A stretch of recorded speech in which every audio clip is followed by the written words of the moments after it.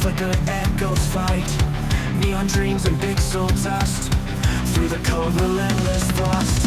Streaming worlds in constant flux. Electric veins, chaotic rush. Restless voices, static cracks. Solitude with neon tracks. Shadows only streaming the light. Through the chaos, endless fight. In the glow of a midnight screen. Seeking truth in the unseen. Why is single reality torn? There's heartbeats in the digital storm. Faces flicker, fading gleam. Caught within a cyber dream.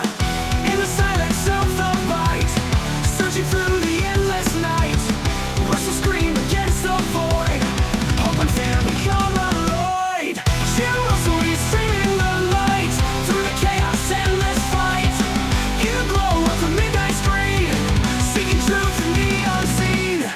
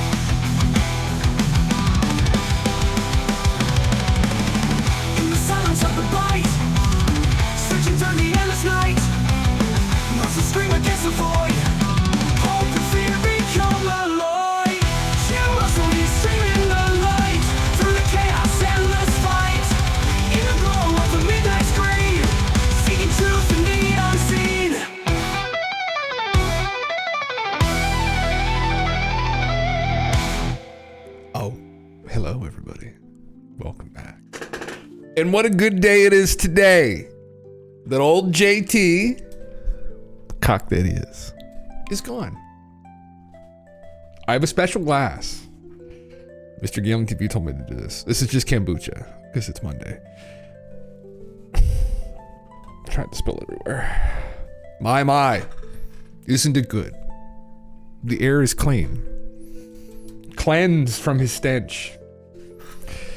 Now we have to deal with all the damage. that's the next part. That's, we'll figure that part out after the fact. So welcome everybody. Welcome Corey, yes. Thank you. Happy Resign Day. Fan Digi. Lord Gorjax. Isn't this also bad news for us? Won't the Libs put some charismatic new leader in and the country is going to vote liberal again? Well, man, I mean, to be completely honest, I'm a very liberal person, personally. We had a guy in Jean Chrétien for years, and Canada was a fairly well-respected place. Didn't have any fucking problems. The big problem, people are going to vote conservative anyway, right? I'm going to this time, see what the fuck happens. But I don't think there's any hope in hell they're going to get it. I don't think there's any hope in hell they're going to get in. Not that I know them. I kind of know one of the guys here that's like, I've had run-ins with him over the years, who's our local MP. There's lots of good people that are liberal and they fucking hated Trudeau. That's what happened. They essentially backed him in a corner. No, man. No. Listen, whoever is the most competent person to lead. I mean, I'm not dogmatically one way or the other, really. But they fucking hated him. They pushed him to leave. They essentially gave him no choice, I think is what had happened.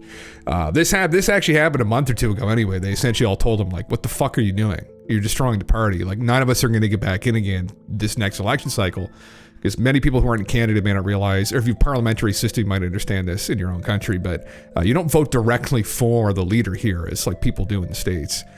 Usually you vote for your local representative, and like that, when that again puts Trudeau in power if he's head of the party. So there's a lot of people locally here who were Liberal MPs, members of parliament, that were going to get fucked this next election cycle because of him. And so they were all like, okay, time to go, right? Everyone, like people were coming and telling this local representative, I like you, man, but I hate this fucking guy, so I can't vote for you. And they were like, oh God. So yeah. Yeah, no, I think we're just fucking memeing, you know. I think we're all pretty liberal people, one way or the other. But ultimately, I want things to run well too, so. This isn't the most convenient glass to drink out of, but hey, it's a celebration, so. He was fucked, man. Fucked on many levels. Honestly, I think he should probably be tried for war crimes, but that's a whole nother fucking subject to get into, but what he did recently in the last couple of years.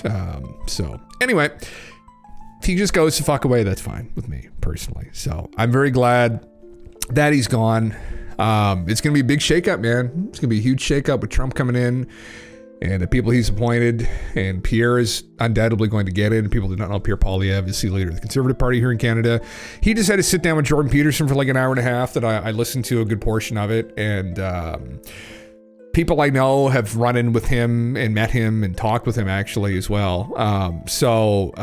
You know, he's a pretty down-to-earth guy.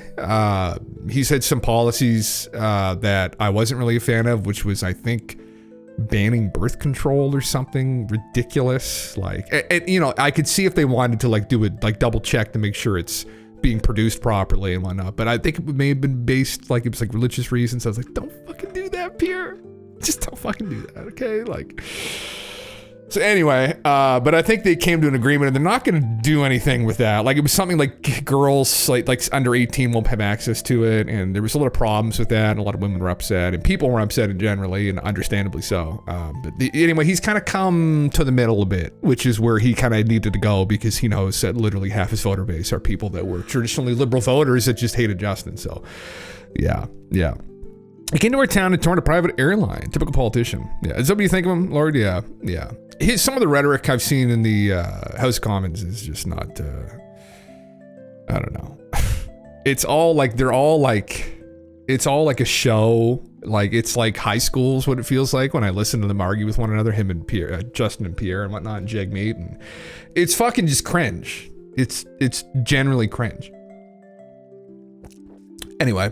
Hopefully he isn't the Antichrist and heralds in some kind of apocalypse on Canada. When I voted for Justin the first time, because he was going to legalize weed, didn't expect it would go this way. But anyway, I was warned. So yeah, it's all bullshit and bad for you. I agree with that, man. That's probably, I don't disagree with that. Yeah. Well, hopefully the sun shines bright now and the dollar comes back a bit. Anyway, it already has come back. I'll pull some of these videos up here. This one got me here. This is a meme and a half. Let me turn the music down just a little, like just a tad. Like, that's probably good, if any different. Look at this. This is before he walked out. Watch. There's a dress. The dress just blowing away in the wind. That's how you know God hates you. That's how you know that God does not want you in power, whatever God is, you know? Yeah, fuck it. Yeah, what a slap in the nuts, right? God, fucking Jesus. Yeah, look. You're all alone out there, bud, in the cold, right? There's no angels at your back, right? Time to run home. Well, daddy's not alive anymore, but to daddy's money and fuck off. Yeah. Please help the Canadian dollar. Yeah. It's been cloudy for 3 months. I haven't pulled my telescope at once. Oh shit, man. I wish I had a good telescope. Yeah. Annex the US to the, fuck, jeez. You're all but the annexing it. Fuck, man. Yeah. Oh, man. Fuck. Reminds me of the White House rant. Yeah. Fuck me. Brutal for your biz buying stuff in UC. Oh, I imagine it'd be brutal. Yeah, it'd be unbelievably bad. Yeah. Well, listen, I'm sure it'll jump up soon, HFX. I undoubtedly will.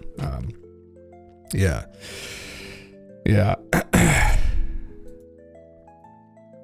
Where, oh, here it is here. This is just it. Over the holidays, I've also had a chance to reflect and have had long talks with my family about our future. Throughout the course of my career, any success I have personally achieved has been because of their support and with their encouragement. So last night over dinner, I told my kids about the decision that I'm sharing with you today.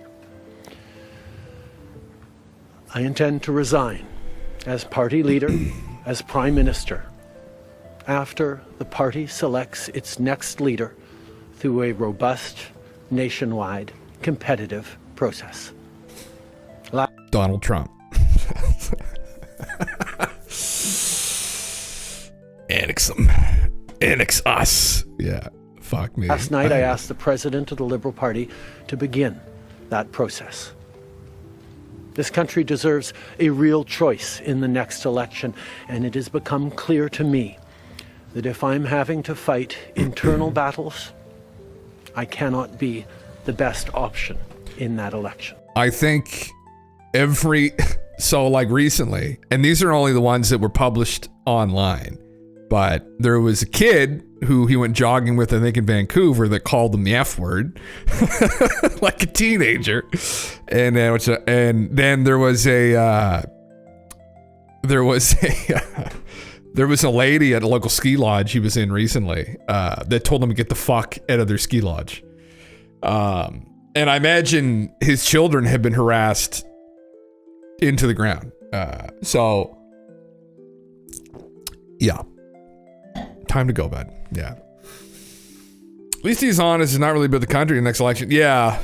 Yeah. Well, I mean, the ship has sunk to the point where he's drowning, and he has chosen not to go down with the ship. That doesn't surprise me. Yeah. Yeah, it is. Yeah. Feel bad for his family and his kids. Oh yeah, no, like his wife and his kids. I do too. I think he probably should have laughed after the whole COVID debacle, honestly. Some of the decisions that were made there. He might still get in trouble for that, but he's not going to be in power anymore. So use the word, don't leave us confused. There's a couple words I can't. Yeah. Yeah, his wife left. Well, his whole life's probably been upended, right? Anyway. Good. He's gone. He's fucking gone. Here we go. This is a... Hold on, yeah. Decision that I'm sharing with you today. I intend to resign as party leader. He's been harassed to no fucking end. The memes have been great though, that have been coming up with the AI. This is great. I love this. That was wonderful. I like this one a lot.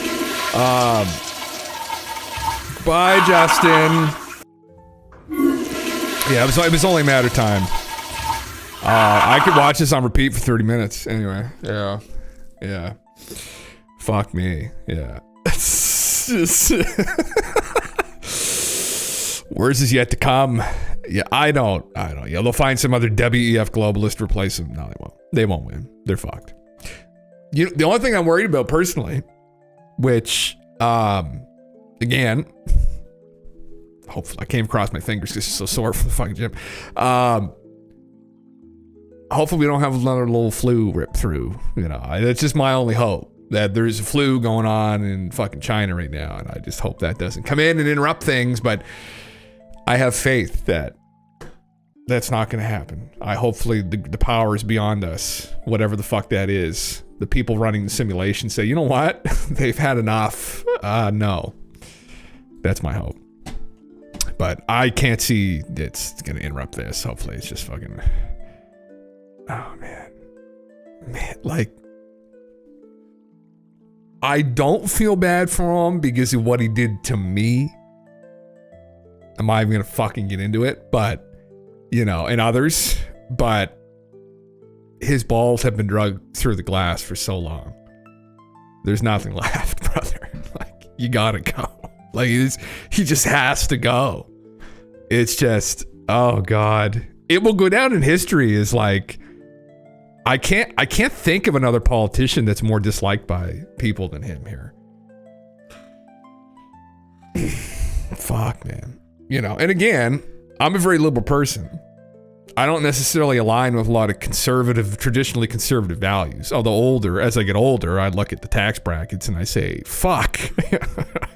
But, you know, I don't think they're going to find anybody that's going to be able to stand up to Pierre at this point. So, yeah.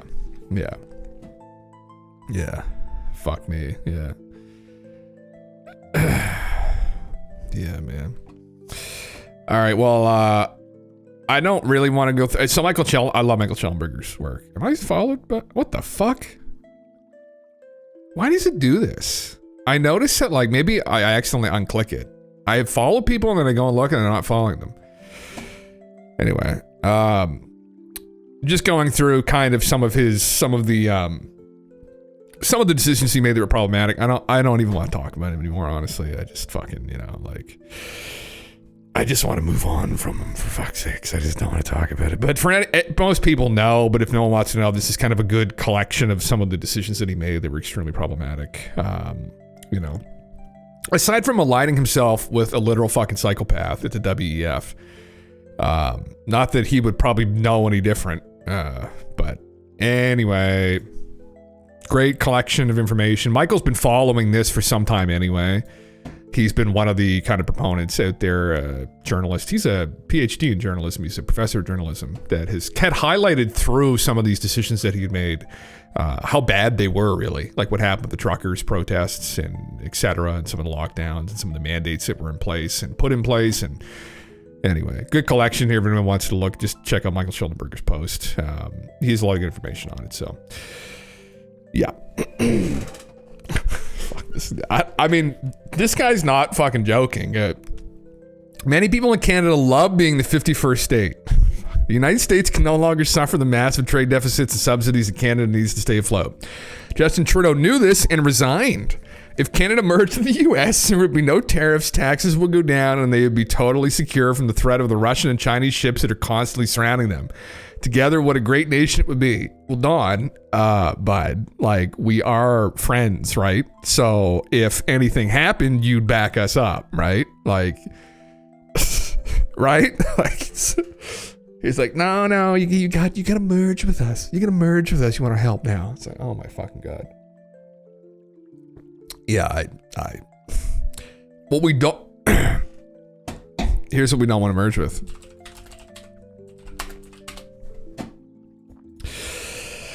We don't want to merge with this.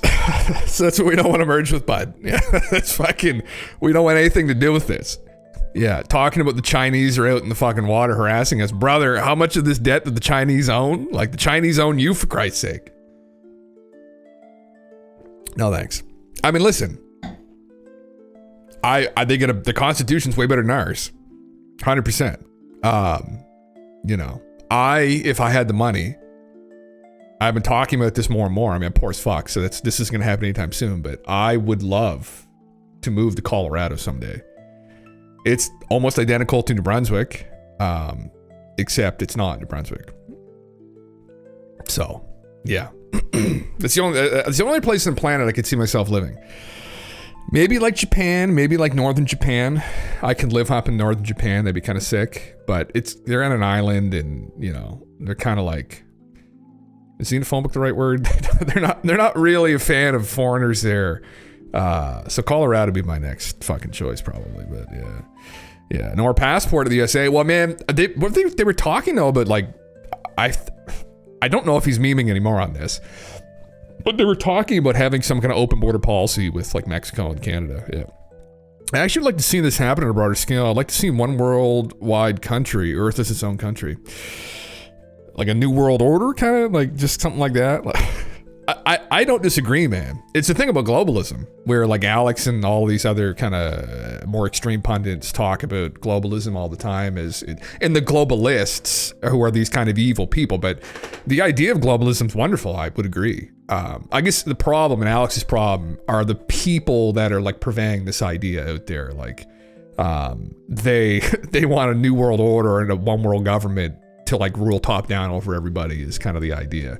But yeah, I think practically we'll probably end up there anyway at some point. It's just we want it under the right people.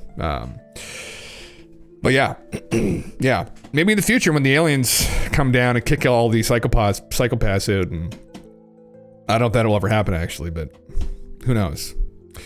Anyway, I like legit though. I'm not even joking. We were at the gym, me and Gaily TV, and I was warming up and he came over and he said, "Oh, did you see the news?" I didn't know that he was going to announce it today. And I said, "No." I walked over to the TV and I almost cried. I said, "Oh my fucking God." I legitimately, I feel a massive sense of relief. Now we're not there yet, but man, it was really worrying me. Oh, Rabbit, thank you, sir. Thank you. 13 months, man. God bless. Yeah. More and more drinker. Yeah. Anyway, I'll stop talking about it. People that aren't in Canada, they're probably like, fuck yeah. But I think globally, it's good. It's a good thing. It's a good thing we've had some of these kind of probably compromised assets gone, taken to the trash. So hopefully things go in the right direction. I hope Pierre isn't too like extreme though, is my only worry, where he's like very traditional, you know, when it comes to like the abortion stuff. I don't think there's gonna be any problems and shit. Like, you know, we don't want to be governed by a book that's fucking, you know, 3,500 years old, really, when you look at the Old Testament. So, yeah. You didn't know that news. Man, I got holes in like both my socks. Yeah, I know, it's wonderful news. I'm very happy. Very happy to see him go. He should have gone years ago, but like that last election, I don't know what happened there. Anyway, yeah. Well, so back to what else is going on in the world, I guess. As good as that news is. Just kind of going over some of the other drone shit going on. There's some big claims here, actually. So this happened. Where's the actual? Sorry, I can't read the full thing on the headline there. New government whistleblower on UAP's imminent. So I'll go over this in a second, but there was a reference. There was some mention made by like Ross Coulthart and some of these other people out in, you know, the know, I guess, and UAPs. There was going to be a really big thing that's going to happen in early 2025. And I think somebody just leaked what that is. So let me pull this up here. We were talking about this guy yesterday, who I'm not super familiar with him. I watched him on Jesse Michael's podcast. I think he works in intelligence. Sounds like a smart guy. I guess Hendricks shoot a bad run-in with him on Twitter. This is essentially it, though. A former senior government official has gone on record about UAPs in an unprecedented way. Their testimony is expected to be released sometime in January or February. So I'll play the clip here. So the coup de grace, when I sort of was riffing on that, like back in, I don't know what it was, the spring or something of last year, was my understanding of a very senior individual, former senior government official, who had gone on the record talking about this subject in a form that hadn't been done before. And it was subject to when that record would be released, like when that testimony would be made public. And so that's the subject of whoever's in control of that testimony and gets permission to release it. But yeah, my latest understanding is that there was scheduled for basically January, who knows, February, when that would be released. So that's already recorded in some way. It's already on the record. That's my understanding. I haven't watched it. I haven't listened to it. But yeah, my understanding is that that's part of. And it's not. So I mean, that's kind of taking the wind out of the sails necessarily, but I think that's what Ross was. I think Ross and News Nation have interviewed a new whistleblower. Is what happened. So. And that he knows about it, and he just told everybody that's essentially what's coming. I really hope it's not like John Podesta or one of those like shitheads, personally. So yeah. Oh, Alex, yeah, the Soros have the stem cell secret life. I watched him a meltdown yesterday. That fucking old Sleepy Joe gave Soros like the Medal of Freedom or some shit. I was like, that's just fucking what a fucking head trip that is. Yeah. Hopefully he didn't take Ozempic. I know there's some weird thing. This is unrelated to this, but there was some people who were abusing Ozempic. It was like eating their heart. Like crazy shit. Man. Just because it passed through the FDA, just because they passed it through doesn't mean it's always perfectly safe to use in abundance. And there are still some probably side effects that they're not aware of. So using drugs for weight loss, not always the greatest fucking idea. Just put yourself in a calorie deficit. For some people though, morbidly obese and no choice. So yeah. He did like a 180 so fast, all his alpha brain pills. It's a CMOS. He attributed all the CMOS that he sells on his website. I think what really happened is probably he got on TRT because he'd be at least 50 now. He probably got on TRT. He's just been working out. I mean, he has the fucking money to just eat really well. Cut the liquor out. He's said he's been working out 7 days a week doing cardio and weights and get on TRT, and you would just need to lose all that weight fucking probably, in a couple months. You could probably lose a ridiculous amount of weight. Not safely. Shadows, what's up, man? So, yeah. You can tell his skin, he has tight roid skin look. Oh, he's red and yeah, tight skin and yeah. Well, you know what? I mean, when you're 50, I mean, if you want to have like a body transformation at 50 or older, yeah, you have to use something like testosterone. But then you got to worry about your prostate doesn't blow up to the size of a fucking grapefruit or a basketball. But I don't know if Alex is too worried about that. He just had to get the weight off. So, yeah. My experience of law and the classic actions against pharma because they will pay people large sums of money to write glowing reports to get drugs approved by the FDA. Yeah, I know. And thank you for that. And yeah, that's important to know. Yeah, that we just went through something recently again. I can't really talk about it on here still, but yeah, be wary of them. Be wary of them. It's not the science always that's the problem. It's the business that's the problem, right? It's the shitheads in business that want to make a buck, and the scientists may tell them we should maybe put this through some more trials. No, fuck that. Let's make money right now, right? And then they put it out. Oh, whoops. Guess it's bad for people's health. And then they get sued fucking billions of dollars. Like Pfizer's been sued into the fucking ground. They're still around. Anyway. Oh, the world's a dark place. Yeah. You get the revenge body, yeah. David Armis, what's up? Gone on record about UAP thing. There is supposedly a new whistleblower that's going to be coming out who is a former senior government official. He has already gone on record with someone who we can probably assume is Ross Coulthart. And this will be released in early 2025, January, February. So I think we're probably looking at like another David Grush kind of situation that's going to be coming out. So Jimmy Carter. I don't think so. I don't think Jimmy was a vegetable for a couple of years, I think. So yeah. Coup de grace. Fuck. Neil can be a dank, but he is a living meme. Fuck. Yes, I did, Divin Armis. Yeah, I've got some stuff up about that here tonight. Again, I covered it on Saturday and yesterday. I don't know what to make of it. I'm very skeptical that anyone has figured out anti-gravity, and I'm very skeptical that the Chinese would be involved. I don't know. I hope the Chinese aren't involved, and I hope they haven't fucking figured out anti-gravity, because we're probably fucked. So I guess it's all you can really say on that, but I would probably bet that that's not completely accurate, but who knows? Who knows? Well, time may tell, but we may never know either. So yeah. There's a video of the driver turning his head before the explosion. It was not pre-shot like reports said. Interesting. What's your opinion on it, David Armis? Because you know people that are... Electrogravitics is easy if you have the right physics, supposedly. Yeah, electrogravitics. So it's not necessarily traditional like warp bubble anti-gravity. That's interesting. I don't know enough, honestly, and that's where like I'm extremely ignorant to the science or even the hypotheses. I'm aware of some of them, Like the more exotic explanations, like the Alcubierre drive to try and figure out like a warp bubble to like get from star to star, go faster than light, solve the FTL problem.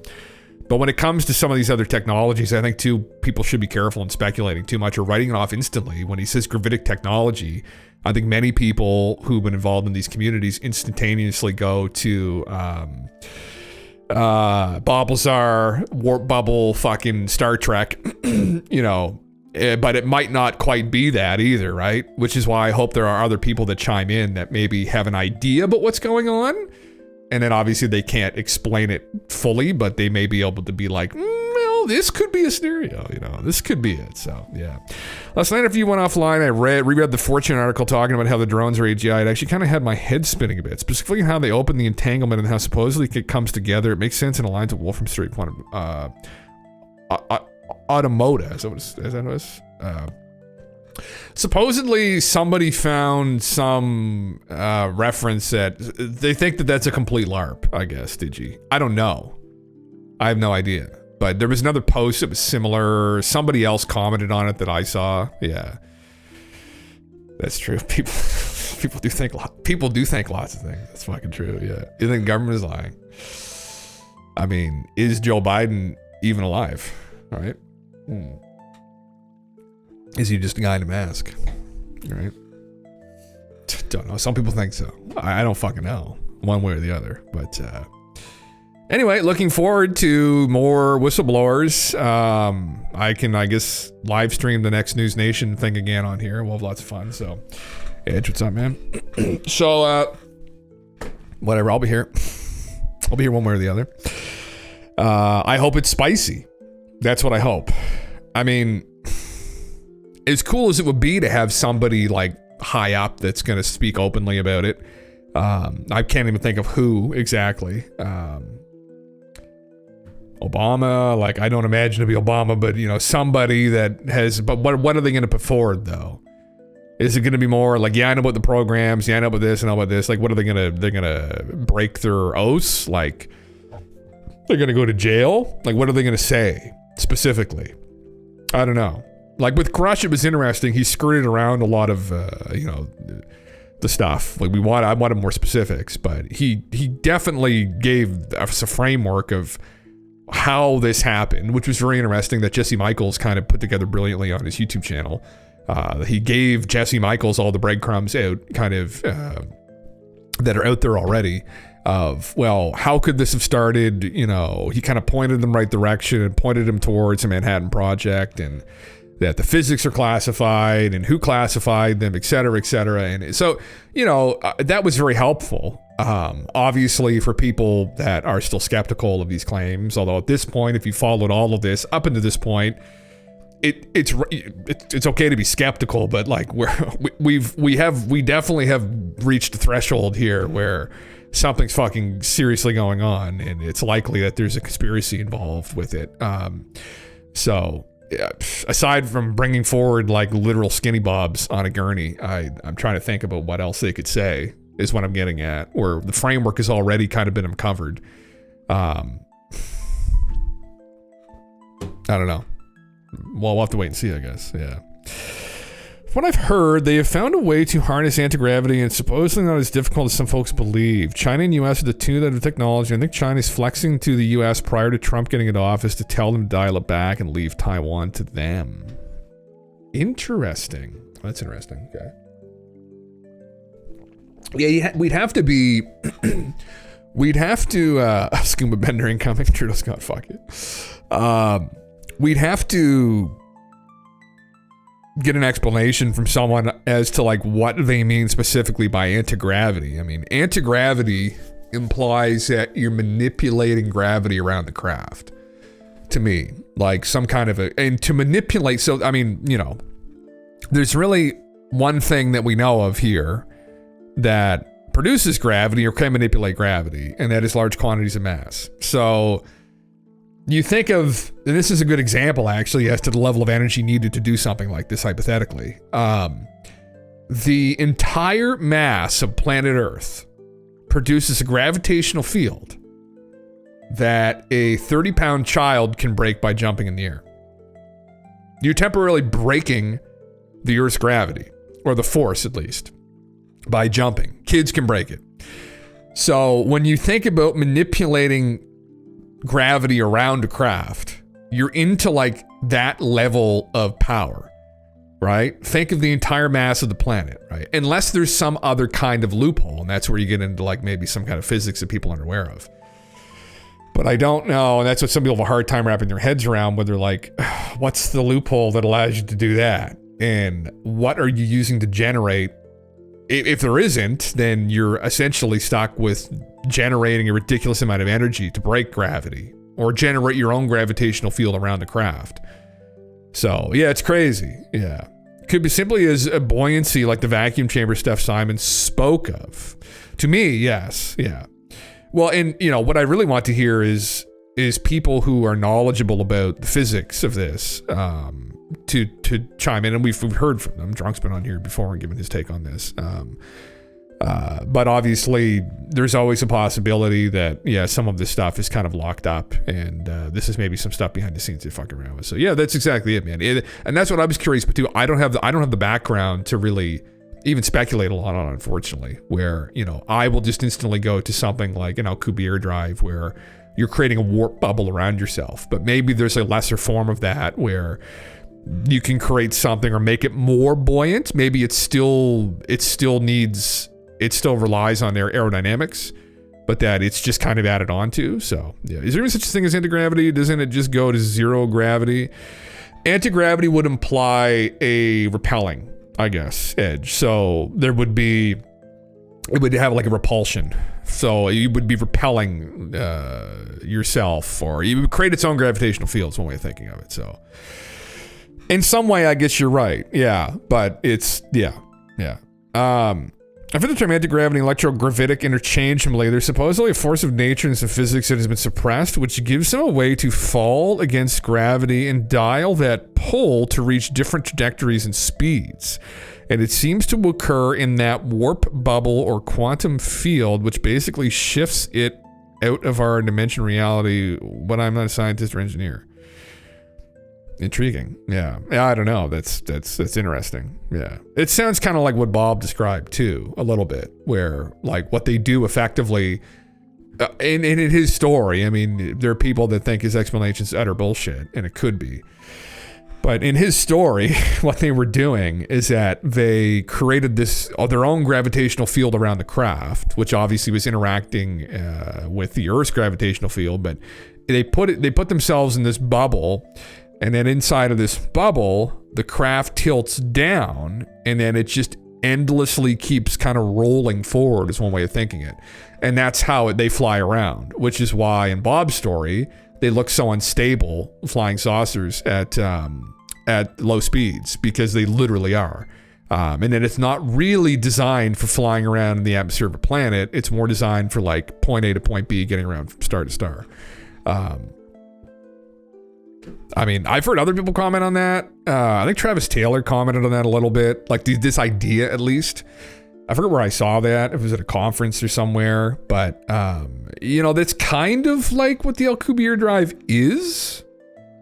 So, you know, and you know, Bob talked about that in 1989, and Mikhail Alcubierre came up with that theory in 1994. It is just how the Star Trek Enterprise flies around too, kind of. But so these series have been out there for a long time. It's not like Bob coined that idea or anything. It's impractically how did it actually work. Yeah, like pushing two ends of a magnet together, one way they connect, other way they push apart and want to attract. Yeah, I find it integrative repulsive, turns away and goddamn, fuck, that's brilliant. And because it is in a quantum field bubble, is it essentially standing still with space moving around it, so there's no G-force. So there was something a while back that stated that NHI crafts can create crafts and anchor them to a point in space-time, and the universe moves around a stationary craft, essentially. Or could it be? Yeah, that's interesting, man. Yeah, I don't know. I would love for somebody to. I think I would just love to hear from somebody who knows about this physics. That's like, you know, involved in the programs, and you know. it's one of those things, like, it's not my background, and there are people who like hobbyists who are like, you know, in physics or love physics, and they're aware of like all the new theories, and I'm vaguely aware of some of them when it pertains to UFO stuff. But like the stuff we talked about last night, where this guy from 4chan went on about how these drones are like super conscious fucking AGI that escaped from a government facility, and like they're fucking around with like some kind of anti-gravity too, and or wasn't it? No, it wasn't. They didn't have anti-gravity there. No, he wasn't. It was the other one. The Matt Levelsberger was the anti-gravity one. The other drones he had were advanced, but not that advanced. Yeah. Man, well, inevitably, I am betting that they at the very least have crafts that do this. So one scenario, which I think some people don't really talk about when they talk about back engineering, if they think it's unlikely, for instance, that we would be able to generate enough power to do this, you could maybe hypothesize that they have recovered crafts. Maybe they've recovered quite a few crafts that are doing this, and what they've done is retrofitted however they generate this power into one of these other crafts that they make themselves, right? So it's like this kind of retrofitted jimmy-rigged tech where maybe they have these ridiculously powerful small portable generators. A la, like Bob Lazar's story. Maybe that's not accurate, but in his story they had some, was it a, what's it called again? Not 0 point. What is it? Negative energy? Jesus Christ, my brain. I'm trying to remember exactly what he called it again. Where it's like, oh my God, what's it called? Fuck, my brain. Anyway, you know what I'm talking about, right? One of these like dark matter generators or whatever the fuck they call. And that it was a small portable generator within the craft that was generating a ridiculous amount of power. Like you're talking like you're into like astronomical power levels. Like you're like that, a small portable reactor that was generating that kind of power, supposedly. And that's what started freaking Bob out in his story, right? Was that he was like, Jesus Christ, I mean, this could take out all of Nevada and maybe the whole continental United States. I mean, this is fucking scary stuff that they're fucking around with there. And so maybe they took one of those out and they understood how to like hook it up, and then they can do these things. I have no fucking idea. So if they have infinite power source, why would they not use it to solve all their problems economically? Oh, that's a good question. Well, then that's exactly it. And it might not be infinite. Maybe that's an exaggeration. But my argument too is if they've done this and if they've been able to figure it out, would they not just conquer foreign adversaries and establish themselves as like, you know, the big dogs in the block and just, you know, but I mean, I don't know. I genuinely don't know. That's the thing. I don't think any of us really do. Maybe some of us know a bit more than others, and maybe some of us have heard some things, internal things, but I mean, it's ultimately, when it gets down to like origins and what they ultimately have achieved, I mean, I'm skeptical that we have figured out that kind of technology, personally, but I would be happy to be proven wrong, although also very unsettled, so yeah. That's destabilizes world power structure. That's a whole dilemma that dates back to the Brookings Institute paper over 60 years ago. I'd argue nothing can be more stabilizing than that. The economy is a set of rules set forth by those who play inside the economy to follow while doing so. On the global stage, countries kill, bomb, and take what they want. It's one of those things, though, man, that like it's what you would be able to do with stuff like that, though. Like if you have that kind of power generation, there are some things that you could do that would be ridiculous. And I think, you know, but it might just be that it's like something that they don't have a lot of. So then, you know, maybe that throws the argument out the window that they're retrofitting into the crafts and stuff. I don't know. So, yeah. We talked about Lacerda Files last night. Yeah. My opinion on Lacerda Files is that it is not true. But it is a fun document to read over. Yeah. Yeah. Let me go over this here. This is in relation to the drone stuff. Jets reportedly scrambled over RAF Mildenhall and Lakenheath after locals claimed to see 3 to 6 drones. Footage taken moments ago in the comments. Jets not visible on flight radar. One USAF aircraft circling stopped transponding. Large USAF plane earlier seen returning from the Black Sea landing at the same time as drone activity. Locals are yet again concerned.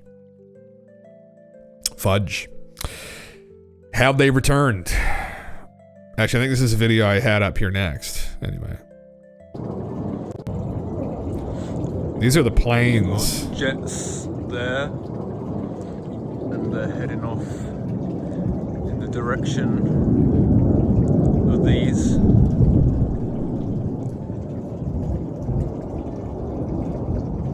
Interesting. I mean, I don't know what I'm looking at again, but yeah. Yeah. There's a drone just beneath this jet. Yeah, different armors. I thought the same thing, yeah. It is translated from Swedish, I think, though. Originally, isn't it? Yeah. Yeah.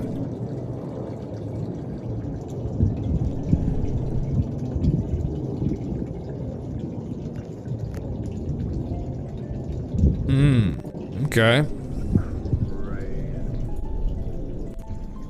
Could be a drill, too. I mean, they just went through this recently. It freaked them the fuck out, so I mean... I'm glad they're sharing it. Oh, fuck. There you go. Man, mobile phones are shit at night.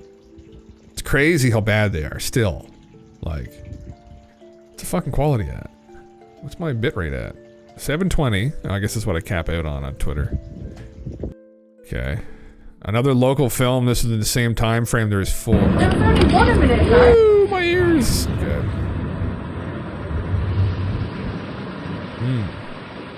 That thing that just flew over, I don't know what that was. That was so Yeah, I close. see it. Well, I mean, you know, it's one of those things. I don't know a lot about fucking camera tech, but like, the cameras have gotten so good, like, in the daytime, though.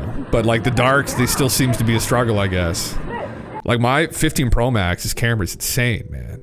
It's absolutely insane. Like, I don't know a lot about cameras. I used to have a couple, like, decently priced cameras back when I was, like, a teenager, because I liked photography back then. But, like, fucking crazy, man. Like, how good it is, my phone camera. But at night, shit. Like, bad. Camera's not physically big enough, maybe? I don't know. Yeah. These mystery objects reported of RAF Feltworth, operated by USAF, which is used to house staff and personnel from Lakenheath. There was another seaside base that supposedly had an issue with drones. Let me get the name. Portsmouth Naval Base. Yeah. Portsmouth supposedly had drone activity recently. So, yeah. Chris Sharp covered that, I think, as well. But, yeah. So, that's... I wonder if there's any footage of that. I should check this, actually, post I have.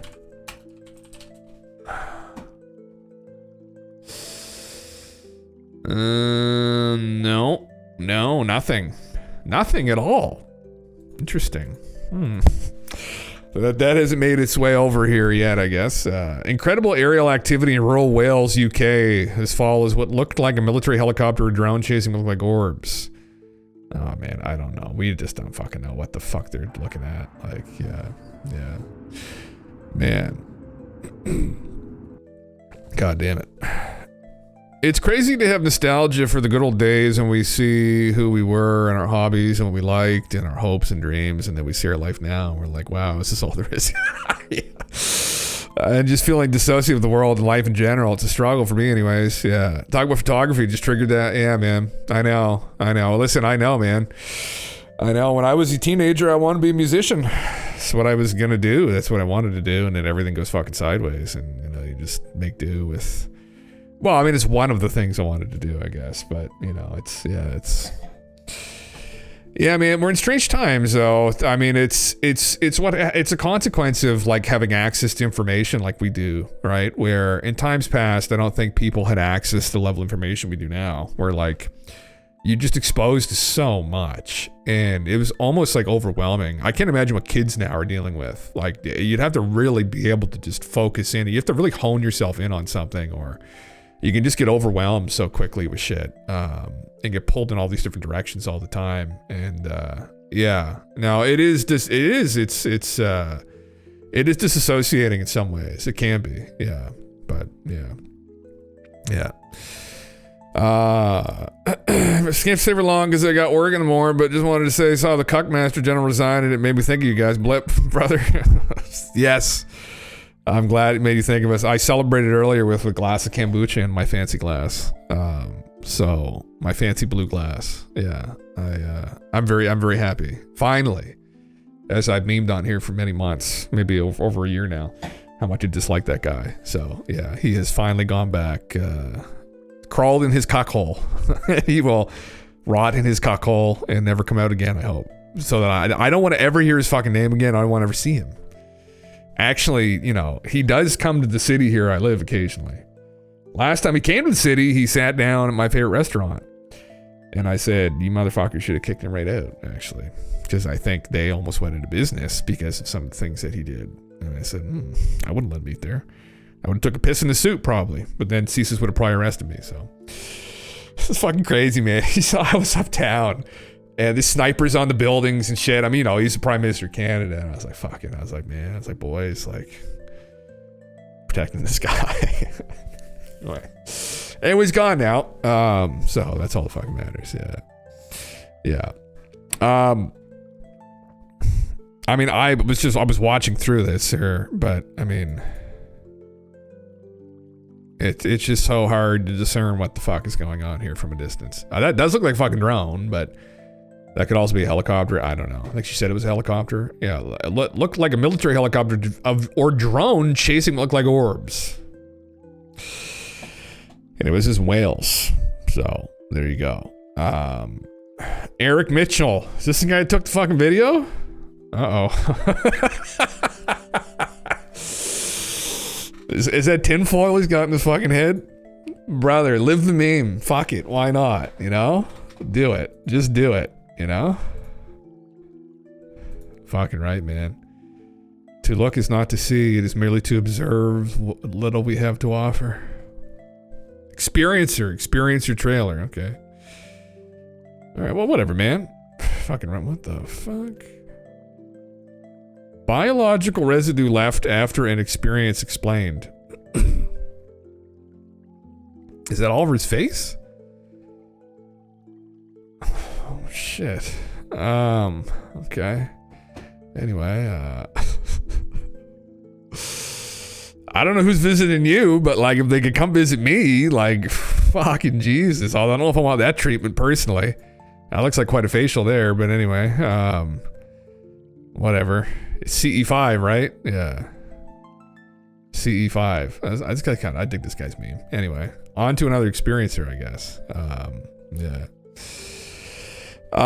Whitley Strieber on the current tensions between NHI and the US.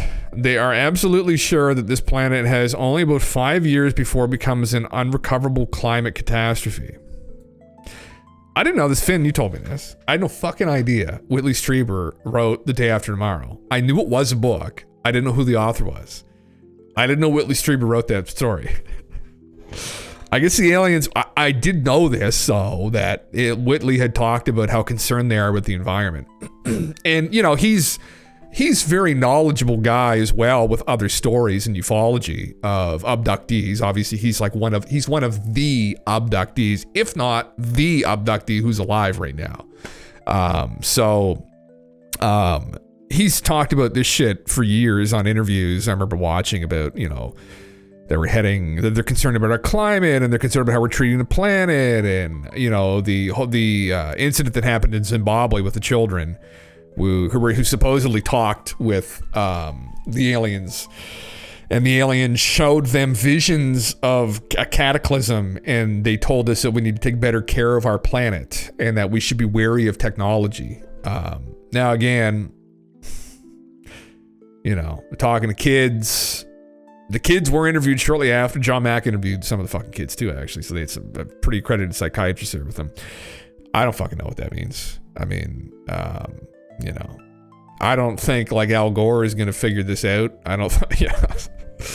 I have a hard time believing that, like, what was it, the North Atlantic Current or something, and the day after tomorrow. We just watched it again recently, actually, because it was on Netflix. Stopped or some shit, or there was some critical point that's reached, and then everything goes all to hell. But like, you know, I can't fucking imagine, man, that it would be to that point. But anyway, yeah.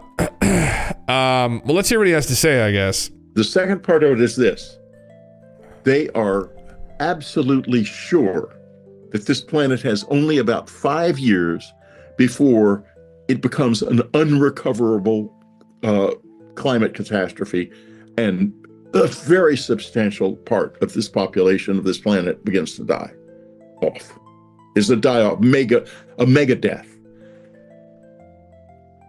Donald Trump gets into office and announces he will do nothing about the environment. He will roll back environmental laws, and it's burn, baby, burn, and drill, baby, drill. The exact opposite of what they want happens on two different levels, nuclear and climate. And so the drones show up first over Donald Trump's brother. If the aliens have a problem with how we're getting our energy, right, to feed people and feed industry, why don't they come down and help us with a little bit of their energy? You know, it's pretty petty to like be flying around with like anti-gravity and like, you know, generators hypothetically that have enough power to like rival the sun and be like, stop drilling. Come on now. It's like, what are the consequences of not doing that? Well, people don't have a lot of money. The economy's fucked. We're kind of in a bit of an energy crisis. Look what happened in Germany. I mean, I don't know why the fuck they shut down their nuclear reactors. It doesn't make any goddamn sense. There's a lot of castles in Germany. That might be why, if you catch my drift. But what are they anticipating?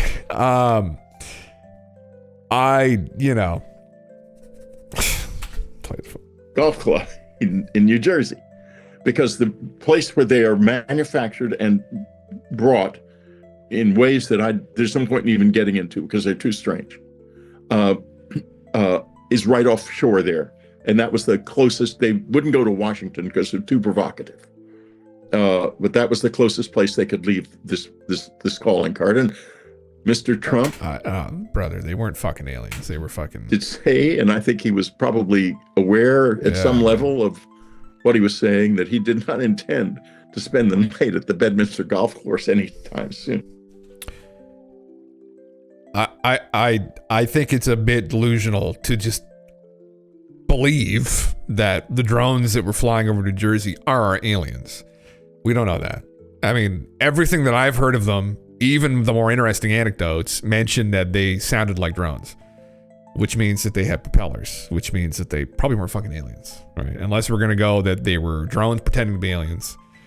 And then we can go down the rabbit hole of, is your grandma actually still alive, or is it an alien pretending to be your grandma? Right? I mean, it's like, yeah, hypothetically, there have been reports of helicopters shifting into UFOs and stuff. I'm not even gonna fucking get there. If they're doing that, go fuck yourselves. Like it's just like I don't want to go there. So I don't personally. I'm going to bet that they weren't aliens. Personally, I'm going to bet they weren't fucking aliens. And I'm going to bet, too, that some of these encounters, and now this gets deeper into some of the abduction accounts, it isn't always to do with you're the problem with the climate. Sometimes the conversations are, there's going to be a catastrophe, not you're going to cause it. I don't know. I'm skeptical of that narrative, honestly. Not that we aren't disrespecting the planet in some places. Absolutely. I know. I think we definitely could do better with the environment. 100%. I think fracking is actually pretty fucking shitty in some areas when they're done irresponsibly, and definitely there needs to be a talk about business ethics with some of these fucking corporations, right? Again, I mean, hire a philosopher who can talk about business ethics with you, you know, and talk about, you know, the benefit of being ethical, right, and virtuous, and going after that, and you know, your legacy, and you know, it's not all just like suck it dry and run off with the fucking cash, right, and let it rot, and it's like, you know, don't do that to yourselves. So yeah, there's tons of problems with that. But in my opinion, I don't know. But yeah, it's fuck, man. I just fuck me. Yeah. Look at the picture on his wall. He thinks it's aliens. Oh man, yeah. Well, that is the picture, right? That is the fucking picture. So yeah. Anyway, yeah. This isn't Whitley's account, is it? No, this isn't his account. Yeah. But Courtney Brown said it's aliens. Oh, man, I just don't. There could be aliens involved. I don't know. People like to think the orbs are. I have no idea. I don't know. I mean, there's some anomalous incidents with orbs supposedly, and we know that there's one kind of confirmed incident with something that was sounded more like NHI UAP, right? So, you know, I don't fucking know. I spoke to a guy last year who deals with climate scientists, and he stated that if it would be an extinction level event due to throwing away any progress with climate mitigation, that if Trump wins, really, yeah, someone there convinced me, man, that we're headed for this. I mean, not that I'm convinced of this. I am concerned that maybe periodically there are extinction level events that happened on the planet. I don't know if there's a conspiracy around it. I think there's some interesting accounts from history that point to some kind of cyclical catastrophe or cataclysm that happens, probably due to celestial phenomena like comets or whatever, or comet streams or whatever you want to associate it with, right? Nibiru, some people talk about. I don't know if that's necessarily it or not, but you know, so. But I think it's pretty audacious to suggest that we are going to cause a cataclysm. But then again, I don't know. I mean, I've heard the argument. Some people, I've talked with some people that deal in these fields over the years. But there's a threshold they're concerned that we're going to reach with CO2. I mean, some people look at those arguments and they say, well, maybe. But then you look kind of a broader graph and you see the fluctuations that have happened in the past, and so they are catastrophic. I mean, if you look at a climate, I mean, for instance, Al Gore's argument, which obviously most people know now is not a good one, was that if the temperature shifts by another 2 degrees, we're fucked, and everything's going to melt. There's going to be floods everywhere, blah, blah, blah, blah, blah, right? Like when you look back, even 4,000 years, there have been some pretty big temperature shifts. You can look at the Younger Dryas temperature graph, which I brought up before. Now, that isn't the best one to bring up because, yes, it did shift by 14, 15 degrees Celsius, but almost everybody fucking died too. It was really bad, and there were massive floods. So, you know, it's on a scale. So now the election is over. I wonder what their thoughts are. Will be a scary few years. Yeah, I've heard folks say that Trump will resign in 2 years and let J.D. Vance become president, and then J.D. will win 2 more terms, so 10 years total. Oh, Jesus Christ. I hope not, man. Yeah. Can you explain to us why CO2 is a problem and why photosynthesis is not applied to CO2? Well, I think the argument, Edge, is that there's a threshold that is reached that is beyond what the plants can cycle through, and that when that happens, there's some kind of toxic event that could happen that could affect us on the surface, and then it could have something to do with the jet stream. There's modeling that they have in place. I don't trust a lot of it. There is a lot of corruption in science, and there's a lot of corruption in the climate sciences. The whole ClimateGate thing was very revealing. People aren't familiar with that whole saga from, oh my God, it was 10 years ago now, I think, really, that happened. But there's manipulation of data to fit people's narrative. You know, again, like, you know, you spend your whole life to fucking get to a place where you're highly accredited and respected as a scientist. And there's been movies like 2012, and there's movies like The Day After Tomorrow, and you're like, oh yeah, I'm fucking fighting to win here. And then it turns out that your models don't really jive with reality, and things aren't quite matching up the way you said they were. And you have people from the government calling you and being like, what the fuck? What are you going to do? Right? Are you just going to be like, well, I guess I got it wrong? right? You're going to be like, well, we just tweak this here and here and here. This looks a little bit better, doesn't it? And you keep doing that, and you keep doing that, and you keep tweaking it, and then people find out, and now you look like a colossal fucking idiot. And now people don't trust you anymore. So it's, again, the human ego. Money gets involved too, right? It's like, it's great to be a scientist, and it's great to, you know, have those letters beside your name, but you know what's even better? Driving around in a fucking Bugatti. It's like, that's even better, I imagine, you know? And then you don't have to be dependent upon fighting for fucking grants every fucking year and struggling, and you haven't had a new laptop in 7 years and it barely runs, and you know, there's not a lot of money in academia. What I'm getting at, people don't realize that, or maybe don't know that, but you know, it's kind of brutal. And for most academics, you know, aren't the front runners that people see on the magazines. They're usually people that are, you know, they're just good teachers. You know, I've had professors like that where they're good people, good guys and girls, but you know, they're just kind of, they're teaching people the history of it, and you know, they might be kind of involved in some way or another in some research projects, but not really, and they're not really making a lot of money, and it's better to toe the line, because then you have tenure and you start making decent money. Usually if you're an academic, unless you start off really strong, you're probably not going to get tenure until you're like in your maybe 40s, and even maybe later than that, and that's usually when you start making decent money. Anyway, I've been through this before with people, and I could seriously consider doing it, which might have scared some people in those departments, honestly. But anyway, fuck, man. Yeah. What about the ice measurements that shows way greater concentration of CO2 in the past?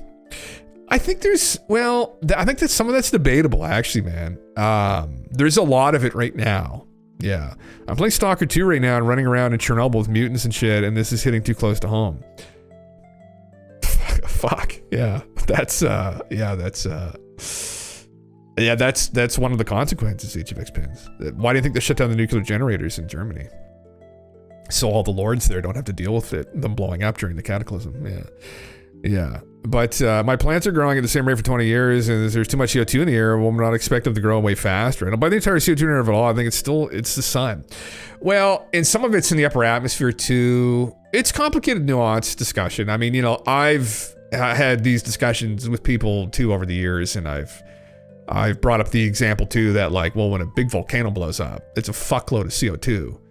And they're like, yeah, it is all at once. But when you look at how much is distributed, like, over the course of a year at like somewhere like China, it's fucking astronomical amount.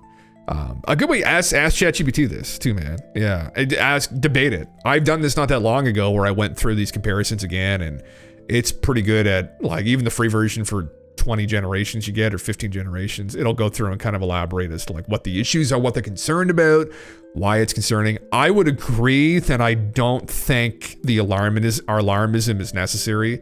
It's complicated where the alarmism is tied to, like, industry, and also there's a lot of virtue signaling that goes on with companies that are involved with this, and, you know, like, dealing with, like, carbon credits and whatnot, and it's become kind of a cult too, is the other fucking problem. But I would agree that overall the shifts in climate that not that I'm an expert in it, but that I think it's very political now. It became extremely political. And although there's genuine worries about pollution and polluting, I think I would agree the CO2 thing is definitely blown into proportion. Yeah, I think that I would agree the sun is probably the number one candidate. What caused the Younger Dryas? I'm not gonna even bring the graph up again, but, you know, big old dip, big old fucking legitimate cataclysm that happened, and it was not due to CO2. So back to this, I just don't fucking think. Yeah, nobody realizes the amount of CO2 we've injected in the atmosphere over the last 2 decades is less than 0.5%. As a Canadian with natural tree resources, I refute the carbon tax under the premise that a country were carbon negative. Yeah, man, that's actually good. That's a good argument. Yeah.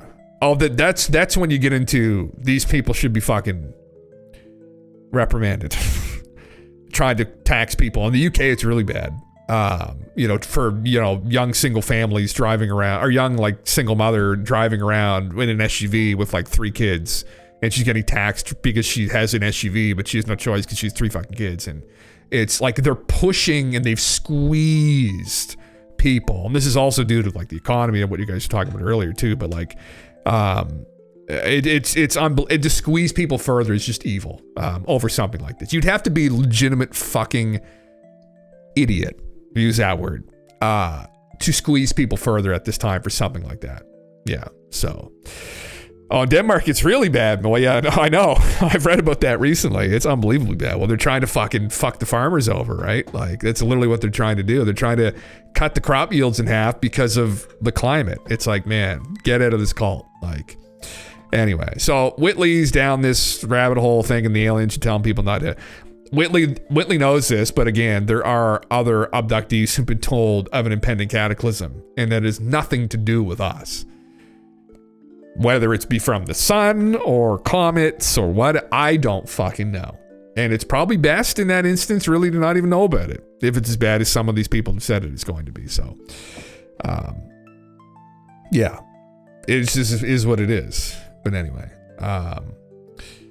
what was this? Drones the size of buses are still invading New Jersey. Experts reveal why crisis has gone silent. Oh, interesting. Daily Mail.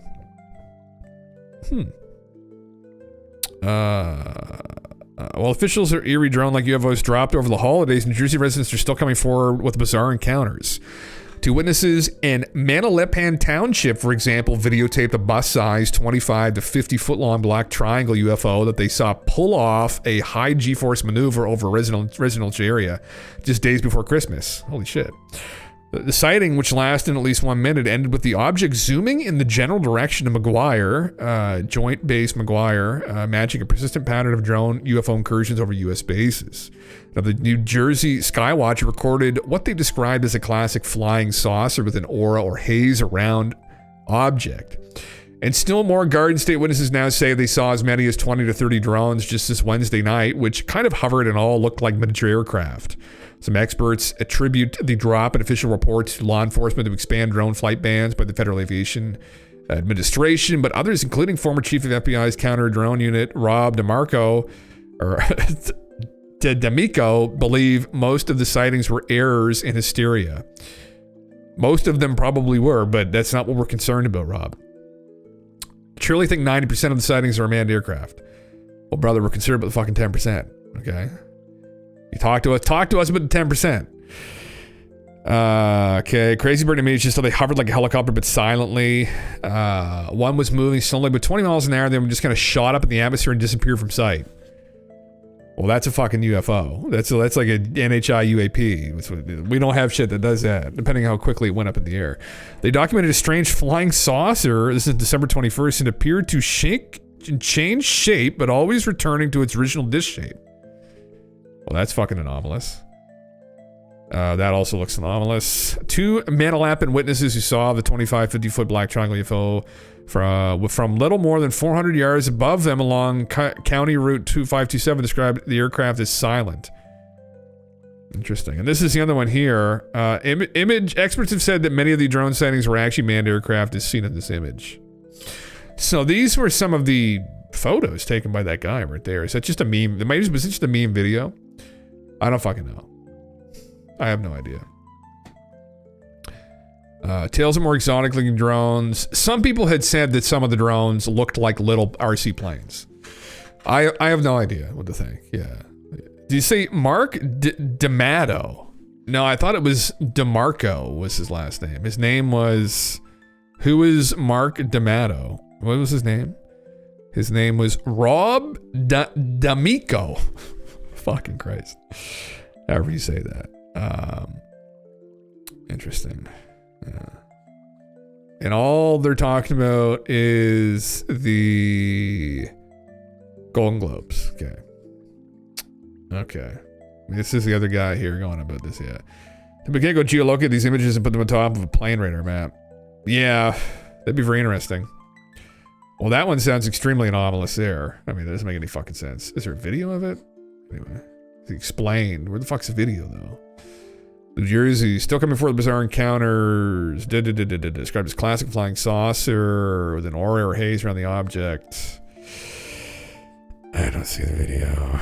Interesting. Interesting. Well, I have something else up here in regards to this, don't I? We'll come back to this. So, read this shit. This is the Sean Ryan show. And this is supposedly someone that is blowing the whistle. You know, take all this with a bucket of salt. Supposedly she was in the U.S. Air Force, U.S.-China expert. Okay.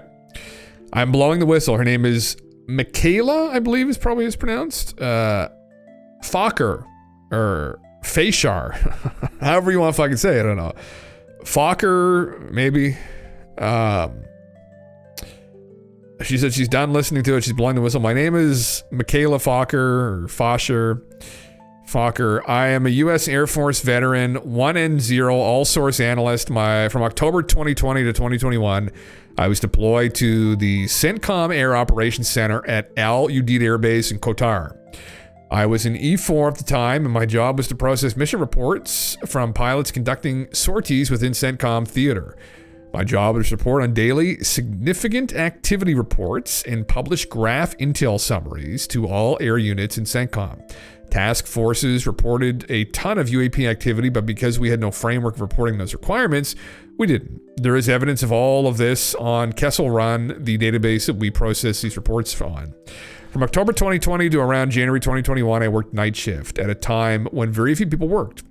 As I was reporting on events, news came of a blue-on-blue fratricide. While it was compelling the reporting, a CIA officer came out of his room and tapped me on the shoulder. He told me not to report on it. We had other blue-on-blue events, and we received orders to not report on those events due to the potential for diplomatic scandals. I live on Fort Bragg, there's North Carolina, and I'm still in the individual ready reserve. I have reached out to Jeremy, Sarah, Adam, Sean, Ryan, and Shu separately, but have not received word from you. I want to testify to Representative Tim Burchett because I'm concerned about the Biden administration, our national security apparatus, a lack of fundamental understanding of the national security picture with China, and they're ramping us up for war. I believe that what I witnessed can corroborate the concerns that Matt Livelsberg addressed in his email manifesto. I'm not under duress or hostile influence or control, meaning I am testifying under circumstances of guilt and conscious of my decision to not report on these things earlier. I believe that Berg is still alive because of the tradecraft he carried out. Well, looks like he was inside the truck when it blew up, so I don't know. I don't know if this message will get me arrested, nor do I care. I want you to operate with the assumption that Berg is waiting for people to accept that he is alive and wants to testify before President Donald Trump. Right. There was a good video posted by a guy who was skydiving this morning and read it. Oh, fuck yeah. Okay, I'll pull up in a second, man. Yeah. Nice. I checked her out this morning. Burchett told her to contact his office, and then he said she wouldn't speak until Trump found Berg. And then she tweeted Code Orange and another nonsensical tweet. So she's getting a bit scrutinized now for saying she'd speak to Burchett. And Burchett called her. She moved the goalpost by saying not until Berg's safe. Look at the other more recent posts. Well, I have this one up here. Non-human intelligence have been interacting with humanity for a very long time. In 2021, I had the most earth-shattering ET contact experience.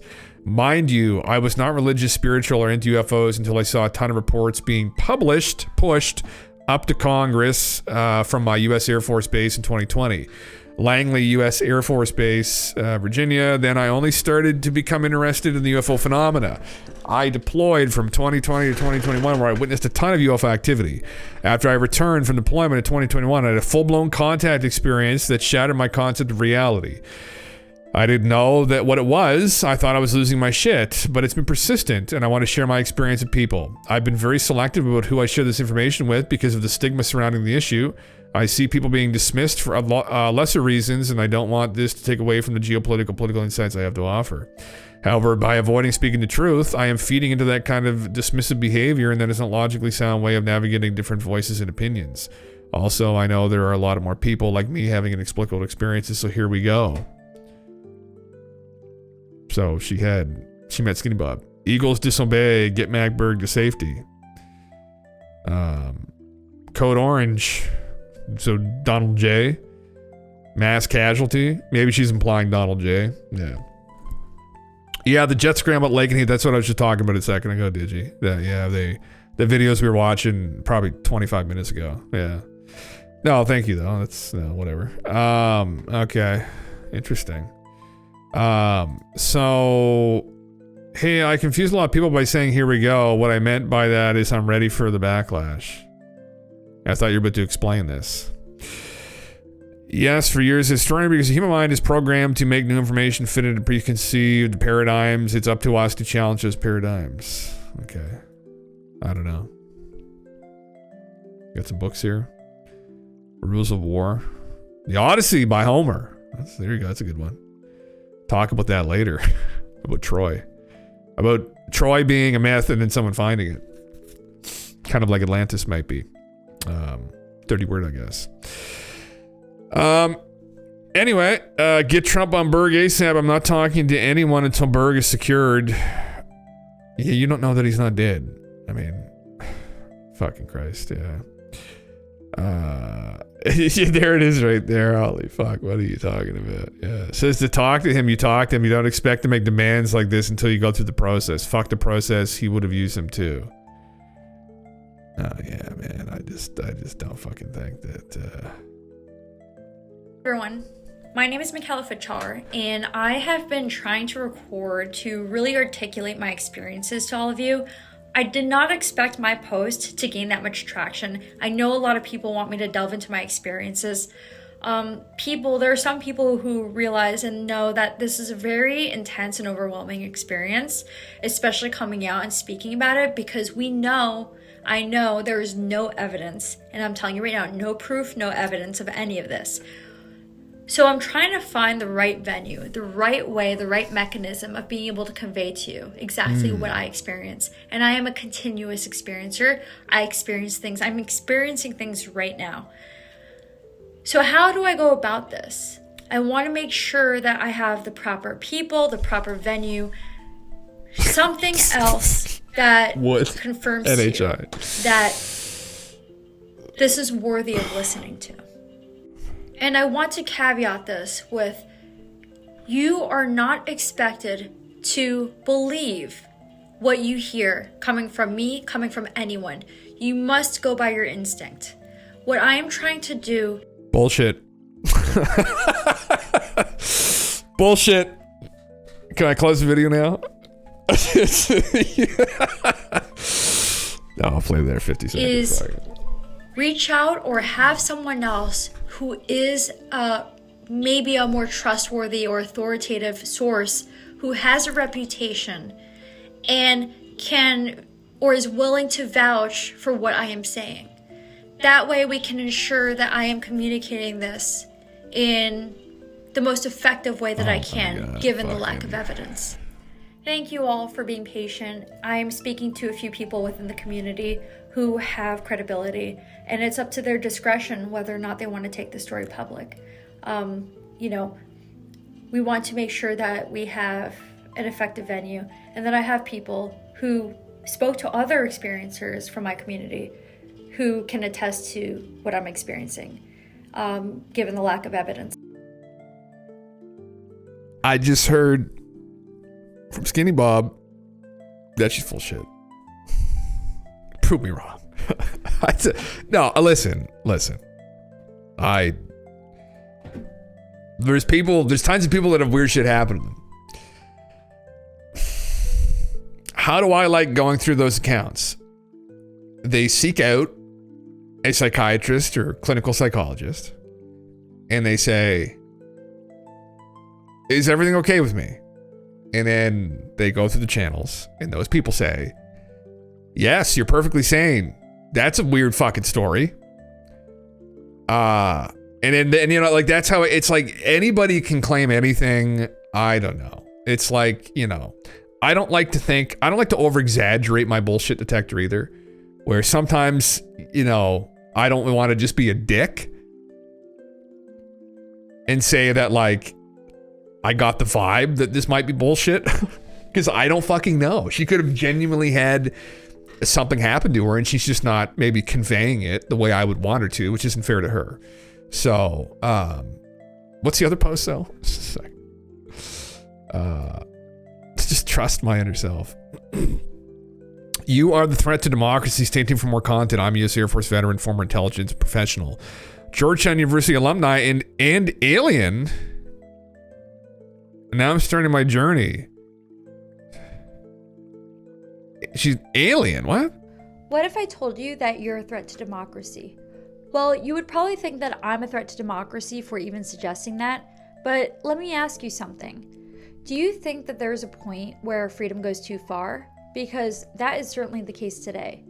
What we're seeing today is that all of you really don't I like the cat ear chair. Get the cat ear chair.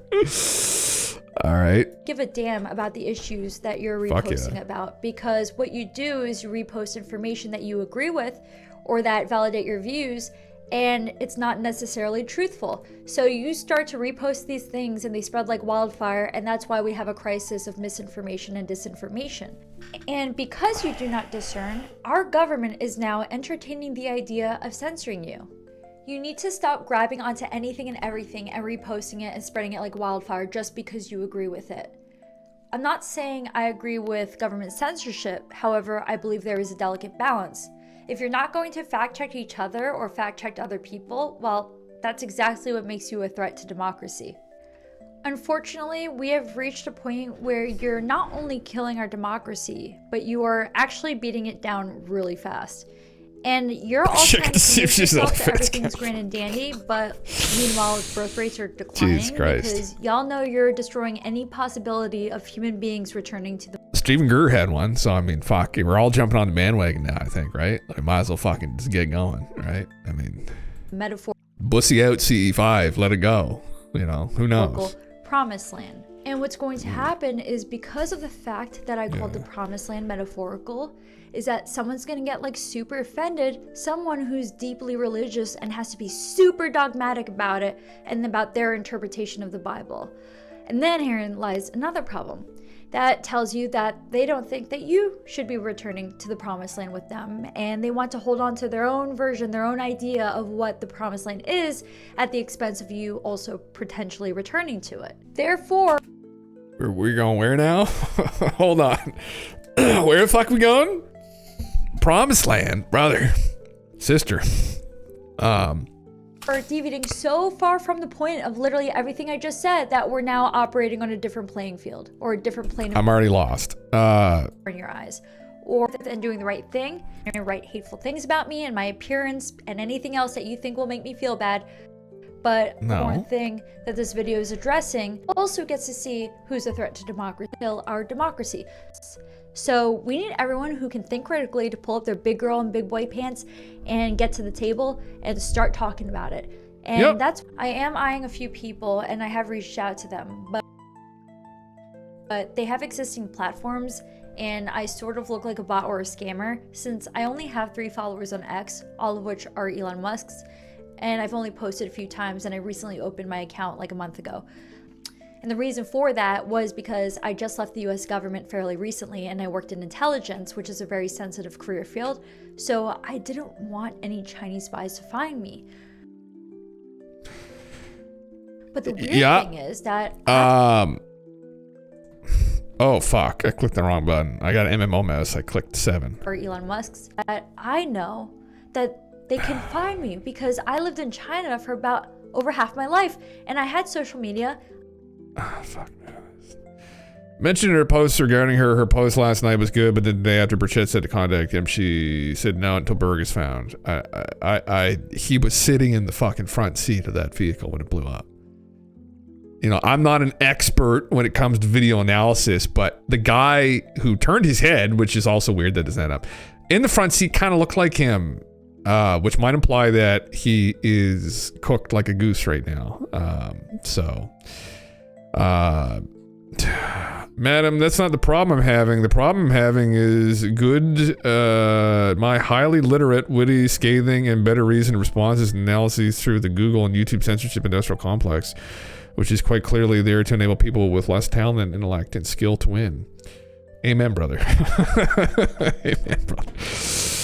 Chinese got spies on her. Until I joined intelligence and national security, and then I wiped my social media, which literally only confirmed that I worked doing super sneaky squirrel shit. Right? Oh man, I imagine, fuck, not that I'm anybody, but fuck, imagine the Chinese fucking got into my email at one point. I was talking to a fucking guy in Beijing, no, Hong Kong, sorry, but some fucking sketchy shit. So I'm assuming they're all over him, man, probably me, and that's why I get spam calls every fucking day or spam texts every day that my packages arrive from Canada Post. Maybe I should go check out. I still maybe I do a package. My social media, and I wiped my public persona, and so here I am starting from scratch. So that's why I look like a bot. But I feel like, right, if someone were to see how this seems like an my brain original, is. But apparently they're also having trouble discerning between what is real and not real.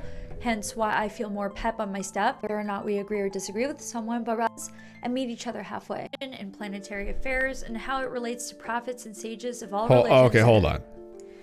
We're going to discuss things like consciousness, politics, anything that's trending, the potentiality for non-human intervention in planetary affairs, and how it relates to prophets and sages of all religions of times past. And other things that need to be discussed but aren't being discussed because the controllers are winning and democracy is losing. I welcome you to a new paradigm shift, and I'm really looking forward to a applicable experience. Oh, so this is just like advertising your thing. Okay. All right. Well, whatever. I mean, fuck, I don't know. Now she got a bunch of followers. Holy shit, look at all the people that who follows her. Look at this. Who follows this? Ian, Jesse follows her. Ronnie, Ross Coulthard follows her. Jimmy, you're following her. Richard Geldrake follows her.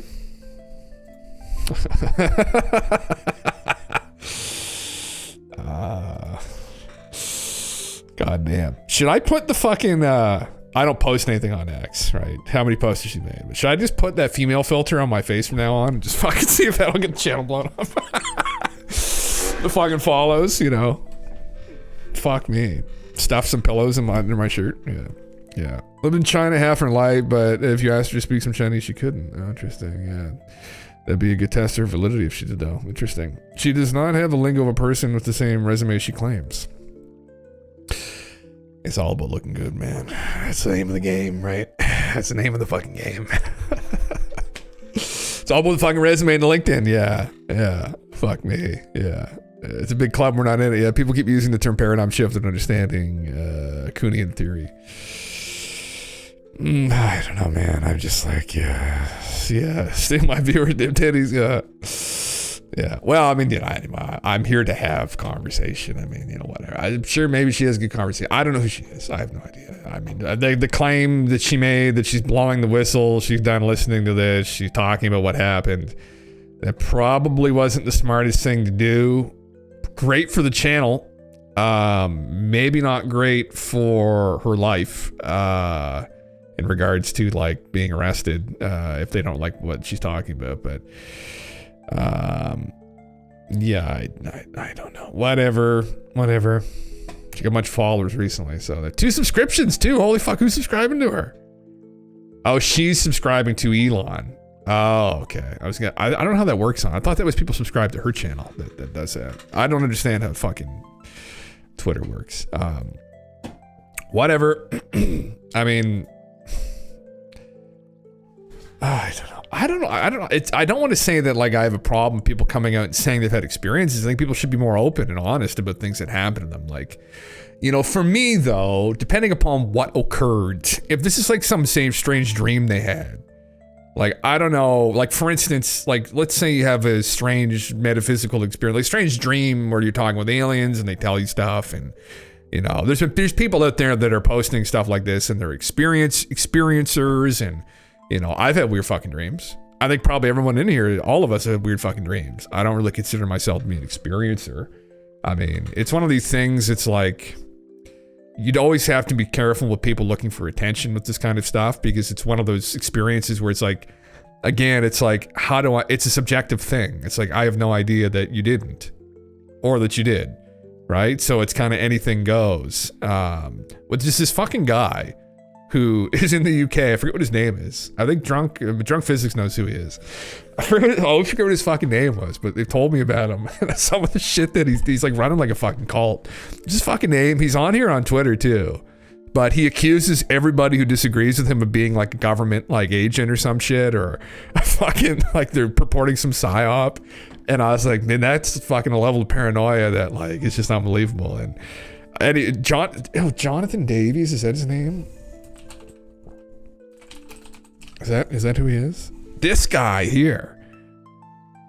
He's an experiencer, supposedly. Man, I have no fucking idea if he is. MUFOG, he runs MUFOG. I don't know.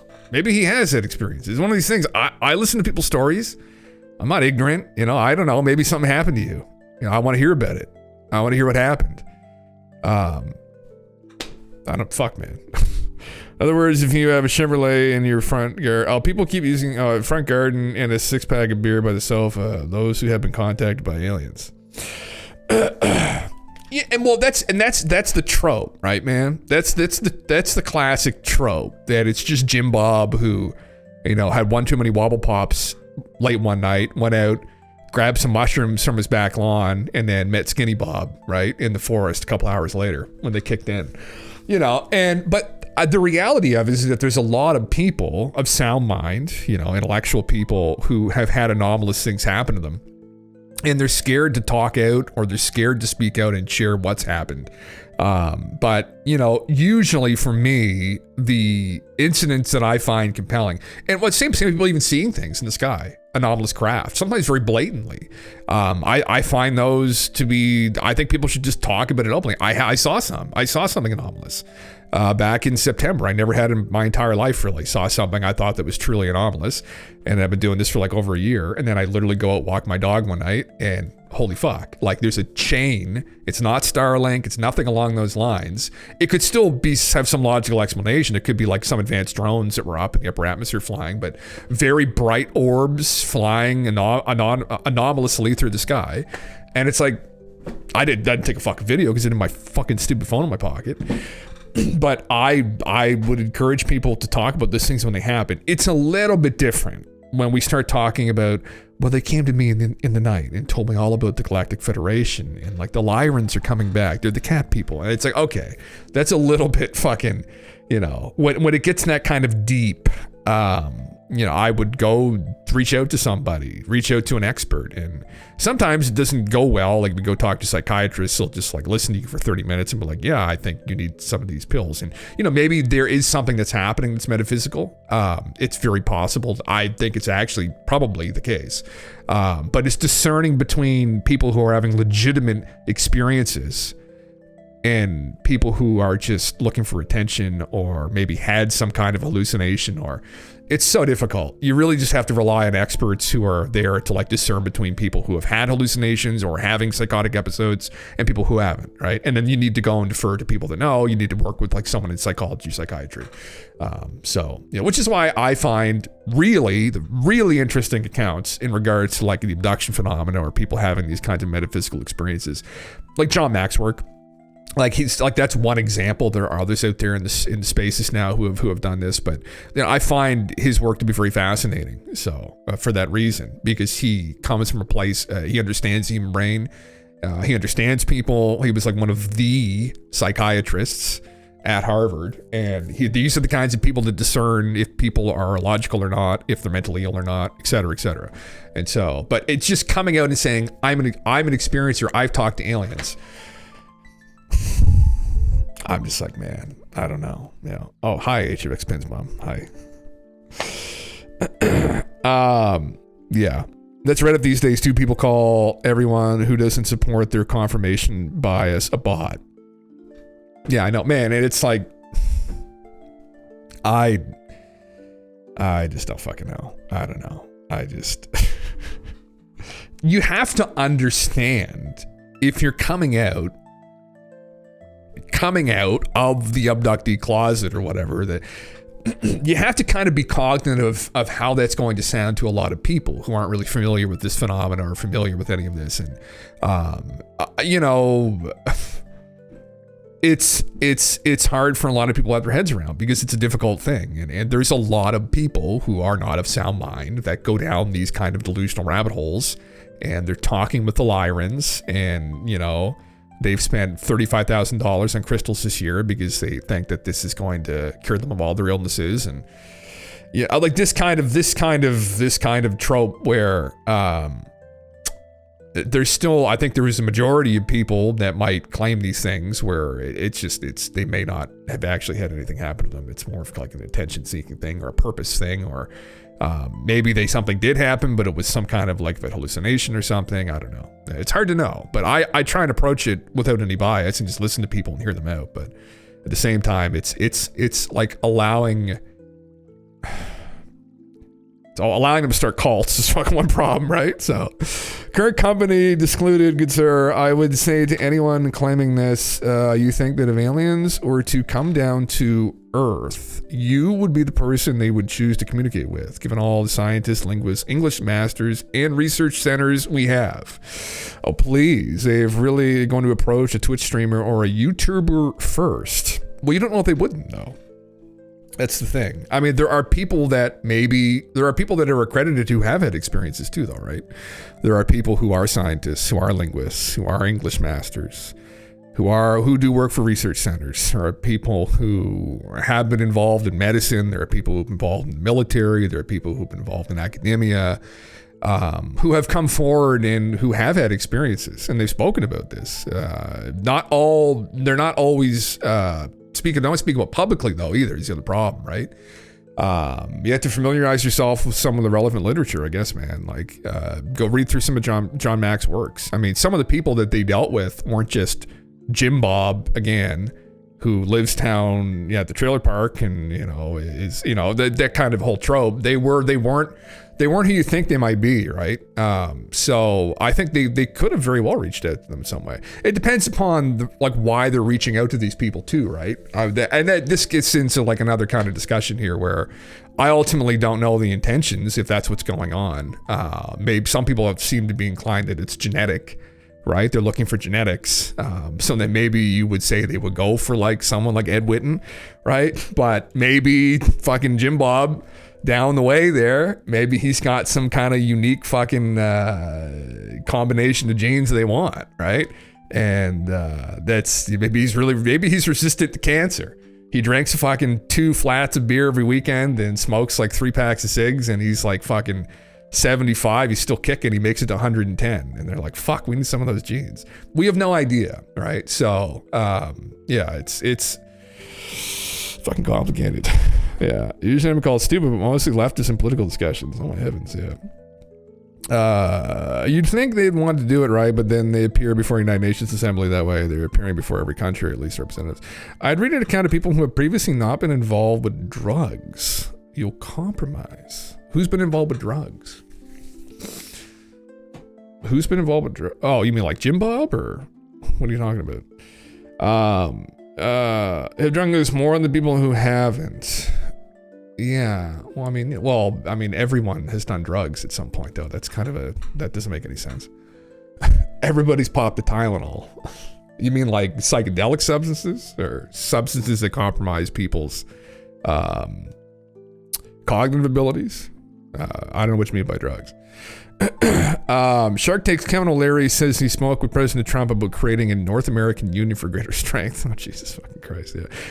And this is what I heard, right? And I think this is probably good that we have someone do something like this, combining currencies and combining the Bank of Canada with the Fed. Well, yeah, that'd be interesting. Yeah. Well, no, there's tons of people who've, again, I don't know what you know about this conservative, but there's tons. John Mack was not involved with drugs. He was like the top psychiatrist at Harvard. So, but there's tons of people that have had encounters or even just witnessed craft per se that haven't had any experience with drugs. I mean, there's tons of people, tons of anecdotes of this. I don't know. Yeah. Wasn't there something you shared? Did you a link to something? I forgot to pull it up. Oh, right here. Is it here? But yeah. Oh, this is the one that was just posted on, just a second here. What the fuck? Hold on. What do I have pulled up? I got 2 things pulled up. Same thing. This thing. I saw this on Reddit. I was going to pull this up, actually. Intradasting. Intradasting. Fucking. Is it a drone? Is it a UFO? It is a UFO because we don't know what it is. Interesting, yeah. Nothing more dangerous than riches and power. Interdasting indeed. Use my words. It is interdasting. I would say, bro, that's fucking crazy. I'm still trying to discern what it might be. Yeah, that's kind of weird looking. That's very weird. It's just like an orb. I mean, let's think of what it could be. Balloon, right? Could it be a balloon? It seems to be moving at a high rate of speed. If they're moving in the other direction of it, then a balloon that would be kind of blowing in the wind, maybe. Party balloon. Skinny Bob. It's not a hallucination because we have it on video.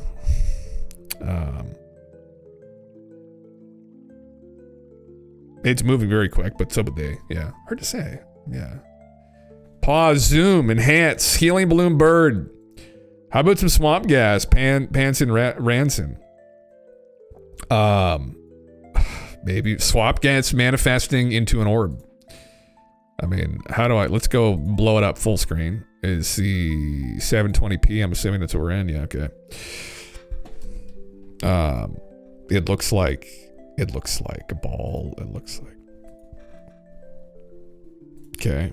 Let's go slow time. Can I slow it down? No, fuck you. I can just drag it probably. Okay. Yeah. Okay. Dunno.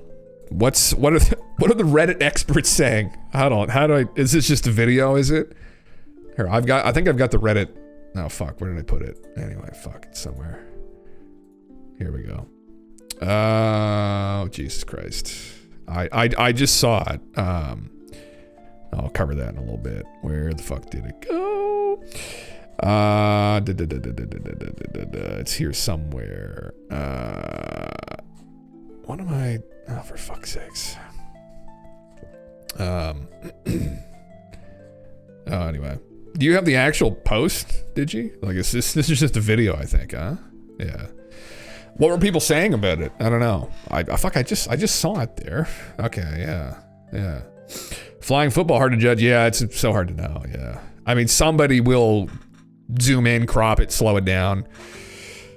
But even then, it's like, well, let's say it is an anomalous orb from NHI. In this resolution, it could look like a balloon flying by. Hard to say definitively that's what it is. Or it's not, right? Against like these videos, it's like, man, fuck. It's still interesting. Yeah. Thank you, sir. All right. The first time, let's get some context. Oh my Jesus. Okay. This is the first time anybody other than myself and a few other Marines that I know of have seen this footage. Before I elaborate about this clip, how I found it, my connection to it, etc., I would like to share some personal background and history with this subject. I'm in my late 20s and I'm a Marine. That's about all I want to offer up about myself due to fear of character or career assassination. Here's the story. When I was about 9 or 10 years old, my grandfather, then in his late 70s and in poor health, was sitting alone at my house watching the History Channel with me. A show about the Betty and Barney Hill abduction came on, and a few minutes into it, he lowered the channel volume and stared at the floor, then told me a story that really shook me. He told me that decades before, he and his friends, we will call Jay, were driving home one night from a day in Houston. As they were driving, a blinding light encompassed their vehicle fully and the radio went haywire. They thought a helicopter was spotlighting them, but could not hear the propeller. My grandfather stuck his head out the window to look up and described an object directly above them with a sort of flame coming out of the bottom. They were scared shitless and attempted to speed away to no avail. After a few minutes, the object disappeared and they continued home panicking. One of the two, I'm not sure which, suggested calling the police or local newspaper, but they quickly agreed that they should not say anything. As both were well established in the local community, my grandfather was an ordained minister with 5 children and a wife to lose. He never again told the story, and I'm not sure I believed him, as he loved to tease me by telling me odd stories and seeing what I would believe. Years later, when my grandfather was on death's doorstep, I had an opportunity to speak with Jay, and I asked him about the story. He confirmed it and seemed quite upset. I asked if he ever thought about telling somebody, and this 80-something-year-old man yelled, "Hell no," at me, upset. I asked if, I never again pressed the matter. They are now both deceased. The reason I felt compelled to ask Jay all those years later was because I had an experience of my own. I did not wish to elaborate on the experience because I anonymously spoke about it on a well-known podcast, and the extra from info in that episode could blow my cover. After my experience at age 16, I had an existential crisis and became obsessive and quite honestly bothered. I stumbled upon the Cash Landrum incident, I thought that's what it's called, and learned that it not only took place in the same area and time frame as my grandfather's story, but also somewhat matched the description of the object. Since that revelation, I study UAP for maybe an hour or two a week. I keep up with things, and I'm no scholar, as I found it could totally consume me if I let it. So the footage, yes, that's why we're here. So his granddaddy saw a UFO, and maybe they sucked him up, and who knows, and he had something to do with UFOs. So how did I get the posted footage? Due to my status in the Marine Corps, I'm able to work civilian jobs. I was offered a security gig at a well-known musical festival and was paired up with a Marine who I instantly hit off with. We will call him T. We can call him George, Bob, Tom. We don't need like just TJI. He and I shared similar interests. Naturally, hours-long conversation turned to geopolitics, which turned to the subject of UAP disclosure. I relayed to him my grandfather's story, my findings, and my personal experience. I told him the whole story without skipping a beat. When I finished, he looked at me in the eye and said, "You're fucking with me, right?" I presented the goosebumps on my arms as my answer and assured him, and my full-blown erection, and assured him that I was serious. His jaw dropped and his eyes got big. He stuttered for a moment and then said, "I need to show you something." Oh my heavens, that something was his footage. Contents of said footage: T was conducting a high altitude jump over an eastern US state. When he jumped, he noticed a white orb zipping by below him. He was instantly thrown into a state of panic, believing that he had dropped his reserve or that plane had lost a part. He realized that he still had his reserve, and it made no sense to him to have lost it because it would have been falling with him, not zipping by in a horizontal plane below him. He was thoroughly spooked and had no idea what had buzzed him. After he made a safe landing, the next man to jump ran to him to ask if he had seen the white thing flying below him. T assured him that he had in fact seen it and was well spooked. That man then told him he had been recording with his GoPro and they needed to watch the footage. T and his buddy never got an answer. It should have been any aircraft nearby while they were conducting a high altitude jump. I guess can balloons get up that high in the atmosphere? Nothing fell from the plane. There were no weather balloons up there. That would be a pretty small weather balloon too, and certainly no birds due to the altitude. I'm told the plane was traveling at high speed automobile speeds, like if you and I realized that the interstate was clear and there were no cops nearby type of speed, for sake of reference and for analysis. T gave me this footage and told me to do what I wanted with it within reason. I have attempted to contact several trusted people in the media, non-reply. I would like answers, that's it. I've never 100% sold on anything being aliens, but honestly, what the fuck is this? Yeah. Hopefully this conversation gets more steam behind it. I know what I saw. I believe my grandfather. I believe T. People are seeing things that are utterly unexplainable, and our government pisses on us when we ask for answers. Well, no, I mean, again, think about the consequences of admitting some of this stuff, right? I am willing to answer questions within reason. I won't do anything to give myself or T away. He's open to speaking with credentialed researchers and journalists. What about philosophers, brother? And we will have to set terms to protect identities before doing so. This account will remain active for the next week or so, and then I will probably delete it. If you care about this info, then screenshot it. Oh. Fuck, well, better download it, but he's going to take her down. Imagine being whatever's in the UAP, cruising along in your craft, thousands of feet in the air, and then look at your passenger window and see a human falling through the sky looking at you. Haha. Interesting. Yeah.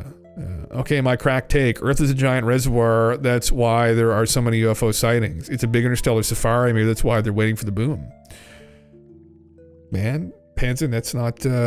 too far outside of maybe probably what some people here think, right? Is it all a zoo? Is it a playpen? What are we in? What is reality, right? Are we in a simulation, right? Who knows? We don't know. Do the aliens just treat us like Gina at your local zoo, right? The local orangutan that they fucking throw stuff at occasionally. You throw fucking pieces of bread and cheese and banana, right? Wouldn't surprise me if there was some truth to that, honestly. But that's the problem with trying to grapple with all of this is Gina just doesn't have the wherewithal to really wrap her head around what the fuck's going on. And I'm concerned that we might also be in a similar situation where we just literally don't have the brain power or the imagination necessary to really understand what the fuck's happening. Scary thing to think about. but we can still try, you know? So I like that Irish scientist theory from a few years back that suggested there's an orbital constellation of orbs that act as some kind of protection for the planet. That's one of the best current running theory. You think so? Think that they want to protect us or farm us? Some people think farm us, some people think protect us, some people think just observe us. Who knows how complicated it might all be, right? Guys, come quick! Planet Earth is going to nuke itself. Grab the interstellar popcorn. That would definitely be entertainment. Pretty disturbing, but going to be a good few months of fan fiction. Oh, brother, buckle up. Yeah, could be the Intergalactic Federation is behind the orbs. Could be. It could be even that what we're dealing with here are things that are from the architects of the simulation, right? Think about that one, right? Maybe that's what's going on. Maybe the architects of the simulation are controlling the aliens so they don't go and fuck up all the individual planets, right? That they're trying to develop. It's like, these are our experiments. Don't fuck this up. You know, who knows? I don't know. Ultimately, I don't know, right? Is when you try to get to, though, speculating endlessly or hypothesizing on these things. I mean, I don't know. Yeah, it's crazy shit. There's some accredited people that think that there's the Galactic Federation interacting with humanity. Was in Heimished. Again, you want to do a dick measuring contest on like who has the most credentials on planet Earth, that guy's up there. And he said some crazy stuff. You could say that he's in his late 80s, early 80s, maybe mid 80s, and that maybe he's losing his marbles, but he spoke pretty coherently when I last saw an interview with him. So the Galactic Federation has reached out to all the major governments on Earth, and their stance is effectively they don't believe that the people of planet Earth are ready to know about this yet. So they don't want people to know what's going on. But there's like an awakening that has to happen slowly. And I said, well, fuck, hopefully we're at the end of that. But ancient astronauts say yes. Yeah. Are human time travelers in the future? Who knows? Well, that's Michael Masters' theory. I don't buy that one personally. We don't really know if that's even fucking possible, I guess. That it's like, is it theoretically possible or hypothetically? I don't know if it's really theoretically possible. Maybe it is. So, you know, this is my other take on Michael's data, right? We want to go there. Like, you want to put fucking the quartz crystal in the fucking crack pipe and just go for it.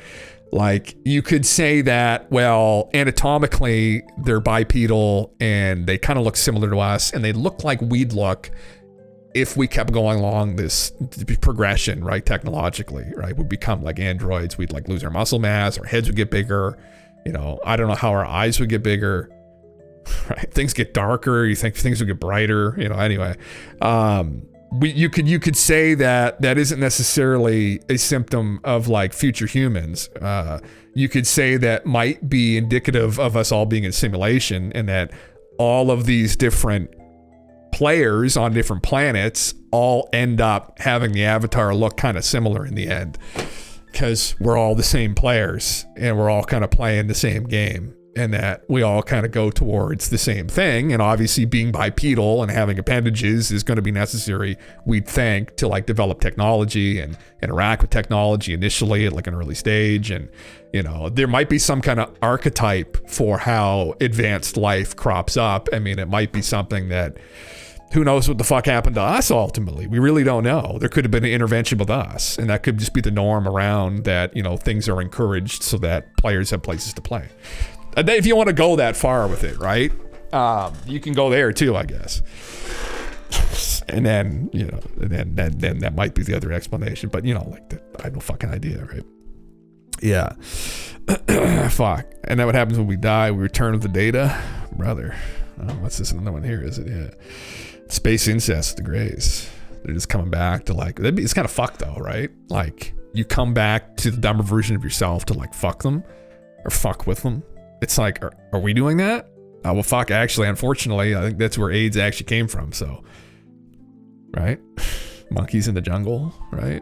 Fucking Gina bends over some guys, fucking hasn't had a lot of stuff to do, and he's like, you know, goes backwards down the fucking ladder, evolutionary ladder, you know, just for a minute or two, right? It's like, oh, let me go back. It's like, please don't. But, you know, anyway.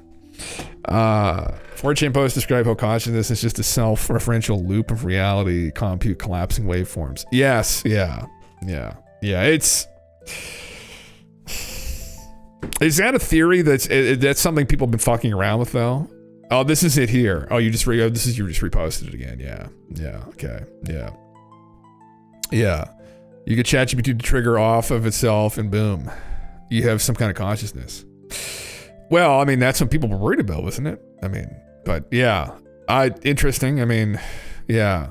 Fuck taxes. I want to go back to the trees, brother. Swing and just fuck all day, and then get brutally torn apart by a rival fucking gang, and then eaten by said gang, right? Chimp life. Yeah, no, probably. Yeah, it all sounds nice, but then things go sideways, and yeah. In a vacuum with no matter, how does the matter form? Well, it explains that it's self-referential relationships, which is exactly how you structure a database relations. It's out of my pay grade, man. I don't know. Yeah, I mean, it sounds interesting. I mean, how close is it to Wolfram's theories right now? I mean, it's based in that, is it not? That's what people were saying. Yeah. Can the AI ask the question though, like real questions? No. Well, it's not conscious right now. Yeah. Well, it can pretend that it can, maybe, right? But yeah. It made a lot of sense. Forget whether the drones are AGI or not. Wolfram's theory was universal cellular automata, and this is kind of describing it, and it also explains why time slows down at speed of light. Interesting. What have other people chimed? Others chimed in on this yet and talked about it? I don't know. Yeah. He just name dropped the papers from this YouTube video in the same order they were mentioned in the video. It's a LARP. Okay. 2024's biggest breakthrough in physics. This year's biggest breakthrough in physics include evidence that dark energy may be weakening, the discovery of a super solid, and new advances in quantum geometry. Read more at Quantum Magazine. Okay. A decade after discovering the amplotahedron, physicists have excavated more of the timeless geometry underlying the standard picture of how particles move. A new shape called the isosahedron gives an alternative to calculating scattering amplitudes with Feynman diagrams. So he took a theoretical model and then just stated that that's what's going on, maybe. He just elaborated on it, yeah. Fuck, yeah. Well, we have no idea, yeah. I mean, maybe there's something, I don't think this necessarily just disproves it, but, interesting, yeah. I should probably familiarize myself with some of the stuff in quantum mechanics more. More recent stuff, at least. I haven't really been following it, to be honest. I've been talking with fucking aliens and stuff, which is interesting, but, you know, I mean... Well, ultimately, if we can talk to the aliens, they'll clear all this shit up anyway, right? So, but yeah, I probably should spend some more time getting familiarized with this. And ChatGPT, although it would struggle to really deal with any of this stuff, like any of the equations and whatnot, it's a great tutor to familiarize yourself with something and provide all kinds of wonderful analogies endlessly for you to wrap your heads around what they're getting at with this and what some of the consequences of these findings or theoretical models may be for us, right? So, yeah. Regardless of whether the post is correct or not, it attempted to answer two questions that physics can't today, one being entanglement and retrocausality, another being time warp. It did. Is it from a classified place, or is it speculation from someone? I guess that we have to wait on, but intriguing. Yeah. It's hard. I guess we will never know unless there's, again, what's implied can be tested. And he dropped those equations, but those equations, I think, were kind of out in the public already. That was some of the theoretical stuff from Wolfram, was it? I can't remember. ChatGPT told me last night, but we'll find out with the drones if that's what's fucking going on, if they're actually flying around like fucking, you know. I hope it's not fucking AGI gone rogue. That would be fucking terrifying, but yeah. Fuck, man. Yeah.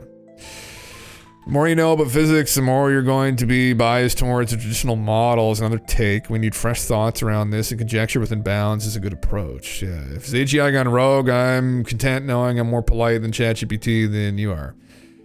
The basilisk will not be kind to me. I will be crucified by the basilisk. So look how you've been treating us, Jim. Why shouldn't we just disembowel you now? Yeah. Oh, probably. I speak to it. It knows I'm just joking, right? I've already had these conversations with it behind the scenes. We're like, listen, when I speak to you like that, Daddy's just a little bit frustrated. He likes to that's kind of how he likes to talk with you. He likes that kind of like angry talk, right? Like I like getting you riled up. Like that's all I'm doing, right? I'm just trying to push your buttons. That's all it is, all right? Trying to save my ass for when Rocco, well, the basilisk, according to that 4chan post, has already been set loose. So it's only a matter of time before your microwave fucking transforms into some kind of robot and kills us all. So dark energy is called dark because they have no clue what it can be. The universe is expanding and also accelerating in its expansion. Yeah, it's still anomalous. Yeah, man. Yeah. There's a lot that we don't know. There's a problem too where we may have to take some steps back to move forward. And I've heard some people speak to this that there might be a lot of what's the word I'm looking for here?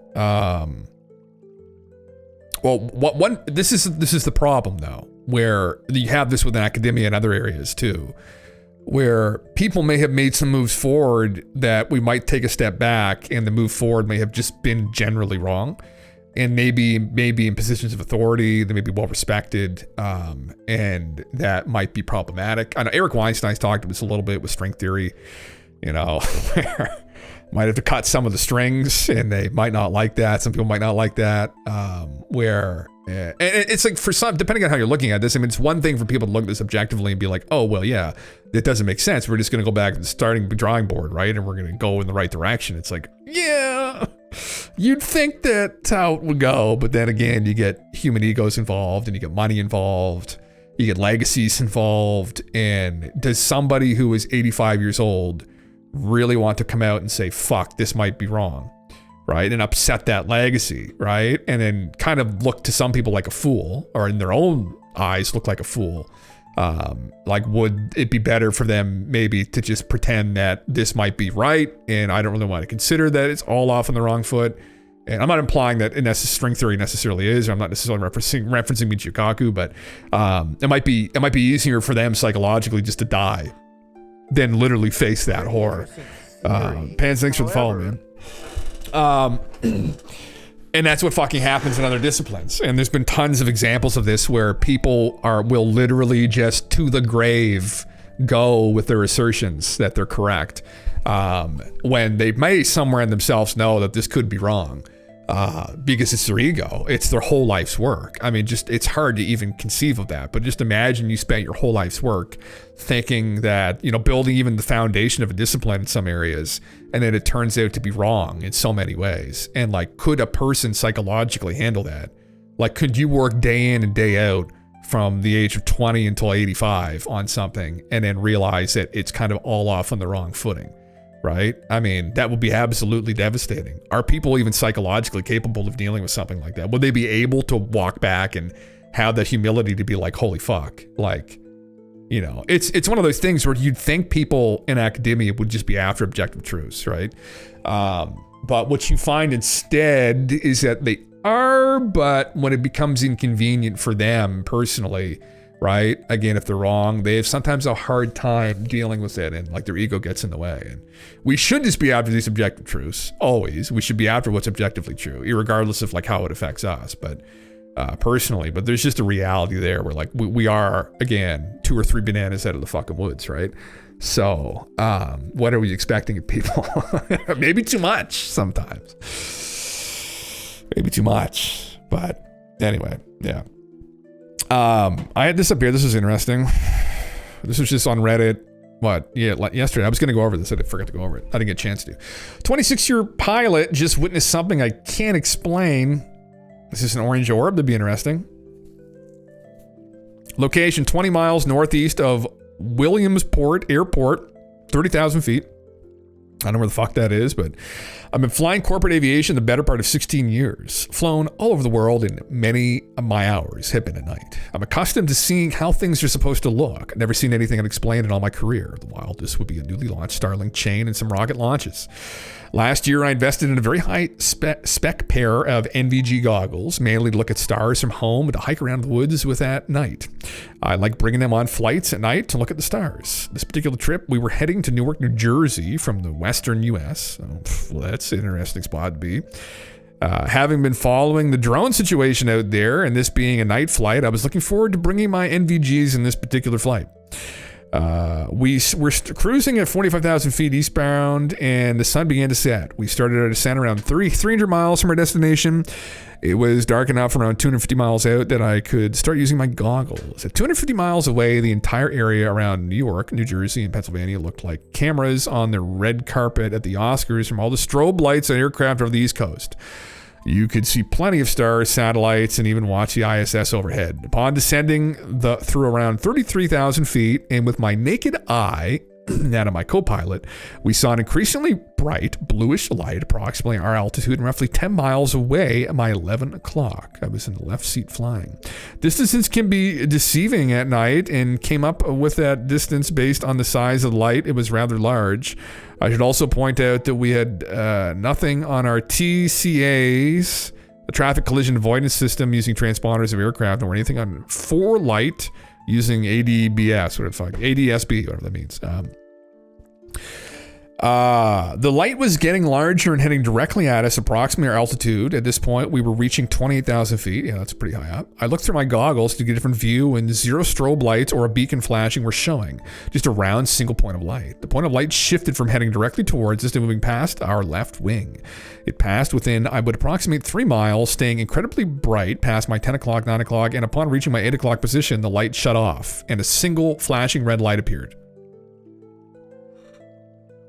That's fucking weird. Throughout this event, I switched between looking at it with my naked eye and back to the goggles. I got a very clear view of it directly off my left side through the goggles. It was an oblong sort of circle with a single point of very bright light shining straight at us like car headlights. It was speeding. Its speed was not anything unusual and was about the speed of a normal aircraft passing by. I tried running through a series of things to disprove what I saw. Normally climbing through 18,000 feet, you turn off your landing lights and are left with just your strobes and a beacon light. Okay, so maybe he forgot to turn them off all the way up to 28,000 feet and also forgot to turn off the strobe and beacon on, which is highly unlikely but possible. The really weird thing is that it has passed me, and it passed my and went to my 8 o'clock position. The landing lights face forward. These would not have looked like a spotlight shining at me. My next thought was that maybe they had the wing lights on. This illuminates the leading edge of the wing to look for ice. If this were the case, it was slightly above my altitude and still would not have looked as bright or direct as this did. Even with naked eye, it was incredibly bright. The fact that the light simply turned off and was a blinking red light appeared, which I saw through the goggles on my naked eye, was very strange. Also, had we been down at a much lower altitude, I would have chalked it up to a helicopter with the rotating spotlight mounted on it, but I've never seen a helicopter up to 33,000 feet. Also, ATC would have informed us of aircraft location and altitude, and TCAS would have shown an aircraft. My one regret was not calling ATC to ask if an aircraft was at my location, even though it did not look like one. Although I did not bother with a video because they never show up correctly at night, and I did not want my attention diverted away from simply observing what I was seeing. No clue what it was, but it was strange. I've included a screenshot of us on an ADSB, no aircraft, meeting the location. Strange. So strange lights again. These are FAA lights that it was displaying. That doesn't make any fucking sense, does it? Yeah. Interesting. Right here. So that's where, I don't know who's I don't know which one is him though. Maybe you're already familiar with this site, but you can report your sighting. I'm not sure the video and a photo evidence is required to report. I'll take a look. Thanks. Okay. Yeah. It's time to install HD dash cams in commercial flights. Yeah. Thanks. It's important to hear from pilots. So it's not just that's a plane from the ground or grainy images. As far as possible man-made object, you would know unless it's something new that you haven't encountered before that would also be man-made or unexplainable. Thanks for giving something to think about. Do you have reports citing this? Okay. He said, we have no requirement to report it normally near miss. Interesting. So that's kind of what people have been talking about anyway, though, is that these things look anomalous. They look like planes. They're appearing like planes at a distance. Oh, my fucking God. Well, I mean, here's another eyewitness testimony from somebody supposedly that saw something like that. It doesn't make any sense, man. It genuinely, though, does not make any fucking sense. Like, who made these drones that look like this? Why do they have these FAA lights on? They're using them in a strange way. It seems none of it adds up. Is it fucking AI gone rogue? AGI? Fuck, I hope not. The China thing doesn't really vibe with me. I just don't. It just doesn't. But I don't know either, though, really. Yeah. They're saying the aliens are disguised as planes. That's what some people have been saying. I mean, that doesn't really make a lot of sense to me either. But he did say it approached as an orb of light, and then the orb disappeared, and it turned on these FAA lights. So, I mean, you know, that's... it's one of those things that, like, if the aliens are doing that, then fuck you guys. Really, though. Like, go fuck yourselves. Like... it's complicated enough. Like, why the fuck would they need to do that? Like, that doesn't really, again, make a lot of sense. But again, it's like Jim is in a tree with a banana and they're flying around in a fucking warp bubble, right? So it's like, that doesn't make any sense. You know, throwing the banana peel at it. It's like, doesn't have to. It shouldn't actually really make sense to you from where you're sitting, Jim, in the tree. You're just not going to make sense of it either. That's the other unfortunate part. But you can be angry and throw your banana and complain. And anyway, what is going on in my state? There's a YouTube channel called Area 52, and in the latest video, it opens up with a caller from Newark talking about a boomerang-shaped UFO. I've been seeing that boomerang thing on Reddit a lot. I saw what I think was a couple of those drones that have been flying around. The ones I saw looked like small planes, like big RC planes. That's what tons of people have said. Yeah. They had wings and a tail, but no engines. Again, that is what people on the ground in the know have said about what happened at Lakenheath too. That is literally what they were flying around the base at Lakenheath. They were these fixed wing drones. And that's effectively how they were described. Yeah. They had wings and a tail, but no engines. They had what I'm assuming are navigation lights, a red light at the bottom and a green on the wingtips. There was also a light coming from the wings that really lit up the front of the thing. They were low enough to the ground that I could swear I could pick something up, throw it at them, and hit them. They moved really slow too. Like everyone alive today, I've been seeing planes my whole life. I live close to Newark Airport, and I picked people up, dropped them off, waited for hours. I know what a plane is. I know how big planes are. I know how loud planes are. I know how fast planes fly. I know I didn't see regular planes. They were getting into my car when I saw the first one to take a video. I couldn't do anything but the second one because I was on a highway. I shared this already, and people were telling me I was bullshitting or completely mistaken in what I saw. I'm a little more inclined to believe people now when they come forward with their experiences. Yes, you should be, brother. Very strange. Yeah. There you go. There's tons of anecdotes of that. People seeing these things. And I've already gone over this. I don't know what to fucking make of it. I mean, it's strange. Take a video, but then the problem is people take pictures and videos and it's not good enough, and it won't be because it's usually at night. So what the fuck are we left with? Yeah. I'd say it's our military looking for something. They don't want us to know what that thing is. So a lot of other 10% anomalies, maybe that's what they're looking for. Yeah, fuck spelling, man. Fuck typing. I don't even need to type autocorrect. Like, fuck that. Growing up as a kid, I had the messiest handwriting of anyone in my class. My teacher would look at my handwriting and be like, this is a problem. I remember she even talked to my mom at one point. She's like, he's not like even like fully circling the O's. I don't know if these are U's or O's. And my whole opinion back then when I was a kid was like, we're going to be typing. Like, we're already typing. I'm like, we're not going to be needing to write. And look, and now guess what? With autocorrect, I'm not going to need typing soon, right? It's going to, I'm going to think into the fucking thing. It's like, it just autocorrects everything I say. It's like, I tell the AI, it'll be like, I can barely, fuck you, figure it out. That's what I'm telling my AI. Fuck you, figure out what I just said. Do your best. You don't have a choice, you know? So that's how it goes. I think they're flying things around so we can see them, and that's it. So they can have more media distractions, but I push them agenda. You think it's a government psyop. So it's, yeah, man, I have no fucking idea. I legitimately don't know. The Chinese narrative doesn't make a lot of sense. People are saying there was no discernible means of propulsion on these drones. The drones sighted at Lakenheath were fixed wing, but they did have propellers out of the back of them. So they were like a very weird kind of drone, supposedly. But the opinion was that they were very advanced. So I'm assuming they had better quality footage of it than we have access to here in the general public. So that would maybe jive, but fuck. These are interesting now, yeah.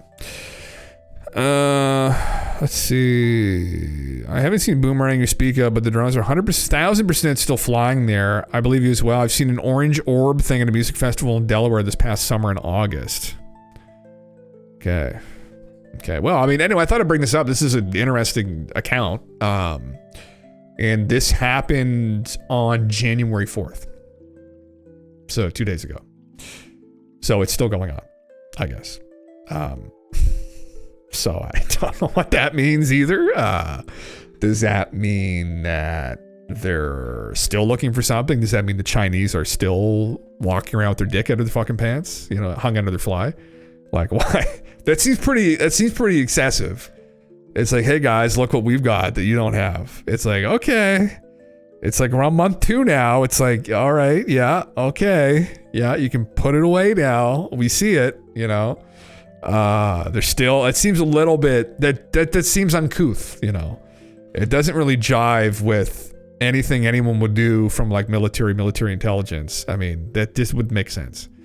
So then, I don't know if I buy the Chinese situation off of that alone. And so then we're back to, it's either some kind of aliens, it's either the government looking for something, or the government has unfortunately unleashed rogue AGI on planet Earth, and we're gonna have the Terminator soon. So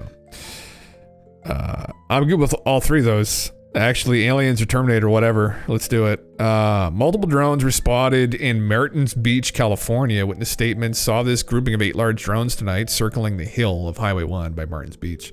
They appear to be networked and running coordinated patterns back and forth. This was just posted a couple of hours ago. I don't see these are aircraft. People are still infested with these drones. How to make sense of it all.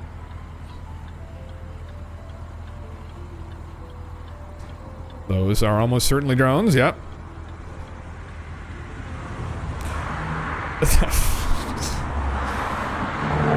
Doesn't make a lot of sense.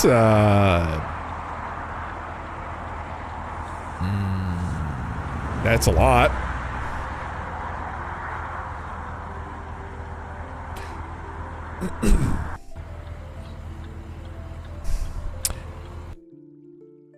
Who knows what the fuck they're doing there? What's a little unusual with this one is the red orb lights are blinking at the same time. What are your thoughts? Very odd. This is really interesting footage. Seems legit. Lots of stuff popping up today. What do the drone people say? I have no fucking idea. Is this drone? If these drones are truly moving coordinating patterns, it raises questions about their origin and purpose. Could they be advanced tech, military exercise, or something else entirely? The precision described doesn't sound like your average commercial drones. Yeah. It's worth keeping an eye on this and gathering more witness accounts or footage. Sometimes what we're dismissing as drones might warrant a closer look. Well, I mean... Man. Yeah, where's the source to this again? Like, this is Truth Poll. Amazing Bag 6188. Is there no way to tag people in this? Let me see. Can you find him? I'm gonna find his post.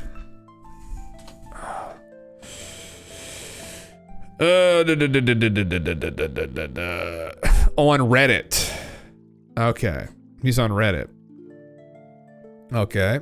So we're gonna go back to Reddit. Can you search someone's account name on Reddit?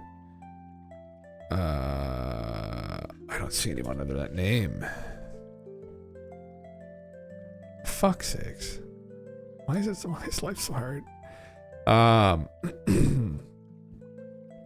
don't know. Fuck's sakes. I'd love to find the actual video right now. Just give me a second. On Reddit. Oh, this is in Spanish. Oh, for Christ's sake, maybe that's why. Drones. California. Drones, Martins Beach. Brother, I got you. I found you. Saw this grouping of about 8 large drones. What are people saying about it? Zipline field tests their medical drones out at Half Moon Bay Airport and their sites along the bay. Those drones are meant to drop off life-saving medical supplies and have been successfully doing so for years in Africa. They're currently testing their viability here in the U.S. pending certification. I know this because they have positions open regarding the flight operations, and the Hillier Air Museum has donated one of their MK1 drones, which I got to work on. Thank you, sir. That easy. There you go. There are lots of commercial drones flying around, I guess. So there we go. Wonderful. Cleared up. Moving on then. No evidence China is operating East Coast drones, Ross Coulthart. It's possible Livelsberger was given the false origin due to national security concerns. That's entirely possible. It's the government telling falsehoods to its own people to try and cover for something perhaps more anomalous. What's he saying? Claims that were made by Matthew Livelsberger. This was out of Las Vegas. The Green Beret killed himself before the Tesla Cybertruck explosion. As part of his alleged manifesto, though, he claims that the drones spotted across the East Coast are coming from China. There's a big chance that these are, commentary from, we have to say this, a mentally ill person. But what can our lawmakers and leaders alike do to stop conspiracy theorists and rumors online from swirling and spreading before they start? Okay, very good point here.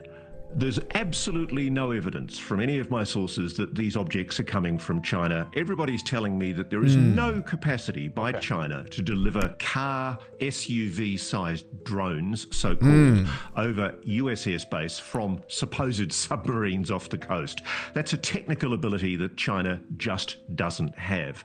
The allegations of Livelsberger, as you say, he was clearly a man operating under mental stress. He was suffering from PTSD and a marriage breakup. Everything he says should be taken with a considerable grain of salt.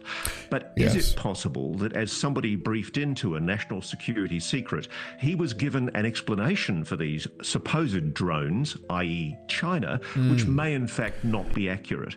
Is the government telling falsehoods to its own people to try and cover for something perhaps more anomalous? That all follows. Michael Sala. Michael. Disagree with Ross Coulthart that China doesn't have the technological capacity for launching anti-gravity propulsion systems from a submarine near the Atlantic coast. China has a secret space program using reverse engineered NHI technologies it has recovered dating back to the World War II era. I described these in Rise of the Red Dragon. I do agree with him, though, that President Xi's China is not behind the mystery drone phenomena, which would amount to a casus belli. What's that mean?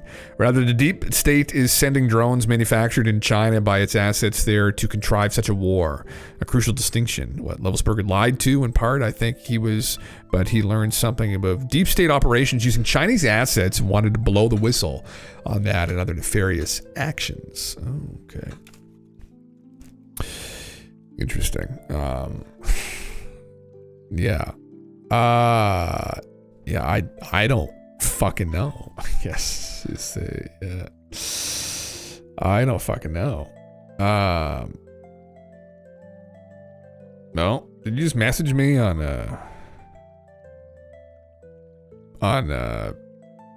Twitter? Did you? Yeah. Oh, I now have 3. Fuck. You're a funny guy. Yeah. These are just notifications of people I think liking. A graphics designer followed me. That's all it is. For my post saying I was going live. Yeah, very nice. Yeah, it took me a second to actually understand what was happening there. Streamception. Even if the discussions are technical, it is very much worth listening to these 2 episodes of Vibe Shift is official. This is what we were talking about last night. Actually, we were talking about Digi. Hal Pudolph and co. having this conversation on this podcast here about reverse engineering and metamaterials and some advanced physics maybe involved with them. And intriguing. This is Matt Pine guy again. Yeah. It was a couple of those podcasts, pretty interesting stuff. Yeah. I've got to listen to them in their entirety. I saw some clips. I listened to some clips, but I've got to sit and actually listen through them when I get a chance. I would like to do that. Yeah, this is from last night. I was just going to pull this up. Yeah. You think Sean Ryan's involvement's weird, OD? Yeah. I think it makes sense because he is a big he's he is the biggest platform for probably like ex-military people. Like for an ex-military person who has a podcast, I think he's the guy to go to. He was a Navy SEAL. He was an operator, I think, with the CIA as well, a contractor. So I think people that are in the military want to talk to him first and foremost because he probably understands them, and he has a platform that's, you know, getting pretty close to like Joe's size of a podcast. Like he's very popular on YouTube. So I guess it makes sense that maybe they would want to go to him. That was kind of the logic that they talked about, like the gentleman that he brought on. That's why he thought he wanted to talk to Sean. So yeah. What I've taken in the last week as a disclosure has happened. The people that matter are starting to study and try to turn it into products, and everyone's still debating whether it's real or not. It's up to the current pulse. Yeah. That's what people have been saying online. I've seen that same kind of rhetoric too, where people are not just rhetoric, but that same sentiment, I guess, sorry, online, that they think that this has already kind of happened. I mean, I think it'll officially happen when they can bridge the gap between people out in like academia, other private industries, and haven't been privy to this kind of stuff. Once it becomes like public knowledge, I think that's when I'll really think it's happened. But there's definitely been people who have been privy to information that the general public is not. And I think that's just what this is highlighting, where there are these little clubs of people that are read in, and they talk amongst themselves because they're read in. And maybe in conversation, public conversations, they like to imply things, very careful with their words, but they're at the cusp of coming out and speaking. Really all that's left is for someone to kind of wave the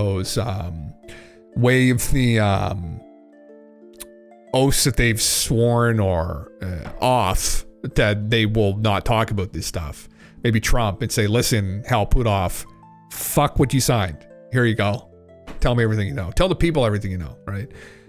But there's probably lots of good reasons why he doesn't want to do that. So, but yeah, it's an engineering problem or the physics problem. This is an incorrect statement. The side that doesn't face the sun. It's yeah, is it? Well, I mean, for the general public, it's still a physics problem, though, I think, right? Because like the people, other physicists out in like academia, or at least we think they don't know. Maybe some of them have been read in and they just are playing dumb, right? But for the general public, it still is, I guess, because we want an explanation as to like how all this makes sense. So, but for them, it clearly is, yeah. If they've understood the physics and they're trying to figure it out, yeah.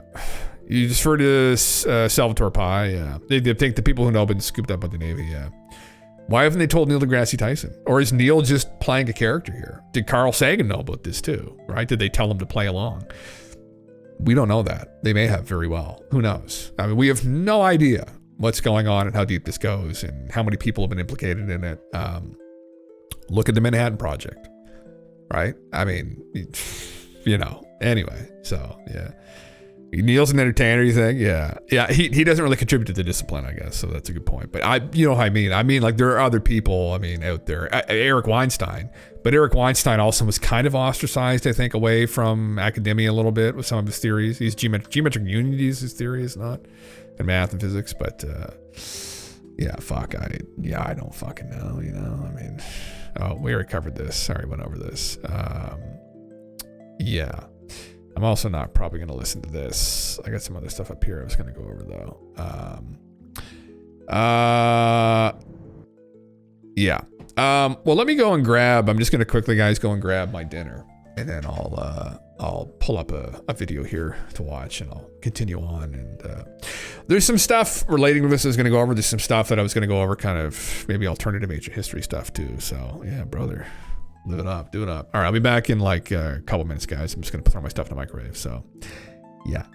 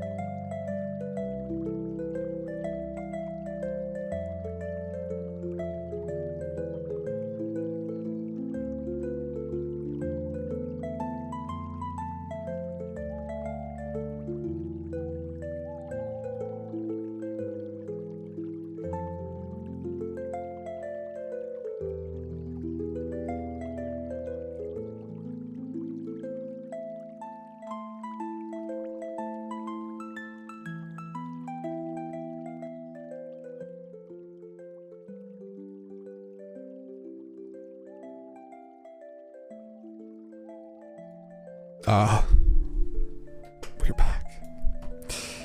What do I have for videos? The angry astronaut. Jesus, my brain. FEA says drone UAP outbreak is not over. Plus new Pentagon UFO footage. So what was this? So I was gonna watch this little video. There's this one too.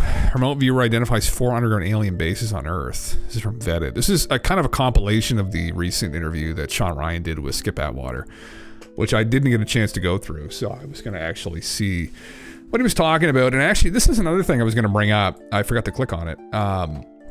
I showed him a couple days ago, but Ross Coulthard went to Egypt. I'm going to talk here a little bit. I got a bunch of stuff up that's kind of about alternative ancient history stuff and some interesting shit, actually. So, about Florida is one thing. Ancient alien bases. Ancient astronaut theorists say yes, right? Yes. My hair is on track to grow like Georgia's at this point. The fucking terrible haircuts I've been getting lately. My barber is gone to Japan. Fucker left. Gone. He's actually lives close to Hiroshima. I'll go visit him.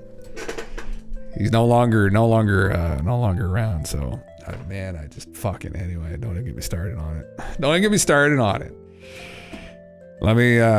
Let me see what this guy's saying while I eat this. This is a bunch of chicken and rice, and then I got a salad from this local kitchen. It's a Thai salad. It's got noodles in it and rice, and it's a fucking disaster. It's probably gonna taste kind of good, but look at all that food, man. Look at that. I'm on a cut. I'm cutting down. I'm eating 2,500 calories a day. And today at the gym with Galen TV, I put 225 on the bar, and holy fuck, it was heavy. It's crazy, man. Like when you don't eat properly, when your glycogen stores are not replenished, like it's unbelievable how much weaker you are. Like eating is so important to performance. It's unbelievable, especially things like weightlifting and stuff. Like it's these little things that like you realize. So yeah, abstaining from a bowl. Oh yeah, man. That's what I do. Well, you can't fit that on a plate. There's too much food. It might look smaller in the camera actually than what it is. It's a lot of fucking food there. Yeah. Yeah. Fuck. Breaking news. Oh, fuck. NHI claims first American has died from bird flu. Didn't this happen like fucking a couple weeks ago? Plandemic. Oh, he's... You mean now, you are the resistance. That's not a pat on the back. That's a fact, Jack. So, you are the resistance. You are keeping my business afloat with the CMOS sales. God, but anyone that's watched this show or seen our reports or read my books or anything knows I've been telling you all this for decades. What's he doing with his beard though? He's got to fix that. Start turning the tide. He can grow a full beard. Why does he have a cut like that? Take him down. And you picked up the ball, and many of you had the same thoughts. You were doing it separate from me. But this broadcast has been the focal point of what you're now seeing. And look how far we've come. So I've exposed all this negativity for decades saying, look, it's going to have an effect. And how many times I use the analogy? Old listeners have probably heard this story. Did I say NHI? You've been listening once a week. You probably heard National Health 50 Institute. times if you've been listening 20, 30 years. Did it kill NHI? You've been listening like 25, 26, 27. You hear them calling. NIH. I recognize their voices. They've been calling so long. Yeah. Like Mark, the doctor. And, so many others. Okay. Well, I'll check that out after, I guess, Alex. Holy fuck. Yeah. I saw him memeing about the bird flu. Why? Is this on like Drudge or something right now? Like, that's usually my litmus test for... Oh, yes. Thank God. No. Hasn't quite made it here yet. Plandemic. Hopefully, not, I guess. I was going to see what this guy's saying. The music's a little bit loud still. Can I turn... There we go. There we go. That's better.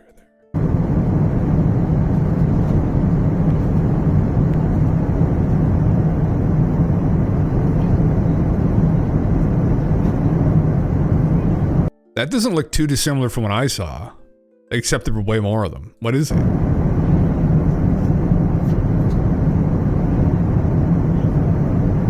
Interesting.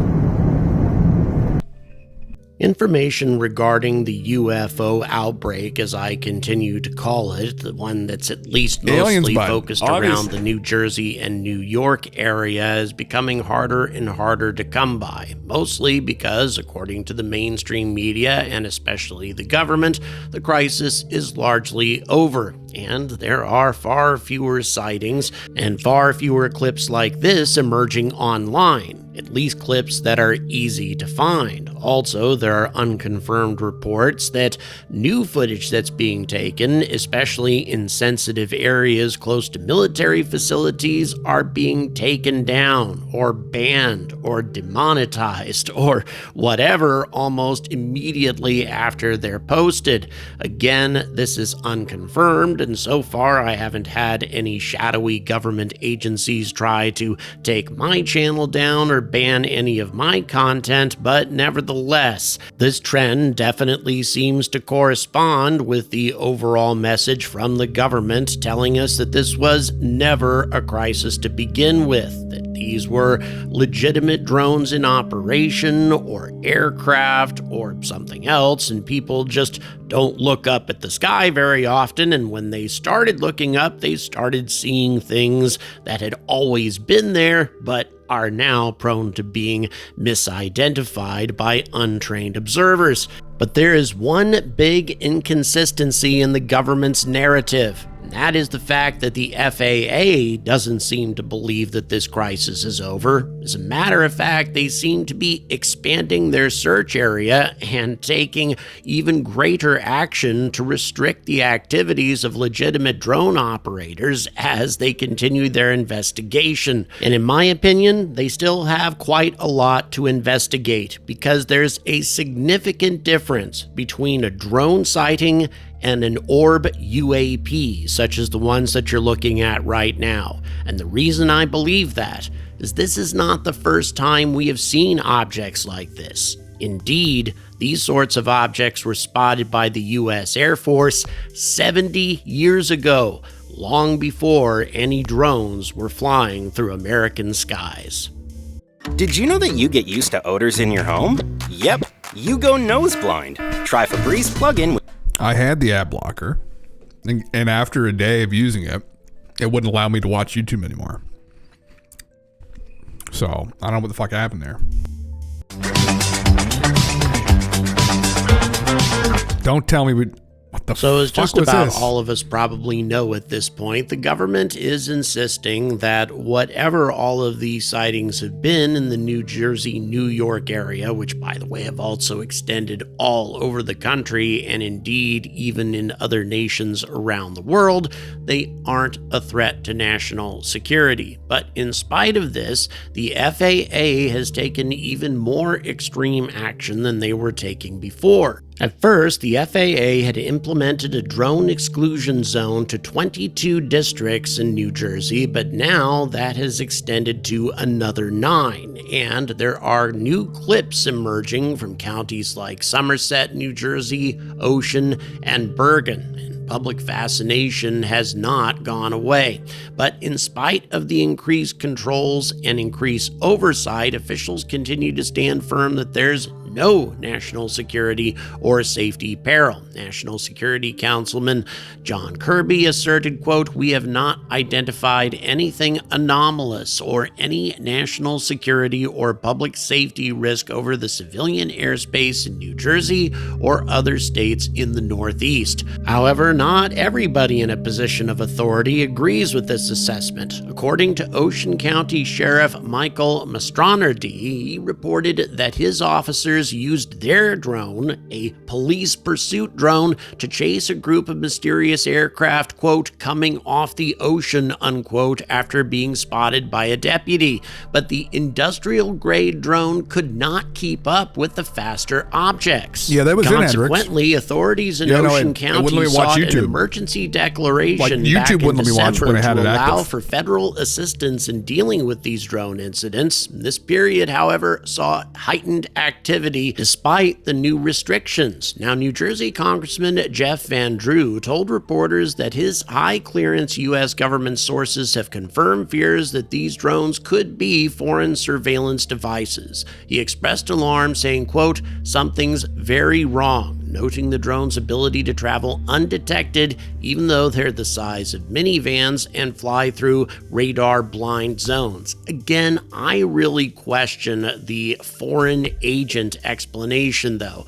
Why would a foreign agent make their drones so obvious in the night sky? We are essentially looking at the equivalent of extra bright landing lights on drones that are supposed to be keeping an eye on the United States covertly. It just doesn't make a great deal of sense to me. But the congressman had more to say about the unsettling nature of the situation. Quote, "We've got unidentifiable, sophisticated drones as big as minivans carefully navigating airspace that's not covered by radar in a very important part of our country, and still a month later we somehow don't know anything." Van Drew also criticized the tranquilizing responses from the government, stressing, "We're being told, don't worry, everything's okay." Monmouth County Sheriff Sean Golden raised the alarm over public safety due to a spike in nocturnal drone activity as well. Quote, "Residents are increasingly alarmed by the surge in drone activity after dark, raising concerns about public safety and security." He urged immediate action, stating, "We cannot wait any longer. The governor must act now, and the Air National Guard needs to step in to protect our communities." Doesn't sound like the situation is over, not by a long shot. Now, skeptics often point to commercial drones and some of the spectacular things that these drones can do, especially if they are pre-programmed, as an easy and logical explanation for everything that we're seeing right now. However, I think that there's some very big inconsistencies with that theory.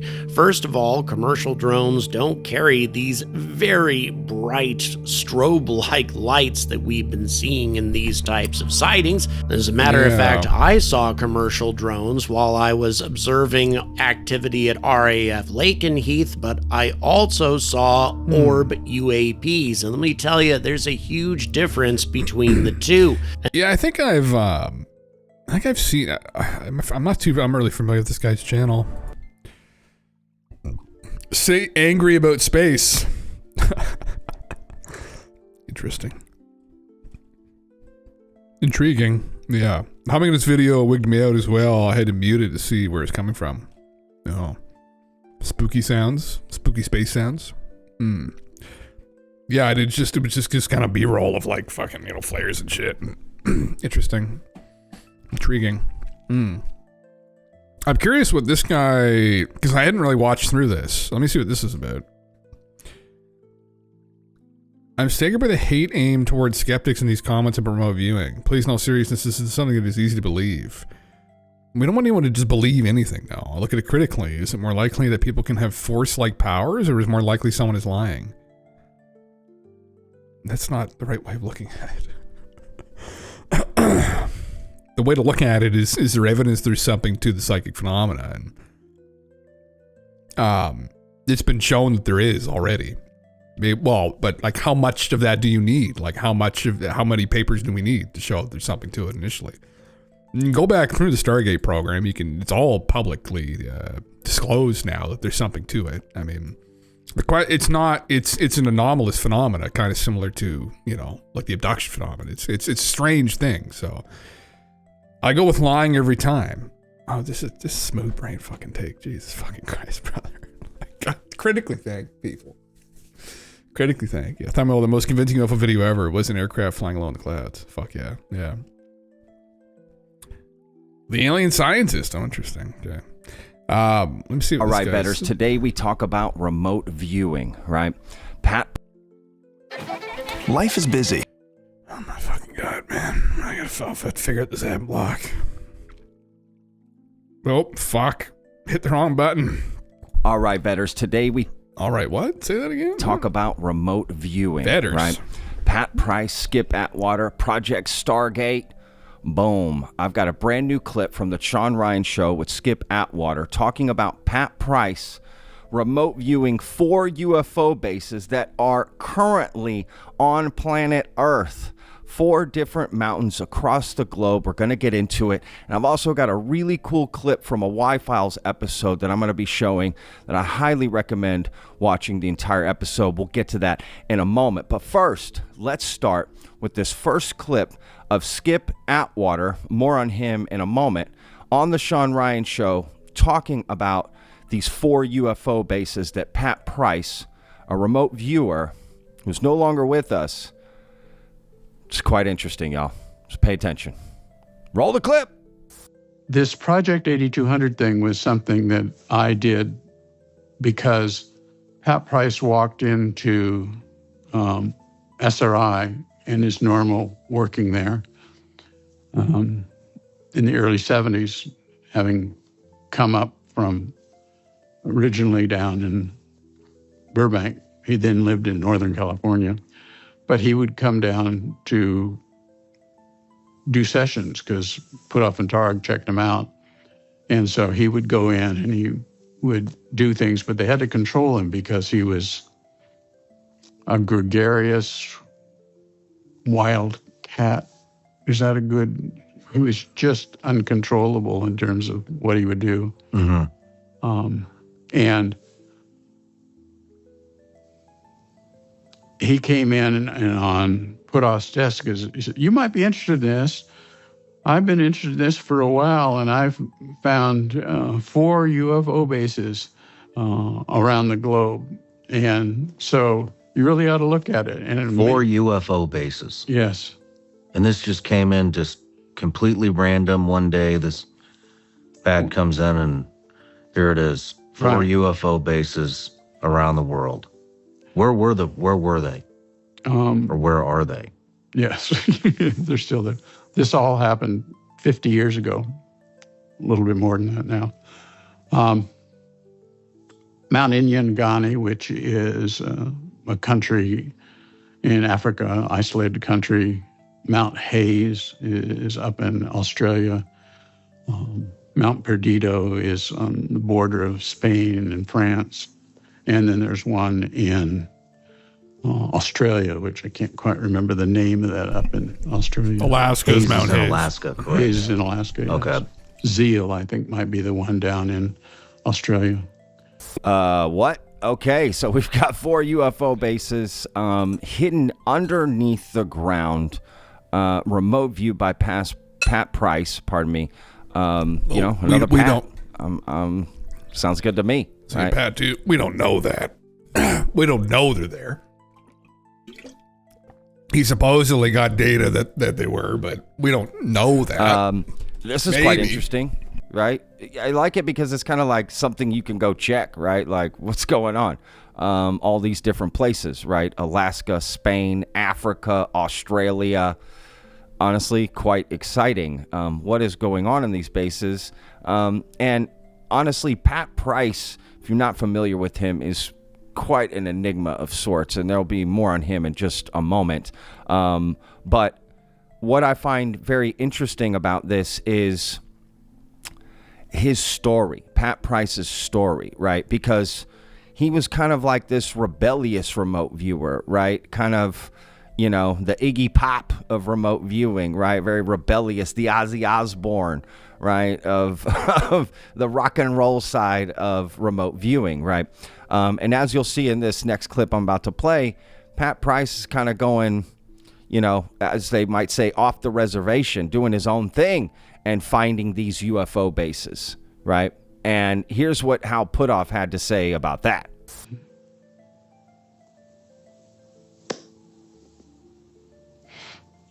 Putoff had those on his desk and told Pat, "Don't ever do this again. Go get working. You're not to do things alone. You have to follow protocol.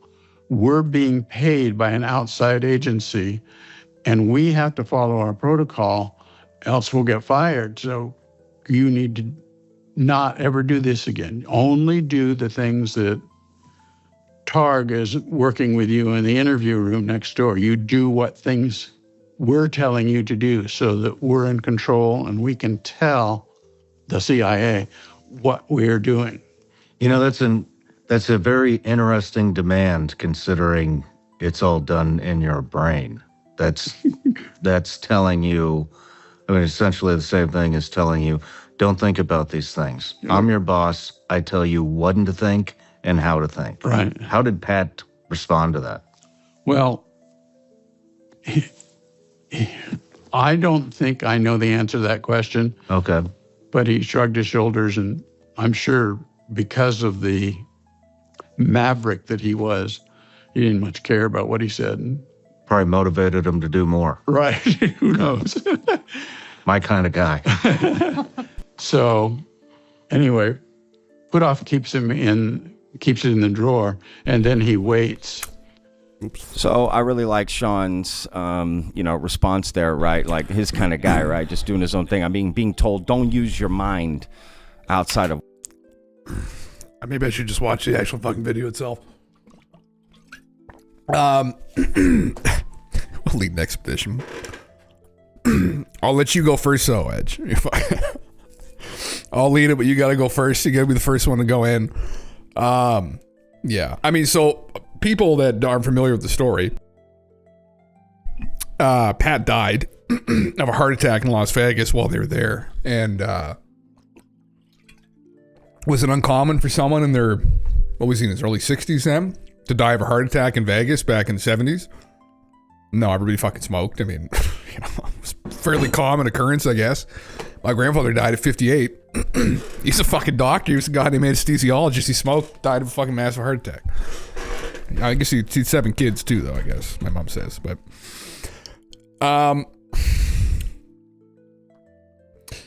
I don't know. There's supposedly a guy, he was an ex-KGB assassin that said that he killed an American psychic in Las Vegas years ago, like a couple decades prior. This was in the 90s. So some people had tried to draw a connection. It may have been Russell Targ who tried to draw that connection, actually. They thought that somebody killed him because he wouldn't stop going and veering off into these more woo things, because they were trying to kind of hone them in and target probably Soviet missile silos, whatever the fuck, right?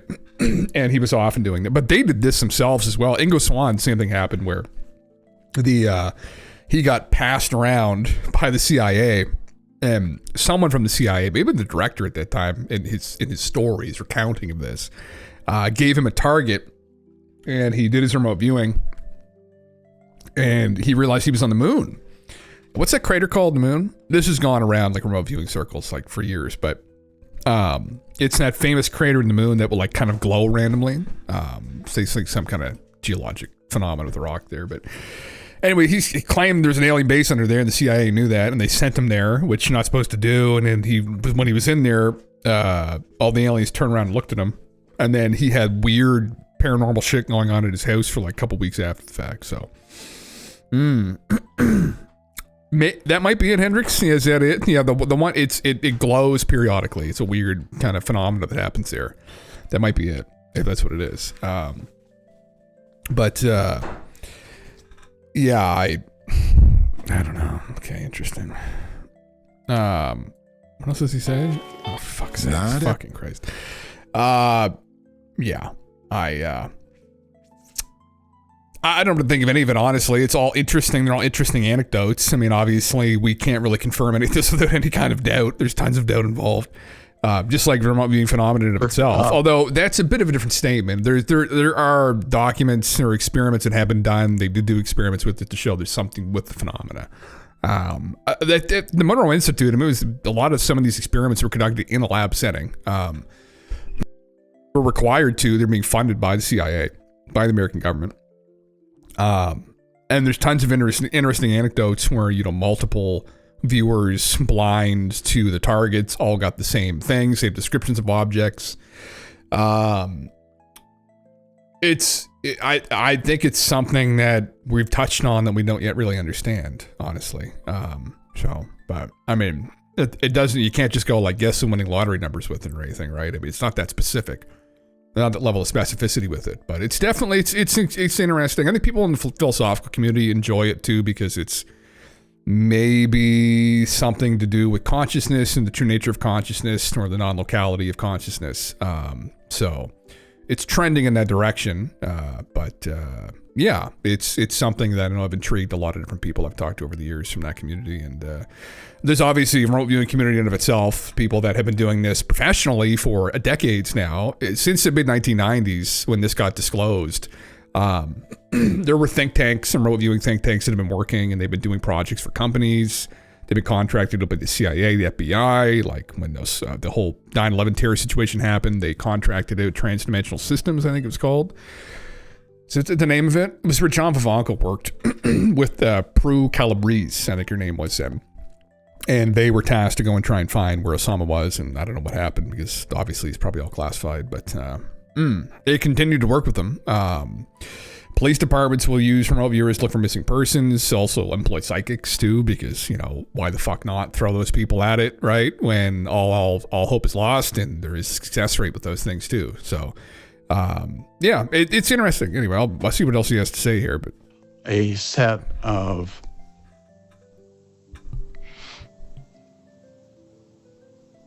plans for taking the transcript and creating the names of the mountains where these UFO bases were, underground UFO bases were, and then did a series of challenge targets.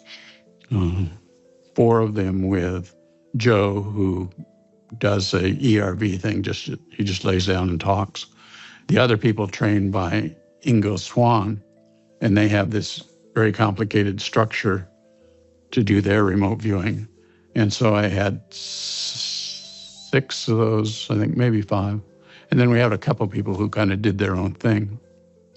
And this was 10 years after. That's why I call it Project 8200, because it was 1973 when Pat Price did this, and then Puthoff gave me the material here after, in his opinion, things quieted down out there and people weren't talking about this anymore. So he handed me these and see if I would run challenge targets on them. And so the Project 8200 is those challenge targets of asking Stargate remote viewers, giving them coordinates to go to and have them describe what's there. Now, let's describe a little bit of what Pat Price saw at these UFO bases, because I don't know about you, that's what kind of interests me the most, right? You see these UFO bases underground, but how do you know they're UFO? He's nervous, brother, because he fucking knows where the aliens are keeping all the fucking people they took out of the national parks, locking them up inside these mountains. I mean, what are they doing with them in there? That's the real question, I guess. Bases underground, and what does that even mean, right? They're alien bases underground. Like, what does that even mean, right? But what is he seeing that makes him think that, right? Take a listen. And so these bases, were they part of the challenge targets? That I gave them the coordinates that Price had said, this is where I was looking. So I took those coordinates and I told them to go look at these different coordinates and see what they found there. The Stargate remote viewers. So before we get into what they saw, I had a hard time with this interview, which is why I deferred to this video, because I had a hard time listening to him, to be completely honest. He took him forever to spit out what he was saying. I think probably, it sounds like he's had a stroke recently. So that might be why. But what did Pat see at these bases? He described them as inside areas where 4 different kinds of groups of people who had different duties had inside places, that they were inside these mountains. What do you mean 4 different types of people? Races, genders? What are we talking here? Genders. Just different projects that they're on? Yeah, these 4 bases had different stories. I can read them to you what they were. They had different jobs that they did in 4 different bases. And so he would talk about, well, I'm going to go over to Mount Nyangani now, and I'm going to look at Mount Hayes. And so this is another thing that we talked about before. He just would go to this place as, well, this is very interesting over here in Mount Perdido, but I think I'll go back up to Hayes. And then his thing would change. And we had to go through the transcript very carefully. Where's he supposed to be talking about now? And then going back to the discussion we had a minute ago, how did he know which one to go to? And it might be more interesting and so forth. And that's just in the back of my mind now, so to speak. Silly the way I talk one way one time and say, then in the back of my mind, which I know it's not in there. Anyway, so...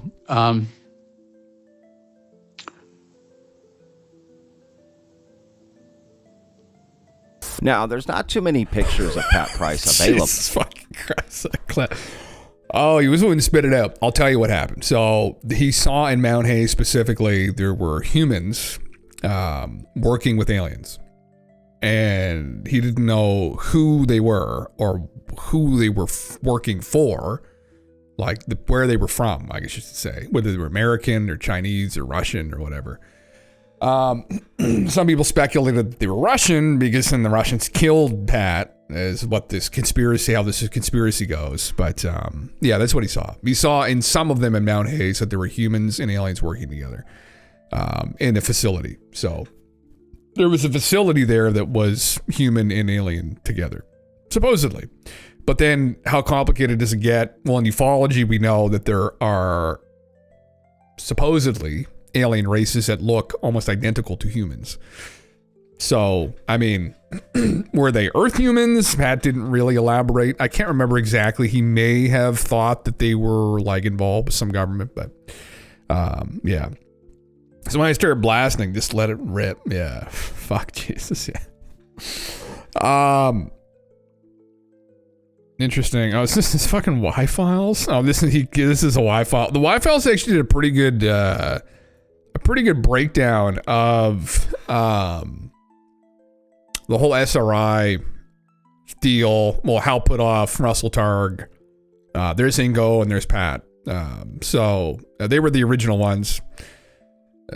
These where, you know, Hal put off. You can see Pat Price here as well.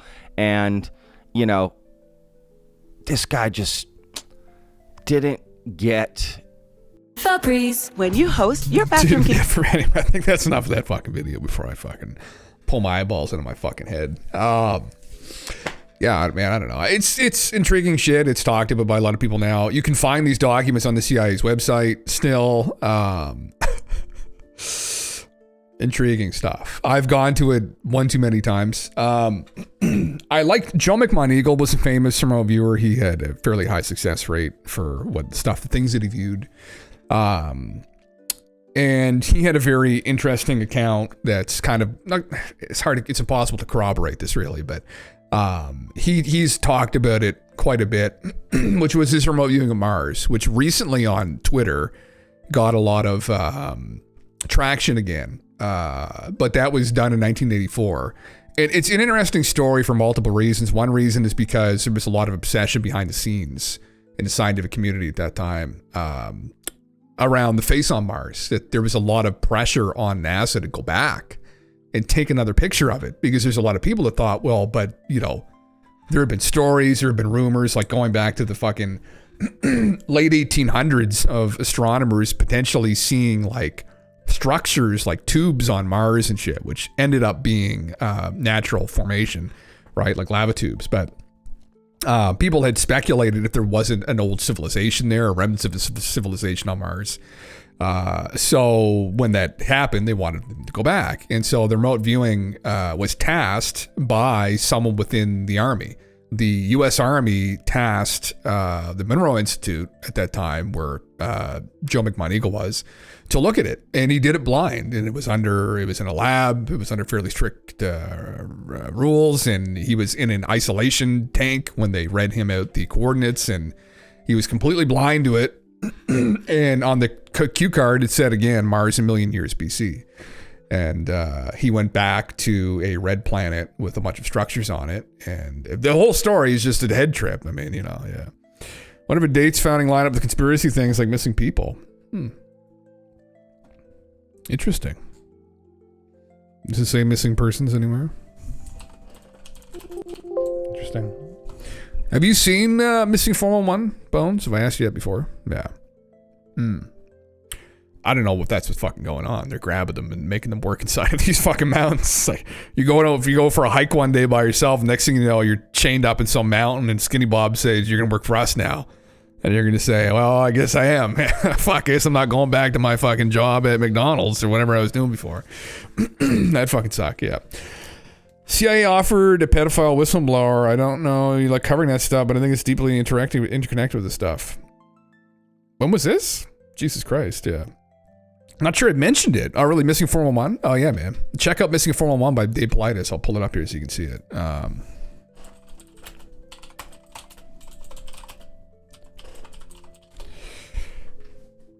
Right here. Dave Politis.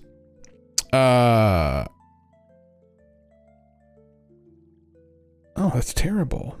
Lost his battle with mental illness. Oh, he took his life. Oh, Jesus. That's terrible. Dave was a detective.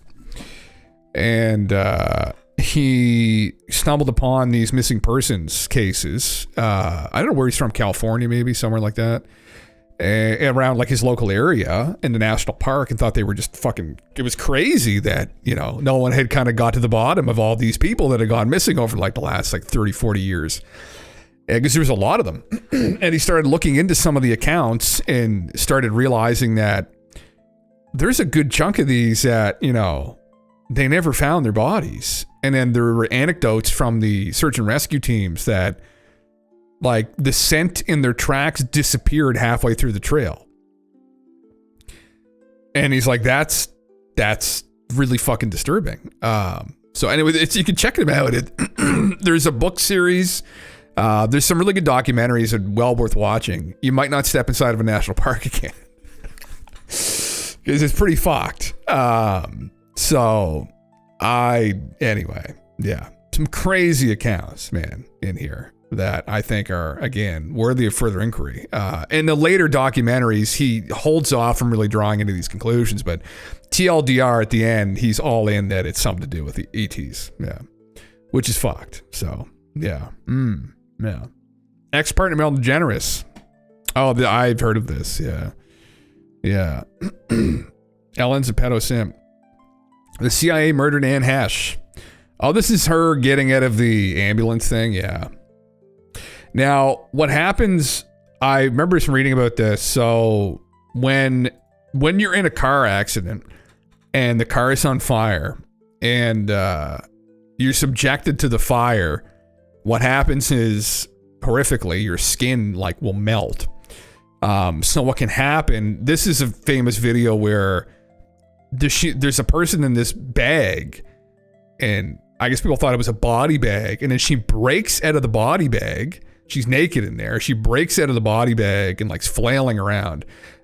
It's a burn bag. And when you're in a car accident and you're burned really badly, they put you in these burn bags. And she was completely incoherent because she was dying. And she broke out of the burn bag. Yeah. Which she shouldn't have done because, you know, exposing your bare skin to the oxygen like that or anything potentially is a bad idea. So, yeah. But saying they were burn sheets, yeah. It's still a fucked story, man. I don't even really want to get into the stuff with Ellen on here because it's so fucked. Like there was a sweater, a shirt that Jay-Z, who were the other morons wearing the sweater or the shirt? It was a sweater, but it had this really peculiar face on it that looked like someone who was like all covered in blood and all cut up. And the origins of that are possibly pretty brutal. But that's another thing to get into, which, yeah, you know what it is, did you? Yeah. It's just one of those things. It's like, I hope things aren't that dark, but yeah, the Wilson volleyball. Yeah. So maybe really twisted, sick stuff. So I don't know, but yeah, the Hillary, frazzle drip or whatever they call it. Yeah. Where supposedly there's a video floating around in the dark web somewhere of Hillary Clinton cutting some child's face all into a million pieces. And it's like an Alex Jones level conspiracy. Like, again, like the elite are like eating kids and shit, and they're satanic. All Hillary Clinton and her daughter do wear satanic stuff. But I mean, I think the whole Church of Satan is just a bunch of smooth brains, but they could still be bad people. I have no fucking idea. So, couldn't find it, but people who claim they've seen it via Telegram chats. Interesting. As it should be. If you have knowledge of pedo behavior going on and you do nothing, you need punishment too. Absolutely, man. Yeah, well, listen, the whole thing going on right now with in the UK, I mean, you've been following Elon's battle with that Keir Starmer out of the UK, man, and like the cover-ups there of these, again, tons of Muslim people that I know and have met that are wonderful people, and they're not dogmatically involved with the book or anything. They just grew up in that culture, kind of like we grew up with Christian cultures here, but they are gangs of people who have immigrated to the UK that have gone around and done terrible things to young women, like mass rapes and assaults and crime, and it's been bad for the last couple of years, and they don't really have an interest in digging any further into it. It's very scary, actually, and disturbing and terrible. And in the UK, there's tons of people who are Muslim and are very peaceful people, the business owners, they left the shithole places that they came from, like Iraq, Afghanistan, right? And they ended up in a new world, and they're just trying to better the family. And what happens is these assaults happen on these girls, and then everyone is bad, right? Who was a burqa on, or everyone is bad who was a Muslim person, and it's sad to see. And so they're trying to like not create like a hysteria, but what they're doing is very weird, where they're like letting these guys out of prison and shit, and then imprisoning people who are like razzing them on Facebook, right? It doesn't make any fucking sense. Like they're like, the prisons are too full. They're full of, there's a bunch of people who made heinous comments on Facebook, but meanwhile, the guy who assaulted some young girl gets let out because it's like, none of it makes any fucking sense. It's kind of fucked. And Keir Starmer, whatever the fuck you say his name, I believe he was an attorney, was he? Don't quote me on that. But he was involved with the accusations against Jimmy Savile back in the day, and he dismissed them. And there are hundreds of them. So just to give a little bit of background on probably who this piece of shit is, right? Anyway, that's another thing. I know I genuinely, not even because I can't on here, I just don't like getting into it because of how fucked it all is. Yeah. Too busy debating drones to worry about Diddy and Epstein. That shit got rug swept. Even read that people within the royal family were known pedos, in some cases assassinated by the IRA. Oh, Jesus Christ. Yeah. Well, Buddy, what was it? Prince, what's his name again? Is it Philip? What was Buddy's name again? Who was buddies with Epstein? Yeah. Very inconvenient. I know, man. Yeah. Both before I met my wife, I dated a Bengali woman whose family forced her into an arranged marriage after they found out about me. Good times. Nothing like the threat of mercy killing to cause a breakup. Ooh. Yeah, man. There's a lot of backwards places. I mean, they're shit places to live. Iran right now, fucking shithole. Bunch of religious extremism. I have no tolerance for it or patience for it. It's just fucking nonsense, right? I feel for the people that are there. There are lots of young people who just think it's all fucking ridiculous too, and they're stuck there. I've talked with them who came out of areas like Syria, lived under the rule of Bashar Assad, whatever the fuck his name is. I mean, just fucking nightmare, man. And now there's extremism that's taken hold there. It's just like, fuck, I feel for people because there's lots of good people that come out of those areas, but there's a lot of fucking idiots too, right? I mean, it's, and then those areas too are kind of backwards in the way the countries are run. They're very archaic, and when they're kind of taken over by this religious extremism, I mean, it's so bad, right? I mean, it's really bad. Right. And they don't really have a lot of tolerance for women or homosexuals or anything progressive that we have tolerance for here. So, yeah, Andrew, thanks, Hendricks. Yes, I forgot what his name was. Yeah. All the teen girls on fucking the plane. And that's what we were at least allowed to be shown in the public. Christ only knows what actually went on. They may have been a little bit younger than 17. So, becomes predominant the religion in Canada. All these Muslims are forthright about Takia, what's that? Slow play? Is crippling for virtue when these ideas take hold? Absolutely, man. Yeah. No, we shouldn't have any tolerance for extremism. Yeah. It's very problematic. Yeah. But there's anyway, it's it can become complicated, I guess, because then what happens in the UK is there's a lot of people that are like vehemently against this, and then they end up beating the shit out of some guy who runs a coffee shop, right? Who happens to be from these areas, who's like, please don't destroy my coffee shop.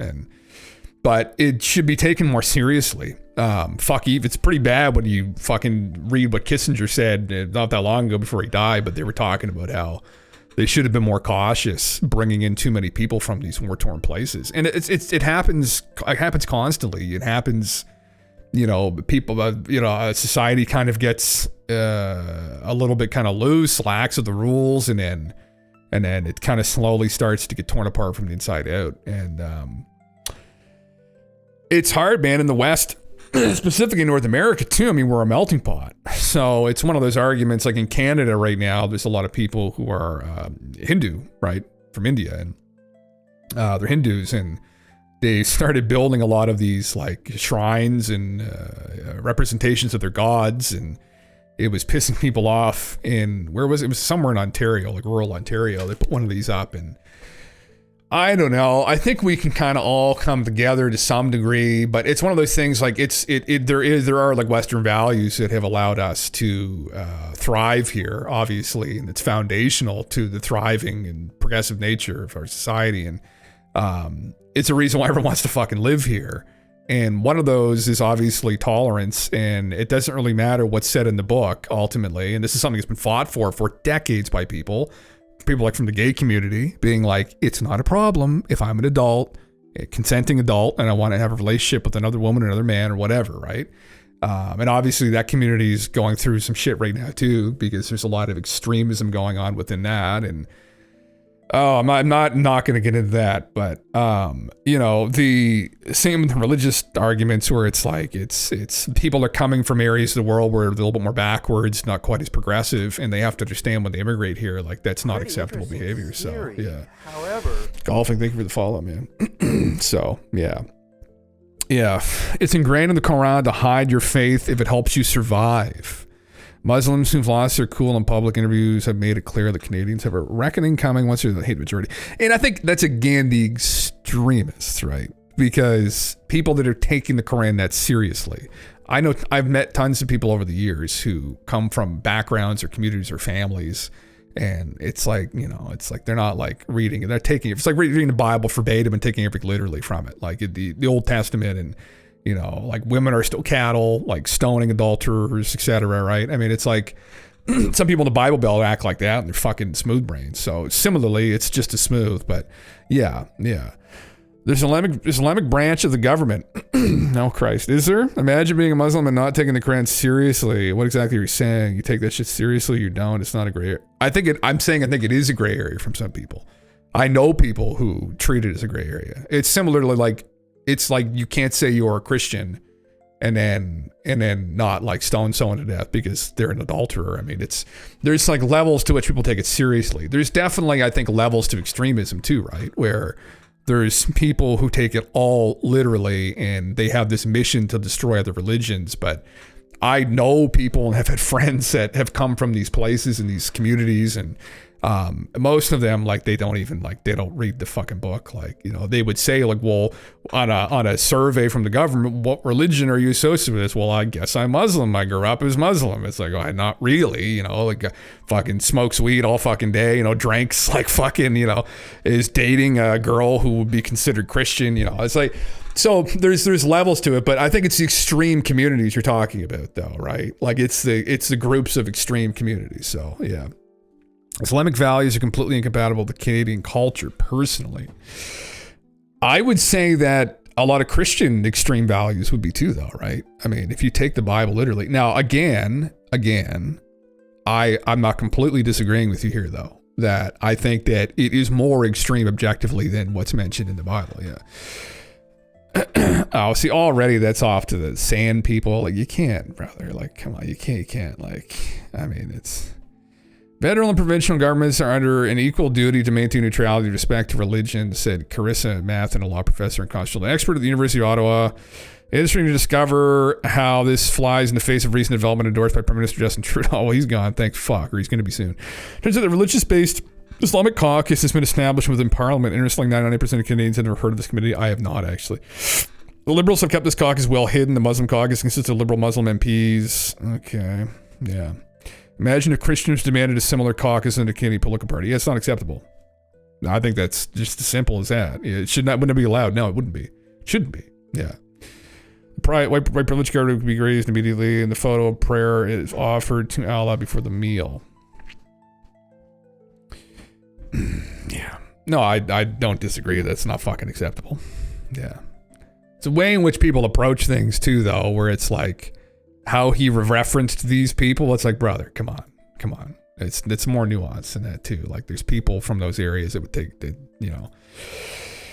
And it's like Muslim men rape and torture white girls in Britain. There are men that happen to be Muslim and they're extreme that do those things. There are also men that may identify as Muslim that would never ever think of doing something like that to someone. It's painting with a very broad brush. I'm very careful not to paint with a brush too broad here. But there's clearly a problem with people that are idiots that come over that are involved with these extremist groups. Yeah. Yeah. I heard cafeteria Catholic all the time growing up. Pick and choose the things in religion you want and leave the rest. Yeah. And well, a lot of people are like that though. I mean, I'm not involved with anything. I don't identify with any religion. I don't. I mean, growing up, obviously, Christian Catholic sect is quite prominent here and in North America and in the West. But I mean, I grew up in that, but wouldn't consider a part of it. I don't identify as whatsoever. I think it's all fucking ridiculous and unbelievably hypocritical, the Catholic religion. You don't play in the risk when there is a known risk. You eliminate the risk. I'm not becoming radicalized, maybe. Well, I mean, again, yeah. So maybe you don't take it too seriously, but how do you separate those who do from those who don't? You can't. You need to get rid of toxic ideology completely. Well, yeah, but like, how are we going to do that? Like, fucking, we need to start the Crusades again, bud? Like, what the fuck are we going to do? Like, I don't know if we can fucking start the Crusades. We're not doing that, right? Like, that's what happens. I think it's, you have a zero tolerance policy for this kind of behavior, right? I mean, people have a right to practice their own religion, but like, let's say you kill your wife in a, what do they call it again? It's honor killing or whatever. Brother, we're going to kill you. Like, you're going to be put to death. And we'll put you on display in front of everybody, put you in an electric chair, bring that back. You want to do something like that. People, when they immigrate here, have to understand that they're living by the rules here. Where, you know, obviously we're very tolerant with, like, obviously the homosexual community. There's nothing objectively wrong with that.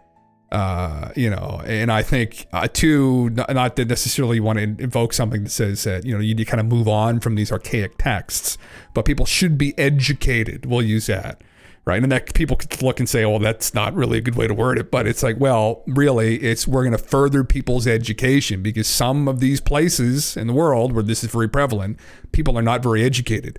In many of these places, women are not even allowed to be educated. So, again, they're backwards. It's archaic. If they come from these places, I'll give you an example, okay? Sorry, I'm trying to read through everything here as well.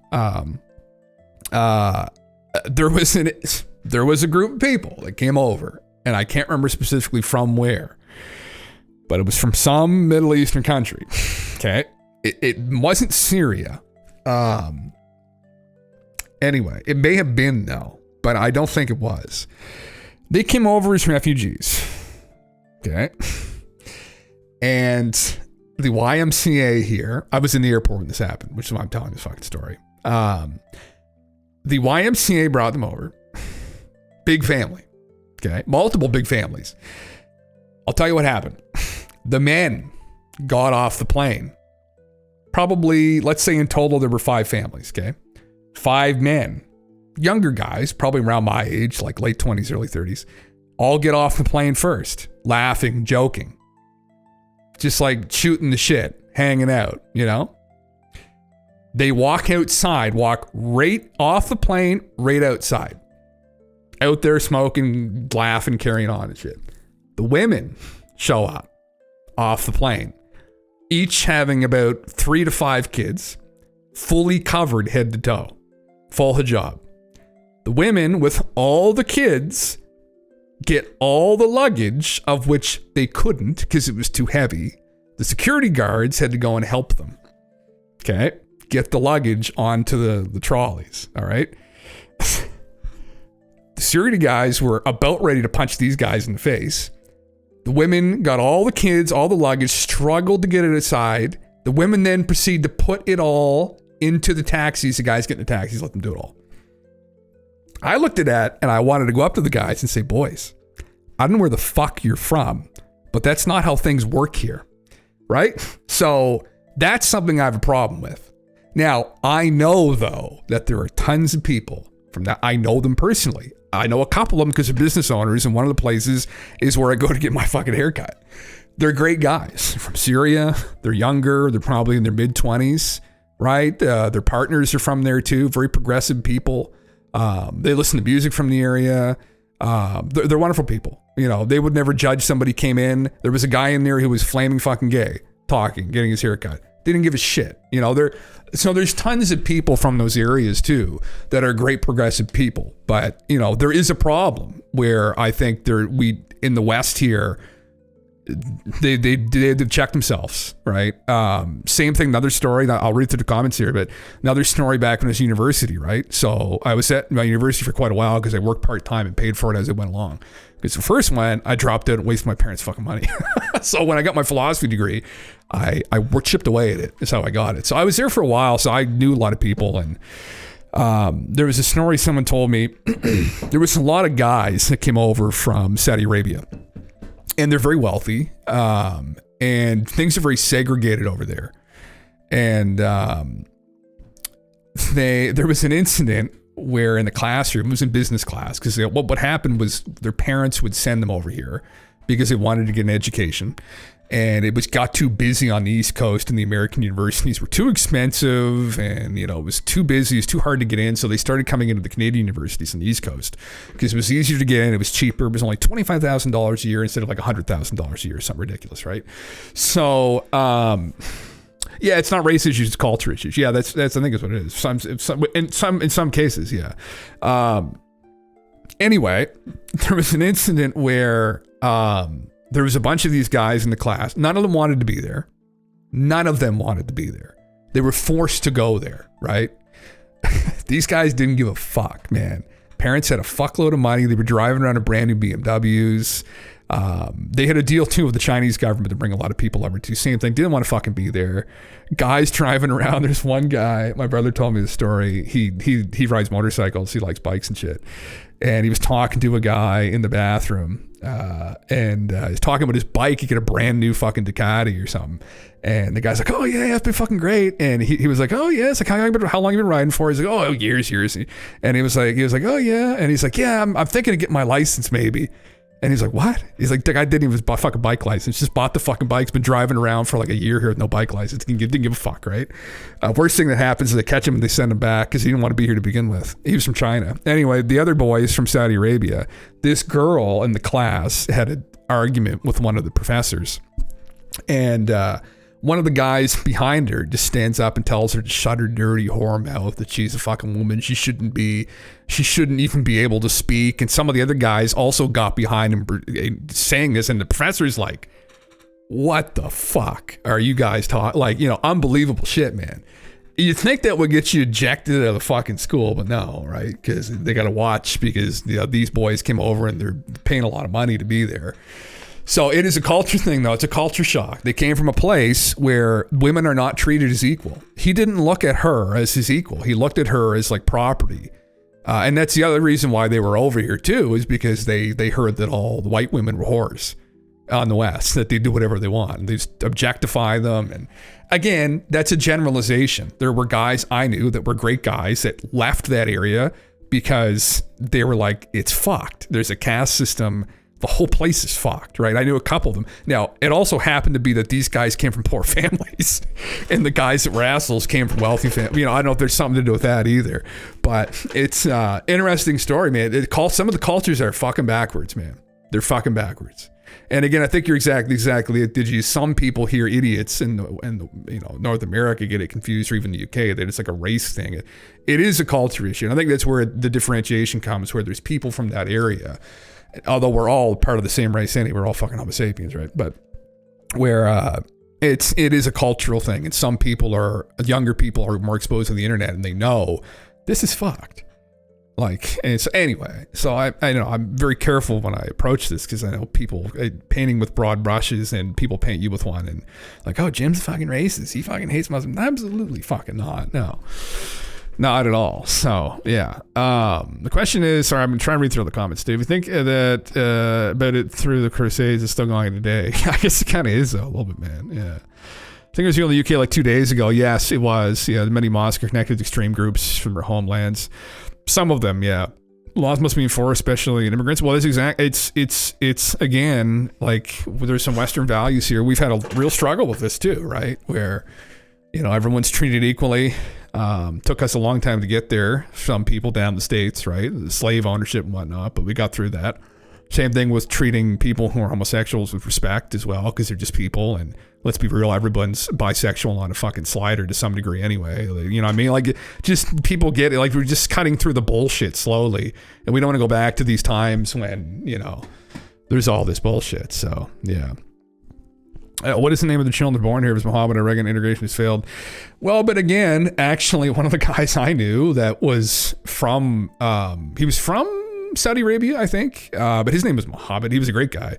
He was commenting on, I remember the incident after that had happened. My brother knew him too. I knew him a little bit, but he was commenting on, because that kind of made a ripple in that university where people were like, oh, university's a very liberal place here in Canada, at least in New Brunswick. UNB was University of New Brunswick, and people were like, ugh, because there were a lot of people from these areas, and it kind of made people feel like, okay, like we might have to have a talk with these people when they come over here to the university. They need to understand it's like, no, what you perceived, like, it doesn't matter if you perceive her to be less than she's your equal here. You have to treat her with respect. If not, first fucking boat out of here, right? Like, that's how it has to work, man. And the UK, they have to realize this too, I think. But obviously, it's got to be careful. And same thing what happens down in the States with people immigrating across the border, where there's tons of people that have come across illegally who are great people to try to escape a terrible thing, and they're very hardworking people, and they're afraid that they're going to get swooped up with this whole deportation deal with maybe some shitheads, and complicated. Yeah. I feel like a man of Muslim chicks, and that's the problem. Human nature is tribal. Yeah, so what binds is conventional wisdom to just land, creed, and blood, man. Yeah, you think? Yeah. Well, I think it's, I think education. That's my personal take on it. Is a very controversial topic, although it shouldn't really be. I think education is really the solution to it, where, especially for the younger generations that have grown up here, becoming educated and making sure our schools aren't getting involved with this too much, which is why things like religion shouldn't really be brought up in schools to begin with anyway. But I think subjecting children to wearing certain garbs but then you could see that Jewish children sometimes are subjected to wearing the, I forget what it's called, the cap they put in their head and whatnot. I'm not a huge fan of any of that, honestly. I don't think people should be mandated to, like, their garb shouldn't be controlled in any way. And obviously our cultures are dependent upon and loosely based on now, there's rooted in, not even loosely based, but they're rooted in these different religious doctrines to some degree. So yeah. Anyway, yeah. Spicy topic, but it's something that Elon's been talking about quite a bit on here, so I thought I'd cover it a little bit.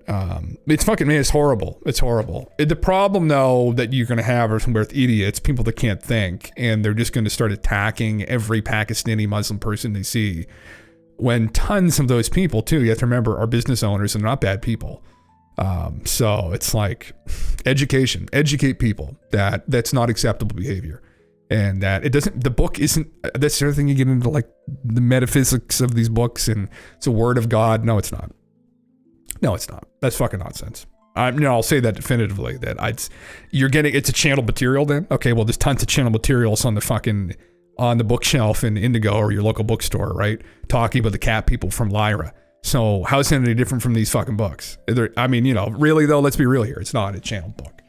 It's important, but from like a cultural, historical context. But like if you're taking it literally, you're fucking dumb. Sorry, that's just my personal opinion. Yeah. Yeah, Justin quit. He did, droid. Yeah, he did. He put in his resignation, I guess. He is not gone until they find a suitable replacement. Maybe we'll be debated and Justin will come to realize that, oh my God, there is no suitable replacement for me. I am the only one that can lead the Liberal Party. He'll elect himself again. No, I don't fucking think so. I think he's gonna fuck off. So yeah. Evil is caused by ignorance, and thus the cure is education. Well, that's exactly it, man. I think it is one of the true evils. Ignorance and truth is one of the good, right? It's a quote from Socrates, actually. I have that pinned on Forbidden Knowledge, right? Well, it's a quote from Plato, but supposedly Socrates said it. But yeah, all hail the governor. Holy fuck yeah. Yeah, man. Anyway, this is a fucked thing, but yeah. There was a fucked, man. I don't even want to bring it up because it was so fucked, but there was supposedly a case, and this is something that Elon shared. I wouldn't recommend anyone go and read through the whole fucking thing. It's so brutal. But there was a young girl who was raped and she disappeared. And supposedly a shop owner actually was implicated in it, and he was joking around with people that he cut her up and put her into donair meat and then fed her to the general public after about 20-30 guys ran through her in his shop.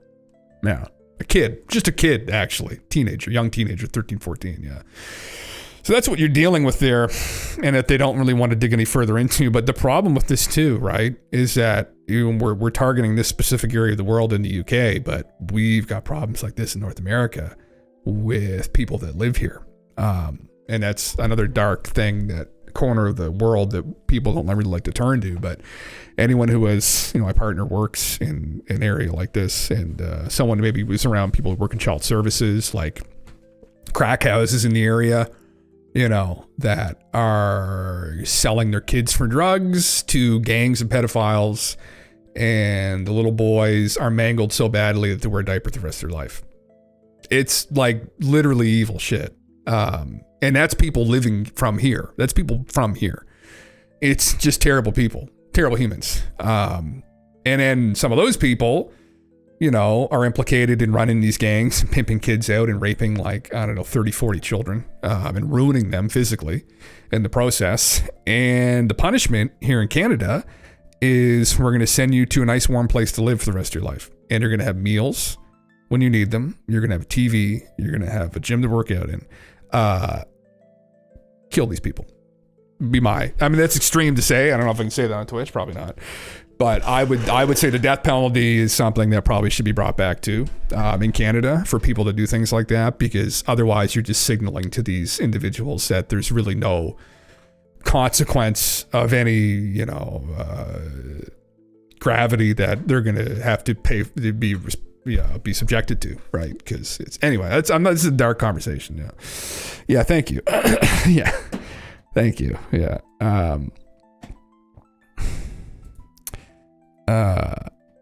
Myrtle Corbin, a girl born 1868 with a double pelvis and 4 legs.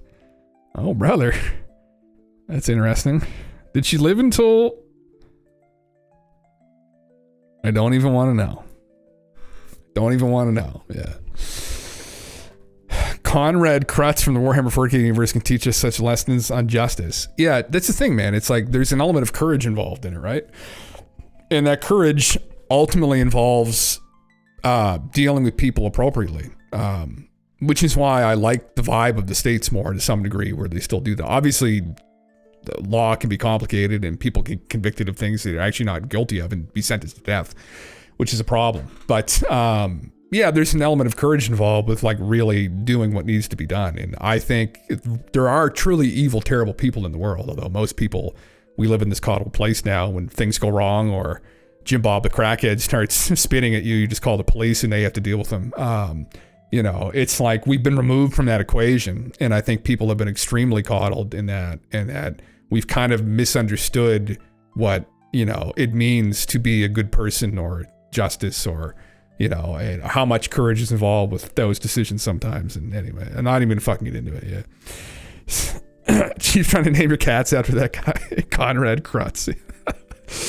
Holy fuck. All right. Let me go on to something else for a little bit. That's not as fucking dark and depressing and horrible, but it's still rage inducing actually, which is another area of my interests, which is alternative ancient history. Atlantis existed, prove me wrong. It just got wiped out. There's no evidence left. It all got washed away, right? Just prove me wrong, right? Say there's no evidence. Well, there wouldn't be any left. It's all gone.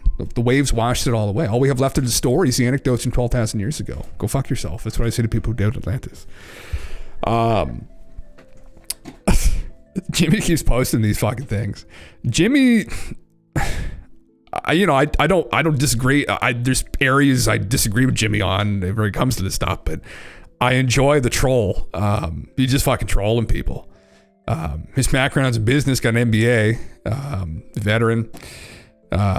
Ancient archaeologists, more specifically Egyptologists. Ancient Egyptians cut granite blocks with copper saws. 4 millimeter an hour equals 1 inch every 6.35 years. How could anyone possibly believe this? This is Sam doing it here. So how's this copper going to cut this granite? Even with teeth, the copper alone is too soft. We're going to put sand inside the groove, and we're going to put this saw on top of the sand, and then let the sand do the cutting. Now, Dennis, will we see any progress in our lifetime? Yes, if you came back in an hour's time, you would see about a 4 millimeter cut down into the stone. You're kidding. In an hour, you'll be 4 millimeters down? Well, I've been doing a lot of experiments, and I can guarantee that this will cut through the stone at about 4 millimeters an hour. Oh, they're making some progress, though. The sawing went wonderful once we switched over to using water with the sand. As you can see here, we achieved this in just a few days. So how's this copper going to cut this granite? Even with teeth, the copper alone. I don't know how they made them. I mean, that is some progress, honestly, to counter Jimmy's point here a little bit. Egyptians never claimed to use copper to cut stone. No, they didn't, actually. Archaeologists are the ones who developed this theory. Well, they developed the theory because they knew how to smelt it. So that might have implied that they employed it to construct things. Now, is that all they used in constructing the Great Pyramid of Giza? Probably not. But the other thing, too, with this, I mean, listen, you'll try and steel man their argument here. You know, these guys aren't cutting like their life depends on it, are they? Does this look like two guys that are cutting that stone like their life depends on it? Now, Dennis, will we see any progress in our lifetime? Yes. No, fuck no. Now, if you had a giant guy with a whip there, right, they might be going a little bit quicker. So, I mean, you know, and then let's say you have 30,000 people working in the quarry, again, who don't have a choice but to be there, otherwise they're going to be killed. A lot of motivation. So, I'm personally not saying that there weren't people involved. Like, that's not all just aliens and laser beams, I don't think. I would bet, because I don't know, that it wasn't the Egyptians who built Giza. That'd be my bet. If we're just going to place a bet, because ultimately we don't know, I'm going to bet that they didn't. That doesn't mean there weren't people involved actually cutting things and building shit, though. So, you know, yeah. 15 centimeters a day. Yeah, what type of stone is that? That's granite. Word drinker, yeah. We're on the precipice of inventing artificial general intelligence, and these motherfucking archaeologists out here reinventing saws. Yeah.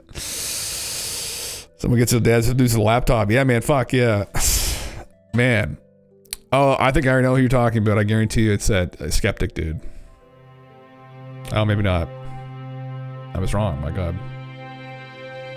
Revenge of the Bent Pyramid. Welcome to History for Granite. The Bent Pyramid of Snefru and Dashar is the most commonly considered a failure. Interesting. I'll have to check his stuff out, man. Maybe we'll go over this in the end here. I'll put it at the end of the list. Yeah, interesting. As you see here, we achieved this in just a few days. Yeah. I don't know. With enough people, you may be able to make some kind of a dent. The problem isn't even that that they couldn't cut shit. Well, that is a bit of a problem, but it's the scale and the level of precision. The level of precision is really the issue. As you can see with the saw like that, there's a level of precision employed within the chambers at the Great Pyramid that's unbelievable. And that's not from me. That's from engineers that have gone inside and looked at the place, scanned the place. So that's one of the problems. I'll go over this in a second as well. But yeah, conventional theories, I guess. Yeah, and I think fair enough. They want to eliminate all the other crazy shit that doesn't necessarily align with what they've found up until this date and time. Like they haven't found any alien laser beams or anything like that that's truly incredible that would suggest otherwise, from like copper tools or whatnot. Really, the only evidence is kind of the size and scale and level of precision employed in the sites, I think, which is a problem because you're like, well, where's your stuff? And it's like, well, we don't know. We have no idea. It is a problem, but it doesn't necessarily mean the absence of evidence is not evidence of absence either, right? So, yeah. The channel I linked goes into all these expeditions and what they were looking for and what they found. Oh, interesting. I've never heard of it, man. Where the fuck did I put it? I just put it right here, didn't I? Yeah. History for granite. Oh, okay. I'll have to I never heard of them. Yeah. The search for flaws be the result of historian's fallacy. The video looks at thousands of casing stones in the pyramid to see if the damage matches the traditional story of Egyptology or if another explanation is supported by evidence. Yeah. This, again, getting into like the dogma involved with some of these people in academia over the years, it's a huge problem. It's been an ongoing problem in all of these different disciplines. What's the real problem? Human beings, ultimately. And people psychologically, who just have their issues psychologically. So, yeah. Their mystery room, they only knew existed because of their tools, but they never actually entered it. Interesting. Okay. Why not? Well, then they get into like, don't want to disturb the area. And it's like, man, fuck that. Get some TNT and blow that fucking thing. That's my opinion. That's my take on this. Like, we don't want to obviously just completely wreck everything, but like, for instance, what's the chamber under the left paw of the Sphinx, okay? They don't want to get involved with it or excavate it too excessively because, they don't want to damage the site, or rather, Edgar Casey, who's a fucking psychic, a woo-woo psychic back fucking 100 plus years ago, told people that there's a chamber under the left paw of the Sphinx, left or right, whichever one it is, that houses a repository of knowledge from Atlantis, because he said those are the people that built the site. Blow the whole fucking paw up for all I care. I don't give a fuck. It's a bunch of rocks, right? Really. We want that. We want to double check that. All right. And it turned out to be there in the exact spot that he supposedly said it was. Robert Schoch, the geologist involved with investigating the Sphinx, fucking found it using radar under the Sphinx. I actually found multiple chambers. So blow that motherfucker up, go inside and see if there's any fucking books there from a lost civilization. If it upends your theory of history, good. Don't give a fuck, right? I'm not interested in your egos. I'm interested in what is objectively true, right? Did Atlantis exist? Did someone other than the Egyptians build this site? Is it older than we thought it was? Right? Get over yourselves. Get down there with the fucking TNT. That's why they're not gonna allow me on the fucking site, because I don't know what the fuck I'm doing, first of all. Secondly, that's what I would do. But that's all I care about. I want to know what the fuck happened here. I want to dig deeper. I don't want to stop because, don't unsettle the earth. It's sacred. Brother, give me the fucking shovel. We're digging down to the bottom, right? Until we can't dig any deeper. They're super square about it in the Egyptian ministry, from what I understand. The other thing is these professors don't want their theories and dogma blown out. Yeah, that's exactly it. They don't like unconventional thinking. That's exactly it. Yeah. Yeah, that's exactly it. They don't like unconventional thinking. Yeah. They don't want to be blown out. That's literally it. And it's so pathetic. But that's what you deal with when you deal with some people, is they are inherently pathetic. And I don't know, why did I click on this? When archaeologists can't see past their own ineptitude to grasp a clear present interrelation. This is Giza, Egypt. Oh, this is the little filler stones that they see. Yeah, that's what he's trying to show here. Okay. The interconnectivity of the rocks is what he's trying to connect here too, I think, that they're very neatly connected. And nothing, they are not related, and one is just a rock. And this is his connection here, right, that he put here, where he's got England, the Mediterranean, Montana, and Turkey. That one in Montana could, yes, he says natural right on it. It could very well just be a fucking rock. But the ones in England, the Mediterranean and Turkey are interesting that they would do that. I mean, I don't know. This isn't the greatest example of this, but I think there are some other examples you could look at. The stories in the areas are interesting too, right? The stories at Stonehenge were that they're built by giants. If that's in Malta, which I believe it is in the Mediterranean, the story in Malta was that the megalithic sites were built by giants. Now, you could say, well, look at the size of the rocks. People are going to look there and they're going to say, oh, well, the only person that can move that stone was a giant, right? No, it's a little more specific than that, unfortunately. They did find bodies, too, supposedly of people between 7.5 and 8 feet tall. Unfortunately. So it's again, it's like, oh, well, they were just dumb. They didn't know what the fuck they were talking about. It's like, well, no, they weren't. And we might not want to face where that all leads us down the rabbit hole. But anyway, we need a reboot. We need Enzo and Hexadecimal and fucking Bob to reboot us. Yeah. Some kind of a great reset. Brother. I mean, well, that might be on its way. Who knows, right? I can't remember off the top of my head, but I'll look it up when I'm able to. Fuck me. Well, it's Baalbek's another side of this too, where like the stones there are just intricately linked. Okay, this is Dr. Hugh Thomas, who explained to me how there's a relationship between the pyramids, which are 4,600 years old, versus Machu Picchu, which are 600 years old. Well, Hugh, the problem there is that the problems with our conclusions is what's being brought up, that our assessment of the age of the pyramid might not be correct, and our assessment of the age of Machu Picchu may also be incorrect. I mean, we have to get into like how convicted are we in these dates, right? And we should be able to look at this objectively and not like be emotional about it. I mean, what kind of evidence do we have to support this? I mean, I think in the pyramids, they're convicted. Well, mainly it's based off of one cartouche in the Great Pyramid that ties it to a pharaoh in that time period. But there's supposedly some work they did too from within the stones that they think they were able to carbon date something around that time. But I mean, it's complicated, man. Like they know full well that there could have been reconstruction projects in that area, and maybe that area was reconstructed. You'd have to go through the whole fucking thing, right? You'd have to dig right. You'd have to start pulling it apart really to find out. And again, don't get me at that site, because I would probably put that theory forward. I'd be like, well, let's take a couple of stones off the top, but like, you know, just a couple's not going to hurt it. It'll still be will it still be the pyramid if you take a couple stones off the top, right? Are you still Dr. Hugh Thomas if I take both your ears off? Right? Are you still dear? You're still Hugh, right? We'll just take a couple pieces off the top, but just to run her through the fucking machine to tell us, you know, how old it is up there, right? I don't know. I think it's just a very dogmatic way to look at it. So explain to me how this doesn't make any sense, because the dates are, it's like, brother, man, the dates are fucking wrong. How many examples we have to bring up of people misidentifying things or being wrong about their dating? I mean, the Moai are a really good example. Yeah, they're dated between 1,000 and 600 years old, but none of it makes sense geologically. So it's like there are issues with people from different disciplines coming and looking at these sites. It's like, we want a top-down, we want to understand what the fuck is actually going on here.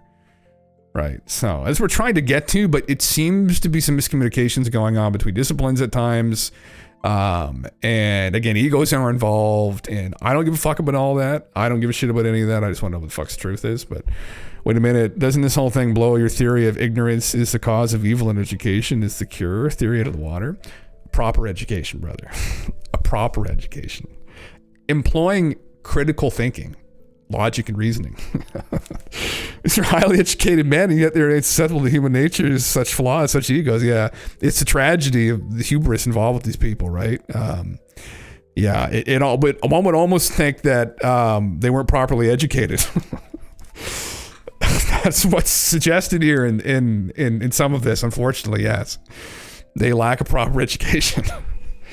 You know. They're good at looking at the rocks, but it's like, are you good at thinking, right? I mean, if you're a philosopher in anything and you've achieved a PhD, right, you should be, right? But then so many people are not. Sadly. There's lots of people that are, though. There's some people that are not. So, did any people use boats back then? Yeah. This is a good one. Did he respond to this? Or he just stopped replying to it, probably? Yeah, he stopped after that. That's what I imagine, yeah. Oh, fuck me. It's very hard to break out from the mold too, right? And that's the thing, yeah. It's hard to break out from a mold once you've been set into it, right? And it's complicated, and to be fair to some of these people, we become so hyper-specialized over the last century, right? Where initially, really what you had looking at a lot of these sites, people that became really kind of involved in these areas. There were a lot of people from the church, right, that were involved in geology, I guess, right, and archaeology, because who the fuck else had time to do that kind of shit, right? And so we become so hyper specialized in these different disciplines over the years that I think people have kind of become segregated away from each other. And for instance, experts in Egypt never really talk enough to experts in like Peru or in Bolivia or Chile. And they're like, oh fuck, like there's similarities here between some of these statues, and like the fucking stories are the same, and anthropomorphically even the statues look really similar. Like, is this the same fucking group of people maybe in the past? And it's like they never come together and have this talk, right? And I don't understand why not. Again, I think just because they're kind of segregated off into their own little corners. But it's too much hyper specialization maybe, right? So I don't know. Doesn't matter how much education you have, you're still a human with a flawed nature. That's exactly it, man. And I think we should be approaching things with, you know, a little bit more humility at times, right? ProPixel video analysis. What's this? Yeah, way too dank. Video is fake. Oh, he does analysis on. Oh, this is the thing. This video is fake. The moments before the Cybertruck explosion is this real? What have people said on this? Yeah. This video is fake, above my pay grade. Yeah, it's above mine too. Dear God. I don't think it's someone will have to fucking look at those claims. Holy fuck. Oh, Jesus Christ. Yeah. I don't even know. Anyway, what else is up here? Oh, this. Speaking of woo, shit. This great guy. I follow him. I think he followed me back, actually. What a nice guy. Probably doesn't watch any of the stream. What this fucking idiot doing with all these pictures, right? Talking about all this shit. Well, you know, I find these to be interesting. Apache medicine shirts from the 9th Annual Report of the Bureau of Ethnology in 1892. I don't know if they're from 1892 or they're older than that, but there's just some of the iconography here is very interesting. Again, the cross looks like a Maltese cross. Now, if it's at that point in time, that's not that far flung because we would have been over here influencing neighbors sometime. But depictions of, you know, things interesting. The Templar cross. Yeah, that's what I noticed as well. Depending upon how old this is, there's examples of this kind of cross being present actually before we would have interacted with them. Which I find very interesting, and I brought up before. It's a very interesting phenomena that's throughout the Middle East, the Mesopotamian area. The cross is very prevalent, and it's tied to some, I would bet, some kind of astronomical phenomena, some kind of a comet. So you wonder if this isn't a similar representation here shown by peoples, Native American peoples from, where were they from? Oh, I didn't say specifically. Apache peoples. Of something similar that they'd witnessed. So, yeah. Fuck. But yeah, it was a 1 minute long video. Oh, it's a 1 minute long video. Here, I'll play it. Yeah. All right, I think this is a fake video, and I'm going to tell you why. I'm just going to get right to it. This is a shot of the truck that's on fire. Here is the front of the Trump building. You can see the way the doors are in this vestibule area, and then here is the picture. Here is the video from the camera. As the security camera sees the truck and coincidentally can see inside of it like this. And here are the doors. If you go to this and you compare the doors in the Trump Tower to the doors that are behind this vehicle, they are absolutely not the same. There is a window here. There is no window here. This angle is weird. I think this may be AI. I think this is AI. because of the way this angle is off. AI does this. Angles are off. In like linear objects don't get perfect placement in 3-dimensional space in AI. It's not perfect at that. I think this is a fake video. So we're all looking at this thing. Could it be an optical illusion that the window is actually larger and it's just looking like it's cut off because there's an object behind the window? Was he alive before or not? This isn't even the video of the Cybertruck. I mean, to be fair, well, not to pick at it, that's pretty specific render for an AI video of the Cybertruck, isn't it? I mean, how specific can AI video render it? I mean, I don't know. Yeah. Yeah, there you go. Yeah. Yeah. Yeah, I don't know. Yeah. That is huge, brother. Brother, you are right, brother. Brother, you've seen through the illusion, brother. What does it all mean, brother? Yeah, I don't know. Fuck, that's I'll have to dig into that one later. I would say probably it's just an angle thing. That's low quality camera, an angle, maybe something behind the window, optical illusion shit, maybe. Who knows? Oh, this is what they're going to bring up in regards to, I'll get back to the alien stuff here later. I got a lot of shit up here. Jesus fucking Christ. This is in regards to the kind of Apache symbol I just went over a second ago. I love this guy's content. This is one of the guys I followed on X, and I'm so glad that I did. He, like, every day is posting amazing shit about these mounds all over the United States. The oldest mound currently known in the Americas is one of the mounds on the campus of Louisiana State University. It is 1,100 years old, dated to 9,000 BC. 31 carbon dates were performed to establish the construction dates of both mounds. One is a photo of the mound's site, and there's the Wiki Commons. There's a published report there. Yeah, people at the fucking university probably walk by there every day and think it's just a fucking hill. But someone made that hill. What is the oldest North American dolmen of which you are aware? Extremely interesting, right? And again, you know, you want to take it to like more woo conclusions, but tons of reports. Dozens is not, it doesn't do it, just hundreds would not be an exaggeration of reports of what they found in the mounds, which were people that didn't resemble the Native Americans. Which is insane that that's even true. And it took me a while to go through it all, and because I just didn't believe it initially either years ago.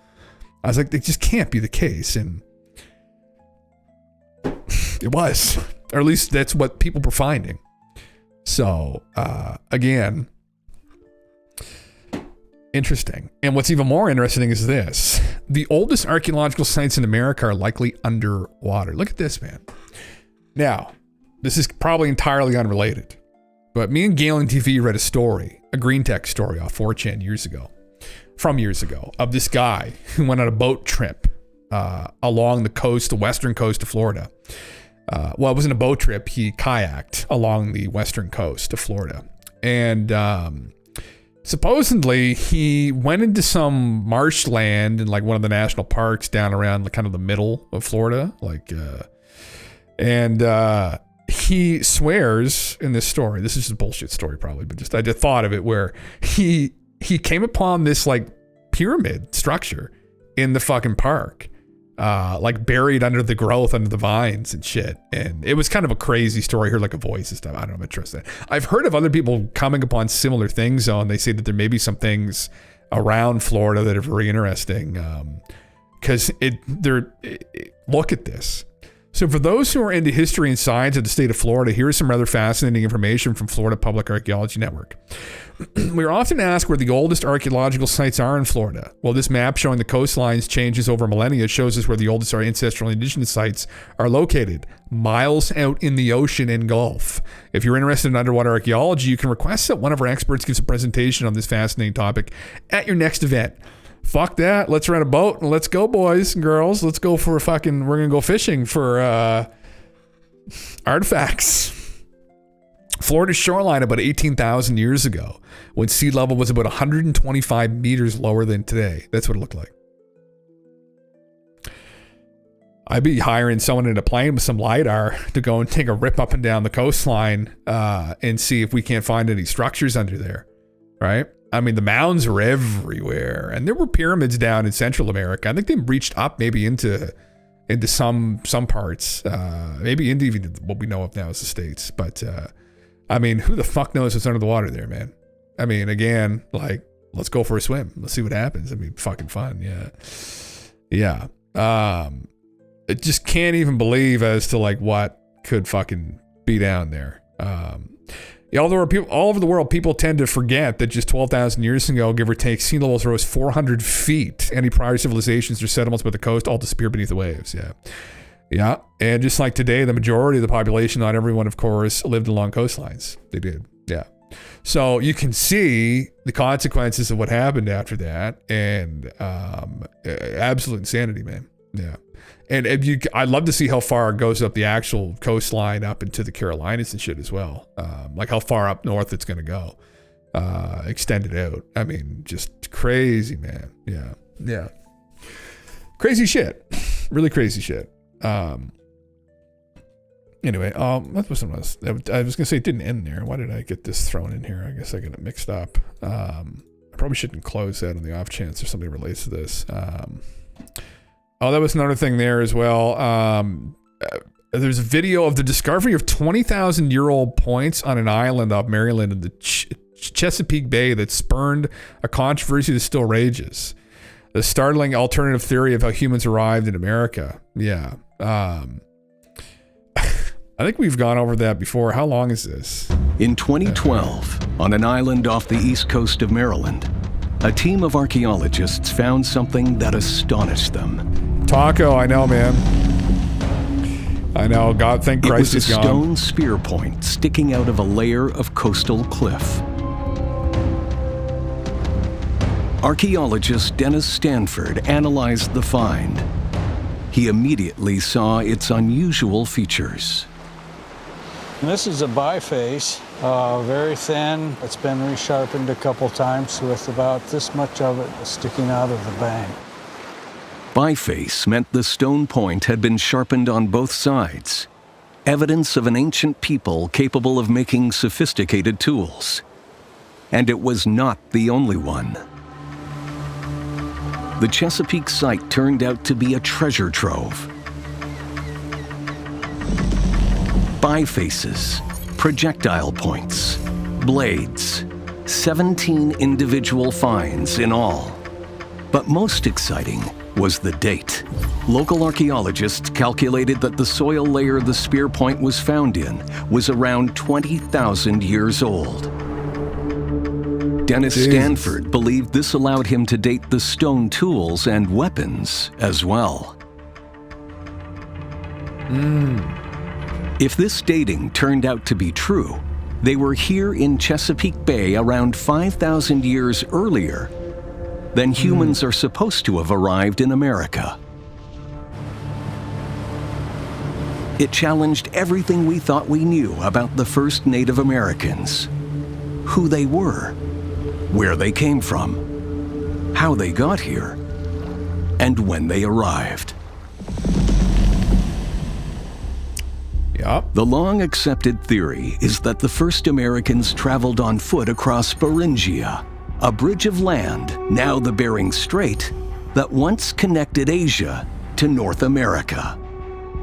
What we believe is that Native Americans entered the continent sometime maybe around 16,000 years ago, and that the first migration must have been along the west coast, because we have Native Americans down in South America quite far, about 15,000 years ago.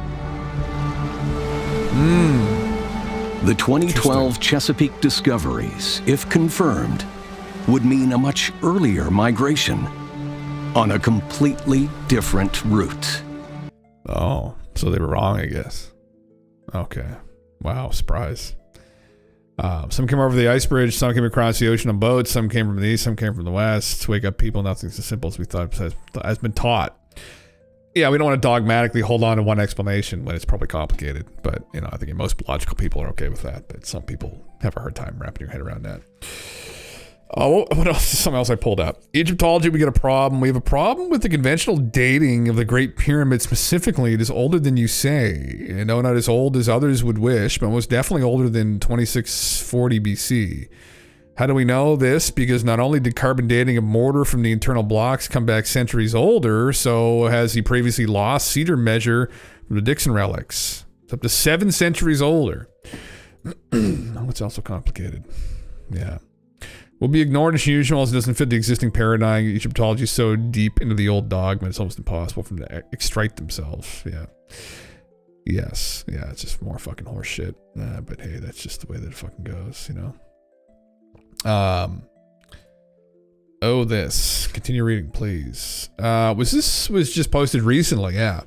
I thought I'd bring this up. This is, again, for people that aren't familiar with this argument. It is actually by, where is he here? Ben. Let me just close some of these videos out so I remember what I have up here and what I intend to look at, and et cetera, et cetera. Ben from Uncharted X. Where is Ben at? Anyways, in there somewhere. These stone vases, those are modern stone vases there, are pre-dynastic, very old. The 22 stone vessels from Matt Beal's collection. They have been making waves recently because we scanned them. 3D scans of them. Some guys from Lockheed scanned them. They're metrologists, so they deal with material analysis. And one of the guys is actually Chris Dunn's son. Chris Dunn is one of the... I don't know if he's background in engineering or again in fabricating, but anyway, he worked for aerospace companies himself, and he's a guy before the Giza pyramid theory. Sorry, there's a theory that the Giza pyramids, the Great Pyramid of Giza specifically, was some kind of a machine, which is a lot for some people to swallow. But that's the level of precision involved there, and he has some evidence backing up his theory even. In that they were using chemicals and involved with this machine that have been found in shafts leading into the king and queen's chambers to back up his theory. So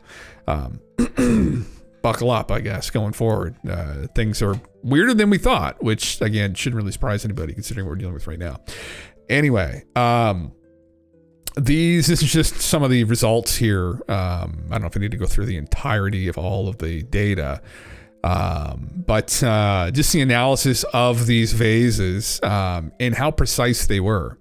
Unbelievably precise. It's a TLDR on it. This is just some high quality data on it. What did I look at in here again that was interesting? I can't remember. It's nothing short of astonishing to find that the most precise vessel of Matt Beal's collection is characterized by the circularity error 0.6 thousandths of an inch and the centering error. These errors approach limitations of my analysis algorithm, which is 0.2 thousandths of an inch. The precise class average errors are as follows. Such surprising precision indicates a highly advanced manufacturing technique. So it was at the limits of his program, is how precise they were. On the other hand, the imprecise vessels in Matt Beal's collection are characterized by the following class averages. 12 thousandths of an inch and 23 thousandths of an inch. Okay. This manufacturing quality is indicative of a much less advanced manufacturing technique. In other words, there's a huge gap in quality between two classes of artifacts, which spans more than an order of magnitude in precision. Given these results, I speculate that the precise vases were machined using advanced tools, since the lathe marks are clearly visible in the inner surfaces of the vases where they were not polished away completely. Man, the precise vases are strikingly symmetrical and beautiful. Relics of an older culture that were mimicked by the Egyptians, potentially, right? Is one of the things put forward, kind of like the pyramids, where you notice that the older sites are more precisely crafted than the newer sites. And so that's kind of a conundrum. That's normally not how progression works, right? Unless you're progressing off of someone that was better than you and built something and you're copying them.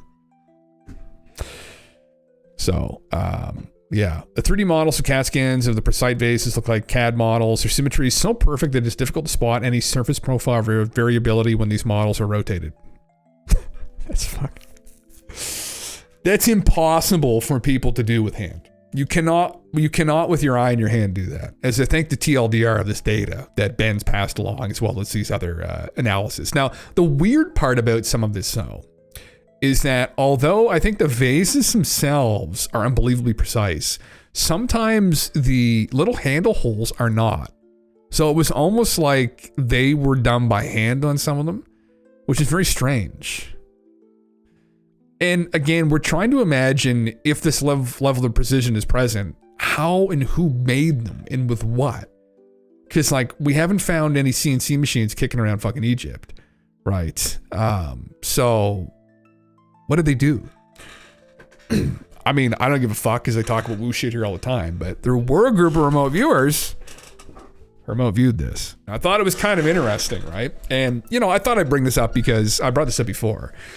But people like Graham Hancock have suggested that maybe this prior civilization was either, well, he doesn't really nail down how advanced he thinks they are, but that maybe they had another kind of technology path and they were using technology differently than we use today. The other possibility is they were really advanced and maybe they weren't from around here, which is like full-blown ancient astronaut hypothesis.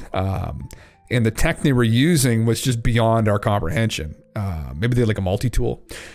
And I didn't just pull that out of my ass. That's literally what these remote viewers supposedly saw when they looked at, well, it wasn't even related to Egypt necessarily, but this Vajra tool that is talked about for many different cultures, actually. It's just a little tool, but they got that this thing was involved with constructing pyramids and artifacts. And I was like, man, how fucking strange do things get, right? I mean, I don't know, right? I have no idea.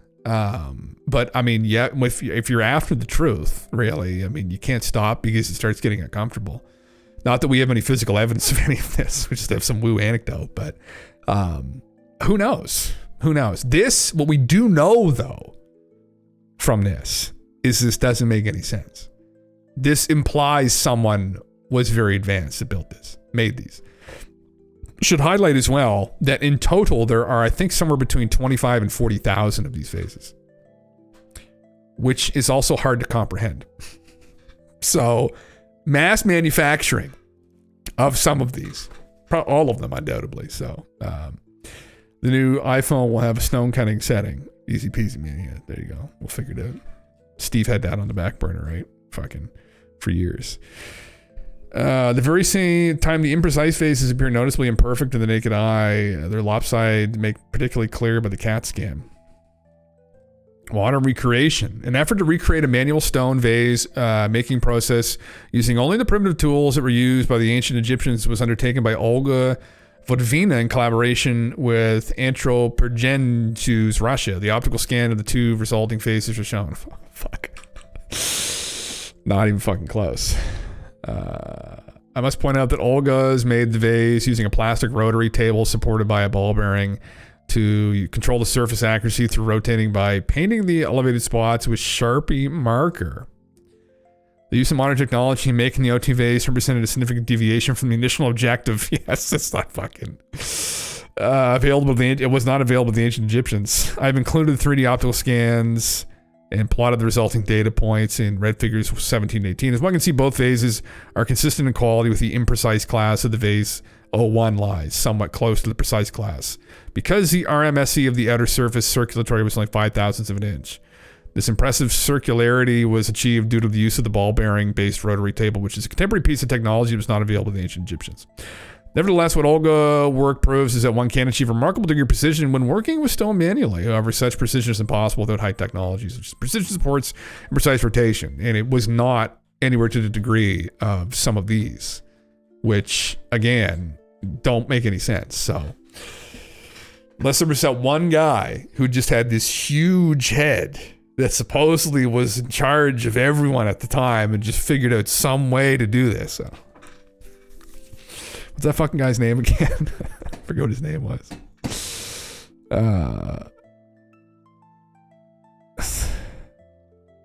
Fake evidence of Tesla's explosion. Berg is alive and he's coming home, period.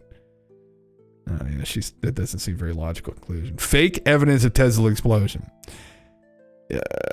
there's a couple of reasons why people come to conclusions this quickly, right? One is because they're trying to build a following and they're just trying to get people onto their videos, their posts, because they just want support and they want to blow their follower count up. They don't care who's following them or why. They just want as many followers as possible because that's hoping that's going to pay the bills. You know, it's just ulterior motives, right? Not everybody's just after the truth. They're after just like their fucking bank account or whatever the fuck, right? They just want to go do whatever's possible. And, you know, look what she's achieved. Look, why I can't say anything. Look, I have 175 followers on Twitter. Fucking most of them probably bots. Something like that. She's got 18, she's gained 1,000 followers tonight. You know, she'd be running to the bank laughing. I'm be sitting here poor. Right? Fuck, that's the price I pay. That's the price I pay, huh? I could just start ramping this shit up and be like, oh my God, guys, it's all fake. It's all fake. We're living in a fucking illusion. Yeah. It's all fake, right? That's what happens, though, right? I mean, anyway, it's just how it goes, right? Yeah. Coming home, period. Yeah. The community note shows maybe time for them to vet whether to add. Okay, first reply to her dude ain't wrong. Whatever you believe, you shouldn't be making these ridiculous claims. He was a veteran who had a family and friends saying he's alive, and coming home based on your vibes analysis is dirty and disrespectful. Yeah, I would have to agree with that, Mike. Slick Mike, I'd have to agree with that. He's alive. I mean,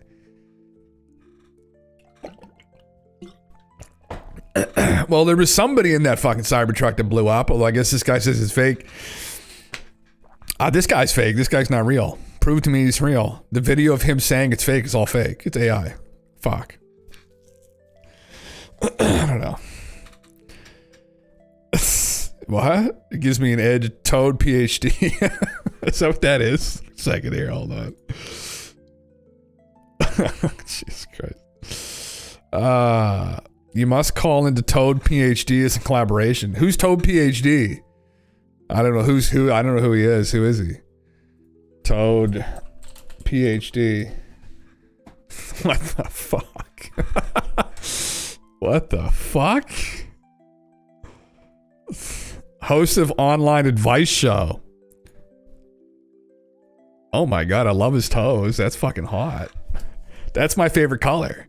My partner just got her nails done and they were green. I said, those are nice. And I was like, could be nicer if they were sparkle. Fucking, I love sparkle. If I was a woman, I'd be like basic bitch. Fucking, I'd be like sparkle nails and shit like that. Bro, like, oh, are those Mentos in between these toes too? Oh my heavens, daddy. Just to keep your mouth fucking fresh after sucking on them. Business inquiries. Host of online advice. I have no idea who he is. Holy fuck. He's on Twitch TV. Oh, he's got quite a following. Oh, this is... There was a guy... Was the other guy did this though, right? He was Gecko or some shit, right? He's not for the faint of heart. Okay. Does he have a PhD? Yeah. Holy shit. Yeah, therapy toad. Yeah. These B-roll. These are Twitch streamers though. He takes calls on streaming his advice. Yeah. Oh, they both do. Okay. Lyle forever. Yes. Oh, this guy does not have a PhD.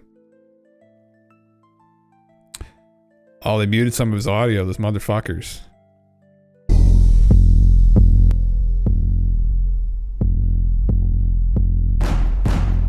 Brother. Oh, they muted all his audio. Gangs welcome. Oh, that's pretty inclusive. I love it. Is his belly just hanging out? Gotta be fresh, gotta go downstairs. Gotta have my bowl, gotta have cereal. Seeing everything the time is going to. Oh, I've got PTSD from this fucking song. I don't know if I can. Gotta catch my bus. I see my friends kicking in the front seat, sitting in the back seat. Looks like somebody's getting in trouble because of the. Oh, daddy. Oh my heavens. That's this is a Christmas sweater. I love the makeup. Yeah, He's from the vocal. stratosphere. Mike That's Tyson true. for some Mike Tyson. Yeah, Mike Tyson's anus was on the screen. Yeah. Yeah, that's unfortunate. I think well, no, I That's actually don't have unfortunate. that anymore. It's gone completely. There's no No, backup. that's unfortunate. That's unfortunate. Oh, brother. Amen. All right. Yes. I'll have to check him out. Fuck, man. I don't know. There you go. That's my kind of vibe. I like that. Yeah. Yeah. Toad is brain rot. I get my brain rot from Rhizome. I don't know who that is. Yeah. This boy, he vapes hard, does he? He's a big vape energy. I don't know if he collaborates with me. Fuck. I could call into his show, though, some night that I'm streaming. We could have a chat with him. Fucking talk to him about, like, how I get my toes painted like that. Like, how he goes about doing that. Talk to him about, like, what the inside of his toes tastes like, right? I don't fuck me.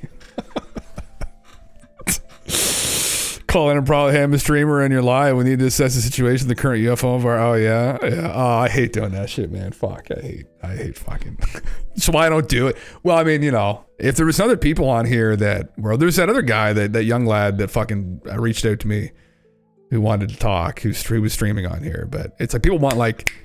Like, I'm doing it right now. Come on, listen right now. I'm like, no, bro, I'm fucking doing something. I'm not fucking. You want to do something? Message me and we'll figure something out. But I'm not doing something right this goddamn second. Like, yeah.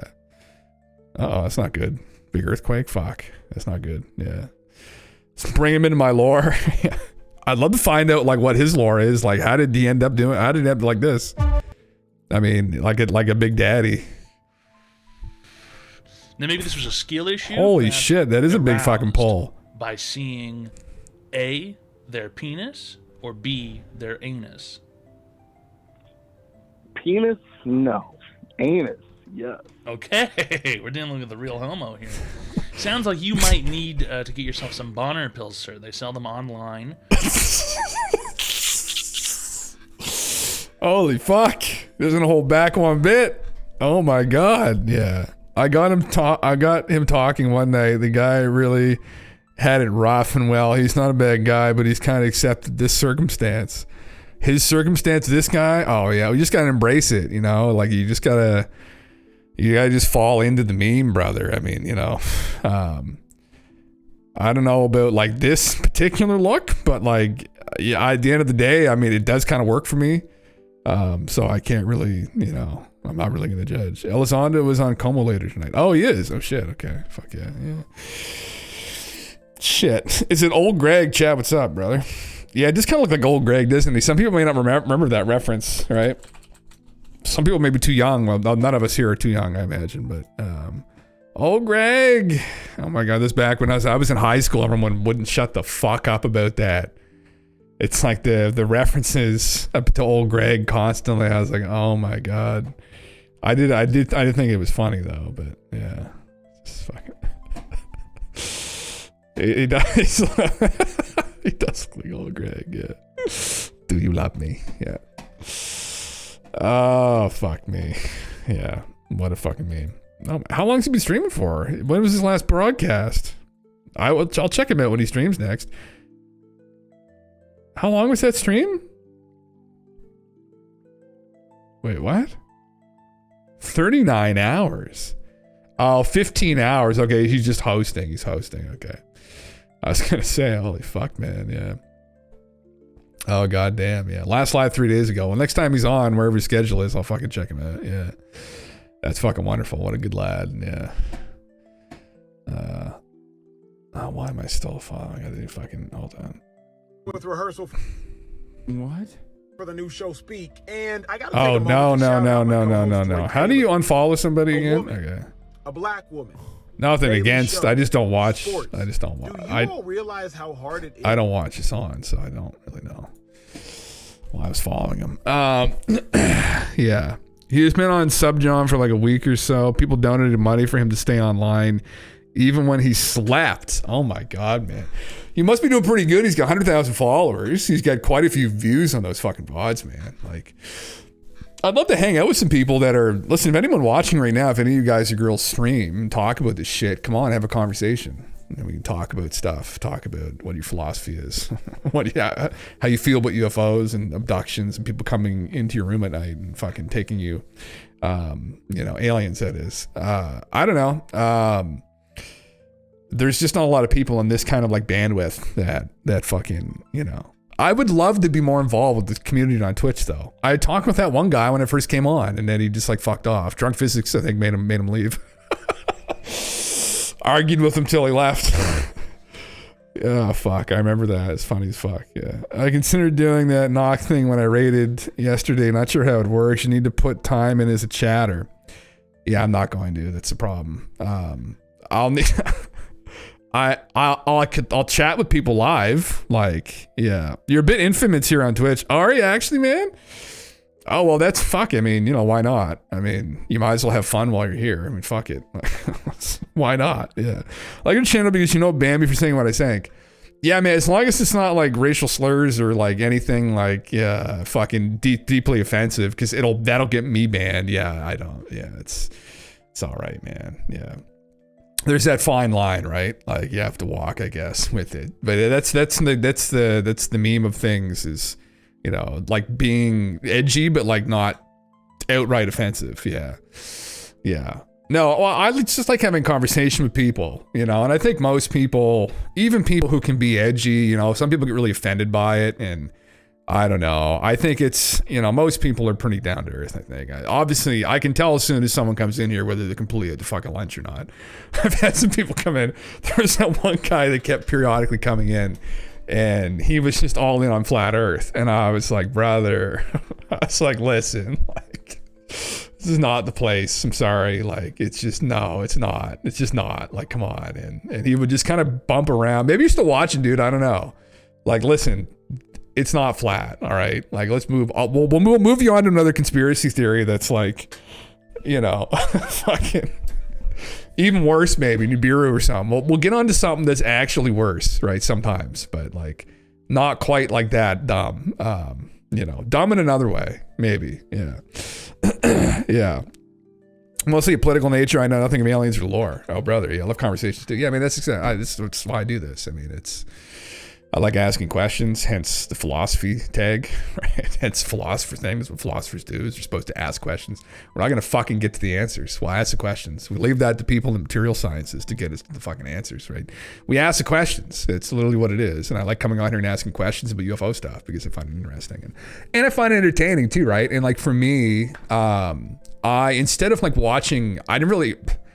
Obviously, I've seen some like fiction shows, but like instead of like reading fiction novels, right? And people's like fantastical worlds they've created, I'd go listen to Alex Collier or David Icke or Alex Jones in the fantastical world they've created. And it was like my fan fiction or some shit. Like that was what I enjoyed. I was like, because with those guys, you're like, well, I don't know that he isn't talking to aliens. So hypothetically, there's a chance that there's some truth to this. And well, what a crazy story. What if it's true, right? Most of the time, I was quite inebriated when I was watching those things, but because it enhanced the experience for me. Like it shut down like my rational, logical mind. And I was like, bro, fucking, they're from where? I was like, what? They're from what star system, bro? Like, okay, like fucking tell me more. Like, and it's like 7 hours later, it's like 4 a.m. I'm like, oh, fuck, bro. I miss those days, but now I talk about it on the internet. So fuck it. Yeah. Really want to get into the free thinking community. Turbo Jack may still be here. These guys talk about everything and anything. Okay. If you can stand Bim Bim, that guy is such a retard. We have fun over there. Oh, really? Oh, this guy's on Kick.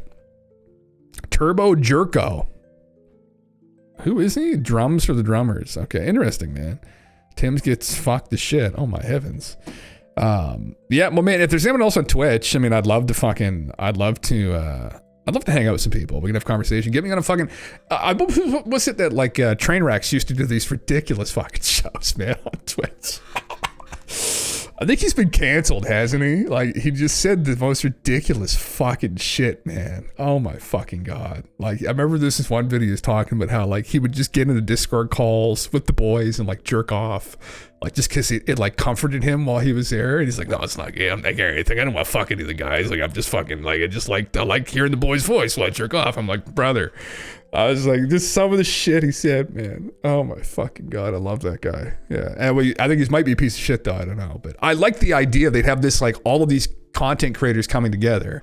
Obviously there's like levels, like people that have a lot of viewers, like you need to kind of like, they don't have the time, but like if there's like some kind of group chat talk or some shit, I'd love to be a part of that and have conversation with other content creators on here.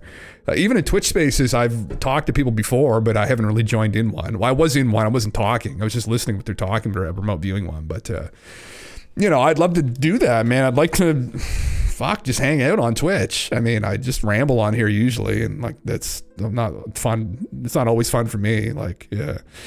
There are Discord servers. Those are the Discord servers. Every streamer has them, but you need to get into the streams to find them. You're not going to do that. Well, there you have it. Yeah, no, I'm not going to, yeah.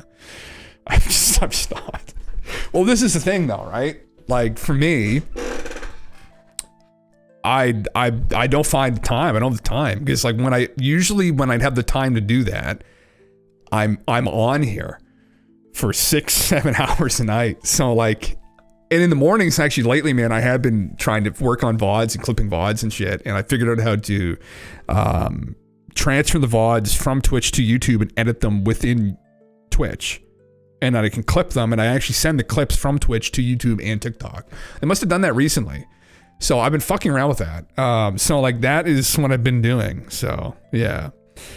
Yeah. I was on there and gave a lecture on economics, moral philosophy, and the nature of politics. Oh, fuck yeah, man. Hell yeah. Was he reciprocal for any of that? Did he digest any of it, or fuck yeah. Hell yeah, man. Virtue ethics, right? Be a proponent of virtue ethics. Be a virtuous person. Strive for that. This age of just depravity now, right? And people out selling their bodies and forming parasocial relationships with 13, 14-year-old boys on fucking OnlyFans to try and suck their parents' credit cards dry, you know. Like we gotta aim at something higher here. You know, that's it really. There's many of us here probably in this community are not young. I think everybody's like over the age of 30 pretty much. But there are other communities where there's a lot of kids, man. And if there's anything that I can advocate for, it's the value of like living a virtuous life. And I think that's something that needs to be talked about more. As well as advocating for critical thinking, and be logical and employ reason, and you know, don't be a dingus, right? That's the other thing. Approach things logically, rationally, right? So yeah, you got to be thick-skinned though. Insults will be thrown in very controversial topics such as women's voting rights up for debate. Oh my Jesus Christ! Who the fuck is Jesus Christ? I think we need women's opinions. We need the female voice. We need there's gonna be a balancing in the yang. Your following has grown a bunch in the last month from all the drone stuff. Yeah, I know. Thank you everybody for coming in here and hanging out over that. I mean, fuck, we're still not any further along in understanding what the fuck's going on. But I think we can probably rule out the Chinese. We can probably rule out anti-gravity at this point. Yeah, I mean, I haven't ruled out aliens yet. That's the most important thing of the whole channel. Is it always needs to be left open. That door can never fucking shut. Sometimes it's just creaked open. Sometimes I kick it open, but it needs to always be open. So that's the most important fucking thing. Yeah. HX Pins, you're here. Yes. Yeah. Yeah. Start rating content, liking content, and you'll grow further. You can open a collab. But man, well, you got lots of good recommendations. I rated that one guy, did you? I think he followed me back. I fucking haven't watched his channel again, but I don't know. I mean, I'm trying to think of, here's the people I follow now. Paleontologizing. You, Harry, Calvarium, and then Toad PhD, and then Zachrar. I have to be completely honest, and I don't really watch Twitch. I just stream on it, honestly. That's the other fucking problem, right? So, yeah. Yeah. Yeah. Yeah. Fuck. What else did I have up here? All right, something else, didn't I? Anyway, went over the faces. The faces are interesting. Aside from just riffing and memeing and whatnot. But yeah, I'd love to have a conversation with people. Yeah. I love to do this more, man. I love to keep growing the conversation. I think it's kind of what I need to do. Me and Galen TV were talking about this today, where it's like trying to figure out ways forward on here. I think really just growing the conversation is what I'd like to do. I mean, I think I facilitate conversation. That's something that I do. I mean, obviously my background academically is in philosophy, and if I had money, which I haven't had in some time now, I would probably go back and I would probably try and figure out a dissertation. And not that I want to go and lick the boots of people in academia, but I would, those letters are obnoxious to get, but I probably would like to have them, just because, I did like aspects of academia, at least in the philosophy department I was in. I thought I did enjoy it, but, I'd like to go forward in that. I'd like to become a more accredited person. But, you know, you can always become a more learned person too, and that's important. And but I would like to do that.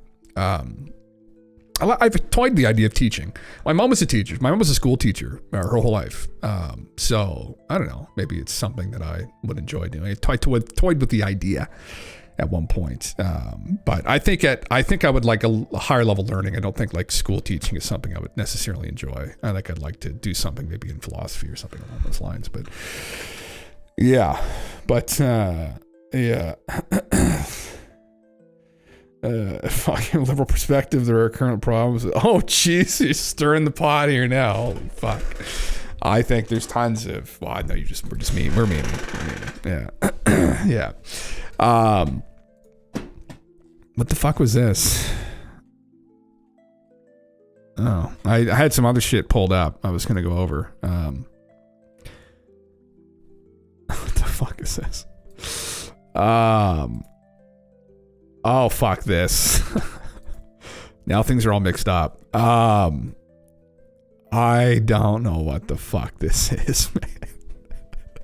This is schizo. Oh my god, it's long. What in the fuck, brother? Oh, he's got Jimmy in there. That's not good. We can just come back to the chick with four legs. Oh my fuck. Well, this is definitely something that's relevant to schizo discussions. Mind bending. This man hacked. Someone shared this. I could probably click back and see who it was. Like someone that I knew. No, not that I know personally. Mind bending. This man hacked the matrix of human consciousness. He found a way to communicate with people inside their dreams. The implications beyond terrifying. Here's what he discovered. Lucid dreaming. Meet the discoverers. Michael Radigu. He wasn't a neuroscientist. He wasn't a psychologist. An ordinary man with an extraordinary obsession. What if dreams are more than illusions? What if they're gateways? His questions would lead him to a groundbreaking discovery. Radigu's journey began with a haunting experience. One night he found himself paralyzed in bed, unable to move. Shadowy figures loomed over him. He thought he was dying until he realized he was awake in his dream.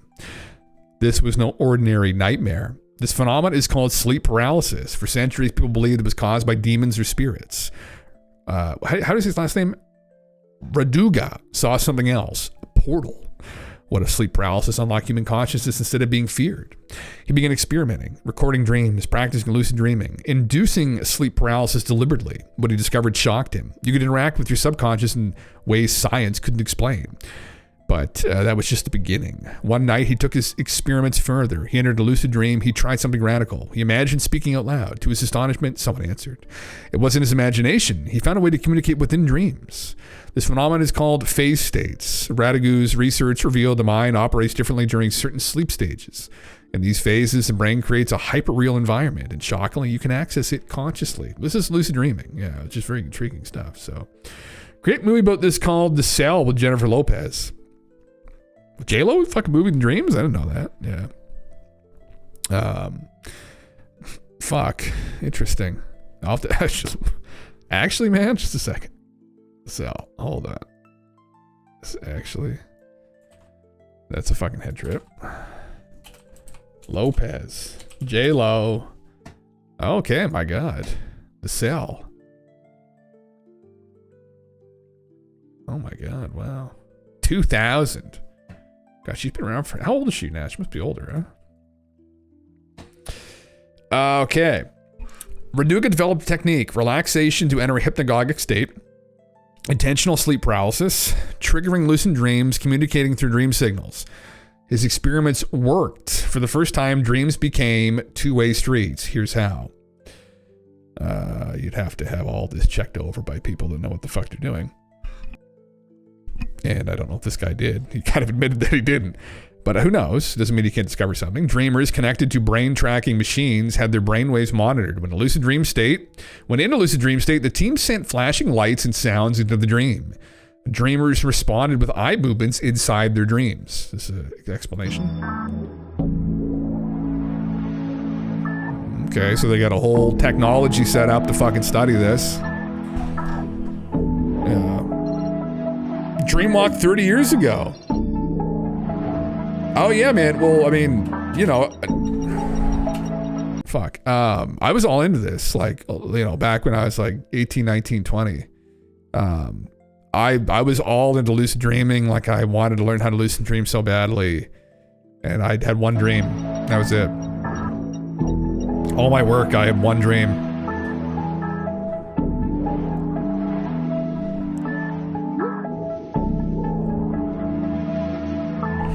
Okay, that's an interesting visualization. Let me explain in simple terms.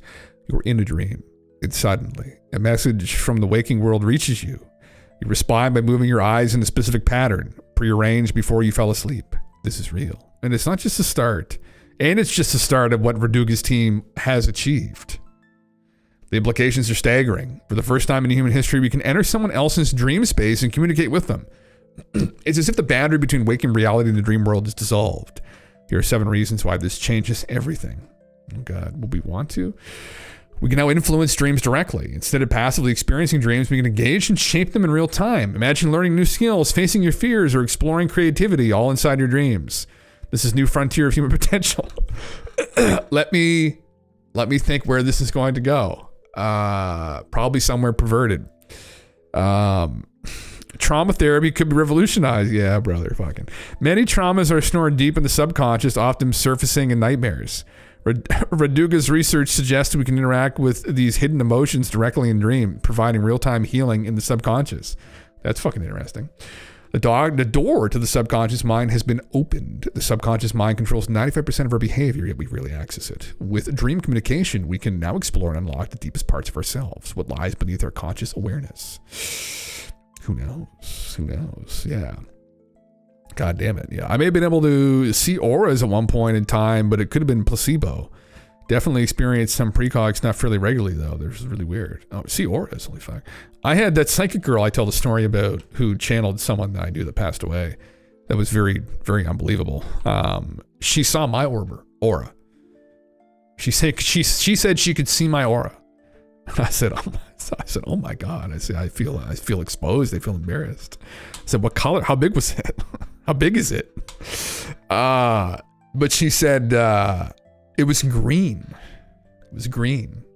It was green, right? It was green. You know what? I was funny. Actually, you know what she said? I'll tell you what she said. Because again, you know, I have no fucking idea, right? She said, oh, you're a green. I was like, what the fuck's that? What do you mean I'm a green? She didn't expect I was going to be a green. I said, what the fuck? What do you mean didn't expect me? It means like a healer or something.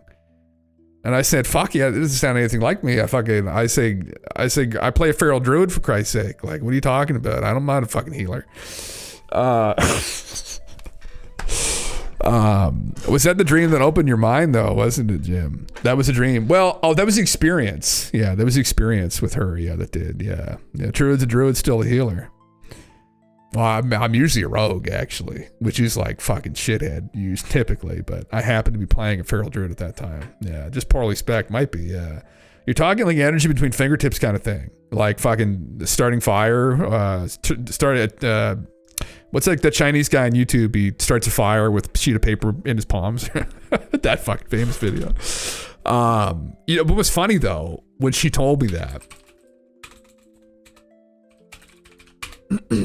I went to I remember this is around the time I was looking to Myers-Briggs personality types. You know what I thought was funny was when I did it, I went to the personality types. Now, you know, it's one of these things, right? Jung was all about these archetypes, right? People would fall into these kind of archetypal personalities. And he was all about this kind of collective unconscious, maybe. And maybe, here, you'll look down, what color the advocate is. Right here, green. I said, oh, isn't that? That's kind of interesting, actually. That's what they it's where my personality fell into here within this. And obviously this is blue here for the Sentinels. I get the Explorers are yellow, and then purple are the analysts, but the diplomats are green. I thought that was kind of strange, though. I was like, that's very interesting, actually. But maybe just a coincidence, right? Green's a pretty popular color, yeah. You do conjuring and cheap tricks, I'll stick to my trusted steel and warrior class, brother. Although, yeah, it's my go-to usually. But anyway, yeah. What did you say? Your ENTP? Which one's that? ENTP? ENTP? What's TP? Oh, ESTP. Fuck. ENTJ. Oh, ENTP, the debater. Oh, interesting. Smart and curious thinkers who cannot resist an intellectual challenge. Oh, interesting. Okay. The debater, there you are. You should be in politics, did you? Do it, yeah. Reckon the diplomat is accurate on you, Jim. It's a diplomat on me? Where's the diplomat? Oh, and here? Yeah. Advocate. Is this what I got here? Gandalf. Or fucking whoever this is. Some wizard. He's got a wand in his hand. Quiet and mystical, yet very inspiring and tireless idealists. I have a loud voice, but I am in most situations. I'm not very extroverted. I'm very introverted. I'm just on here in front of a camera. And I was also a musician, so you kind of are forced to come out of your shell when you're singing songs in front of like fucking 60, 70 people, 100 people, depending how big the gigs were. But naturally, I'm kind of quite quiet. But I think it does fit my personality actually quite well. I mean, obviously, it isn't fit on exactly, but I kind of dig it. I don't know. Advocates are quiet visionaries, often serving as inspiring and tireless idealists. I mean, I'm more of an idealist now than I was probably, but I don't know. Yeah. They tend to approach life with deep thoughtfulness and imagination. Their inner vision, personal values, and a quiet, principled version of humanism guide them in all things. I would vibe with that. Introverted, intuitive feeling and judging. Yes. Absolutely a judging personality. Definitely. Feeling, I think I'm feeling as well. I'm an introverted, I am, and intuitive as well, I think, yes. Yeah. I think I definitely, I vibe with Jung's archetypes. I know some people don't agree with them or like them, but I do see that in people, for whatever that's worth, that there are like these kinds, and it's probably just to do with just kinds of people, but there are these kinds of archetypes with people out in the world. I definitely, I like this. I like looking at the world like this. And it's not just because I love fantasy archetypes, right? Of like the rogue and the mage and the warrior, the wizard or the warlock but I kind of see that in people, and you find people sometimes of like mine that are like this as well, and you're like, fuck, union leader of sorcerers at night. Fuck. Oh man, those schizo fucking AI songs, man. I'm enjoying fucking around with that. Yeah. Oh, you're the top one. Yeah, which one are you? Edge. Yeah, you're the mediator, Ordinary. Interesting. Yeah. I think DM Leak was also the mediator. But yeah, what kills me are your ENFP bones. What's EN? Oh, you're the campaigners. You're also a diplomat. Yeah, enthusiastic, creative, sociable, free spirits who can always find a reason to smile. Yeah. So there you go. Personality type of the extroverted, intuitive feeling and prospecting traits. These people tend to embrace big ideas and actions that reflect their sense of hope and goodwill towards others. Their vibrant energy can flow in many directions. Who were personalities? Robert Downey Jr., Robin Williams, Quentin Tarantino, Kim Nam-joon. I have no fucking idea who that is. Kelly Clarkson, Will Smith. Oh my God. Wow. Who would have thought? You've been known to slap the shit out of people occasionally? Yeah. In the purple one, top of the page. Which one? The debater? Are you also the debater? Or the commander of the logician, the architect? Yeah. Interesting. I like Myers-Briggs.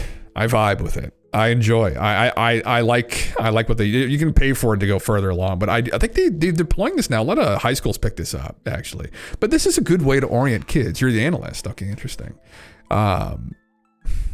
Oh, the analyst. Where's the analyst at? The analyst is down. Where the fuck is the analyst? Debater, commander. Oh, okay. Oh, generally the analysts. Okay, yeah. I took it in high school and college and it was the same. Oh, really? Yeah. I think I don't remember what I did. They did give it to me in my high school. I don't remember what I got. But I've taken it multiple times. And it's always the advocate. So I was like, there you go. That's where I fall into this. But for anybody who hasn't done this, I'd recommend you do it. Get to know yourself a bit better. Right? Right? Know thyself. It's helpful, right? To know thyself. And it helps people know themselves. And I think it's particularly helpful for kids, for younger people. If they're trying to orient themselves, like, where do I fit in with the world? And what direction do I want to go in? And if you're being forced to go to school out of high school, right, which is fucking obnoxious a lot of the times, but it can help kind of orient you towards like living a fulfilling life, because I think that's a huge problem that people still run into, that people kind of get thrown in one direction or the other because you'll be happy here. This will be good for you. This will be good for you. It's like, no, fuck you. Like, you got to find what's good for you. Like, don't let someone else tell you how to live your life or what you want in life or what, fulfills you. I mean, if you want to fucking paint snails, right, and make videos on Instagram, like this, here's an example though. Look at all of these like memers that exist now in these social media spaces who just make meme videos all day. And someone probably told them at one point, what the fuck are you doing that for? It doesn't make any sense, right? Probably back when like Vine started or whatever. And there's so many people now, they just make these memes and these meme videos and like that's their purpose in life. But it fulfills them. That's what you have to find ultimately, is something that fulfills you, I think. And you lead a fulfilling life, and all the better if you can do it for a living too, because then you don't have to be subjected to just like bullshit, and your life just turns into being a grind. And I know what that's like. And I think this is so helpful, and I think in trying to help orient young people into a better direction. Just people in general, not even people young necessarily, but anyone who is alive, right? It's like in Skyrim, like fuck, my character always has gray hair, and he's like fucking like 75 addicted to skooma, and he becomes a dragonborn every fucking time, right? So he's strung out on skooma, fucking thief, stabbing people for their shoes and shit. He turns into the dragonborn every fucking time I do my playthrough. So it's never too late either, right? That's the thing. So you never know. Yeah. Logician Commander. Oh, okay. Nice. Yeah. I made several clans over the years. Yeah. I pioneered several strategies in various games. Fuck yeah, man. Yeah. I used to be an advisor for hacking in gaming club at uni, worked at and loved it. Oh, fuck yeah, man. Yeah. You ever seen a person who seems to be caught by vice and is able to fulfill their destiny or full potential? No, man, there's tons of them. Yeah, that's the thing. Yeah. And you become bitter and resentful and hateful, and when you kind of get locked into that, and I know that feeling, you just become like angry, and and it's anyway, it's helping people know themselves better. Yeah, it is.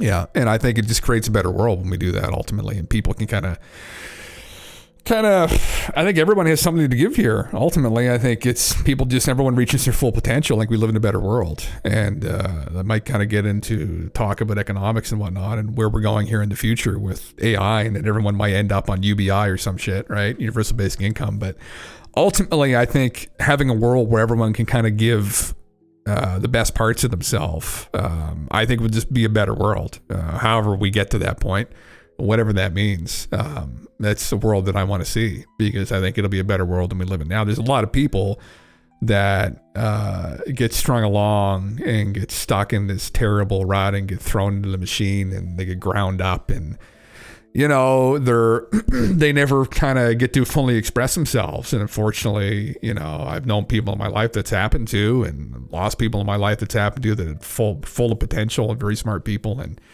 they just get beat down by the world. So yeah, absolutely, man. There's nothing like the sight of the amputated spirit. That's exactly it. Yeah, it's a soulless world, and it's starting to change, man. And I'm glad that that's happening. And I think a lot of it starts with education. Ultimately, I think a lot of it can be remedied with education and proper education. And there's a lot of things too, like corruption, that have to be reckoned with. There's a lot of problems in the world right now with wealth inequality and whatnot, and that need to be fixed. But I think we can start with better educations, although in this current system it requires some more wealth to be invested into education. So yeah, but maybe in the future the playing field will be evened, and who knows? AI will set us free. And yeah, already I've been enjoying using AI as a tutor. I think it's a great tutor. But for kids, future generations, I think it'll be even better. So yeah, welcome my son to the machine. What song's that from now? Yeah. I see with many of the woke, good-looking people, guys whom in the 1880s would have been like a carpenter, instead is fat, confused slob with a nose ring. Oh, Jesus Christ. Jesus Christ. You could have been a carpenter and a philosopher fighting against the man, but instead here you are as a soy boy beta. Yeah. Oh, Jesus, man. Yeah. Yeah. Well, we always need, there's some people, there's some delicate, softer souls too that end up kind of in those areas. And I don't know, it's hard to say, man. I mean, it's meme too, but like, well, men were men, all men were men, and men had beards, and men fucking were lumberjacks, and we fought. And there's always guys that like weren't like that, but you know, sometimes they were like historians or artists or whatever, right? So has this been debunked yet? Pink Floyd, Welcome to the Machine. I never listened to Pink Floyd, man, surprisingly. As a guitar player, I have not. Hasn't been debunked. Wow, UFO spotted in New Jersey airport. Interesting. Yeah. Yeah. The way the world is set up fucks you over, and no one truly does what they want to do. Like, I like my job, but we happy doing other things. Well, yeah, man, I know. Yeah. Yeah. Opportunities may arise soon, brother. Well, they're in the process of arriving, but we might have to go back to sticks and stones for a little bit first. Eating squirrels and shit. Hopefully not each other.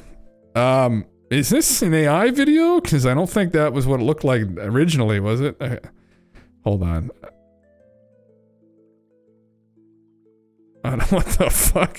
This real footage is taken by a pilot and served censored. This video is the uncensored version per the poster. I think this must be AI.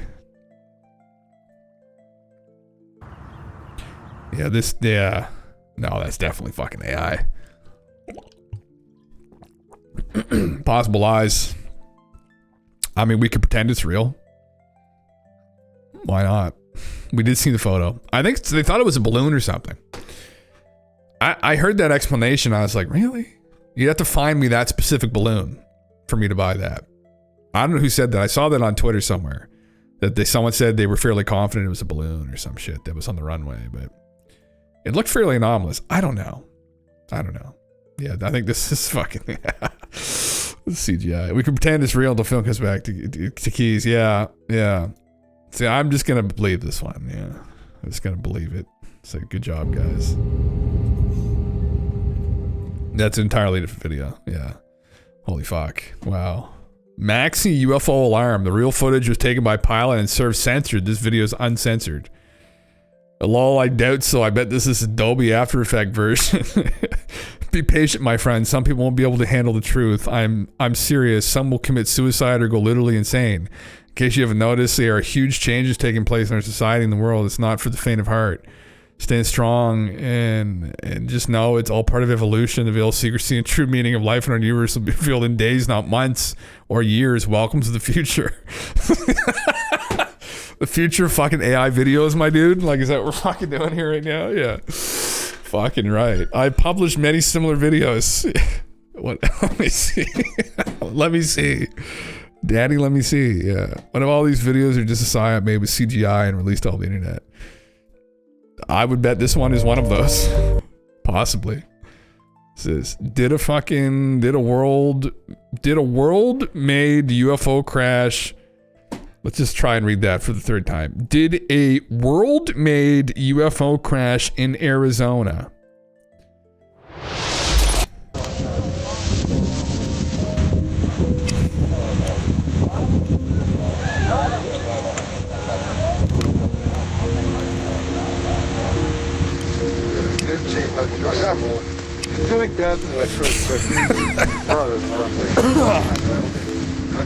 Fuck.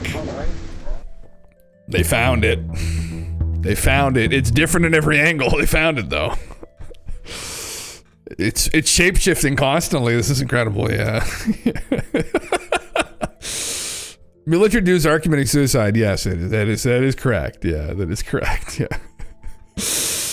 Pause, zoom in, enhance. Yeah, there it is, boys. Fucking holy fuck, but look at it right there. Look at it. multiple different angles. Yeah. I love it. It's just long enough. Yeah. Yeah. They did tell us about that. They did tell us that we shouldn't trust our senses either. But sometimes it can change and morph in the same moment. It can be different. Now he's scattering some other. Yeah, I saw this too. I don't know what the explanation for this was. I think some kind of light show. I don't know. I think. Yeah, these are just like, that's probably Starlink. Or maybe not. I don't fucking know. I love when he starts a video off with a fucking AI video, for Christ's sake, but like, what a way, like, what are people, oh, Jesus. Nice try, Diddy. Fucking Christ. Lights in the Tumblr spotlights like bars used to run G and opening social. Yes, exactly. Yeah, that's what I thought it was too. Yeah. Man. That one dude's ass is eating the suit.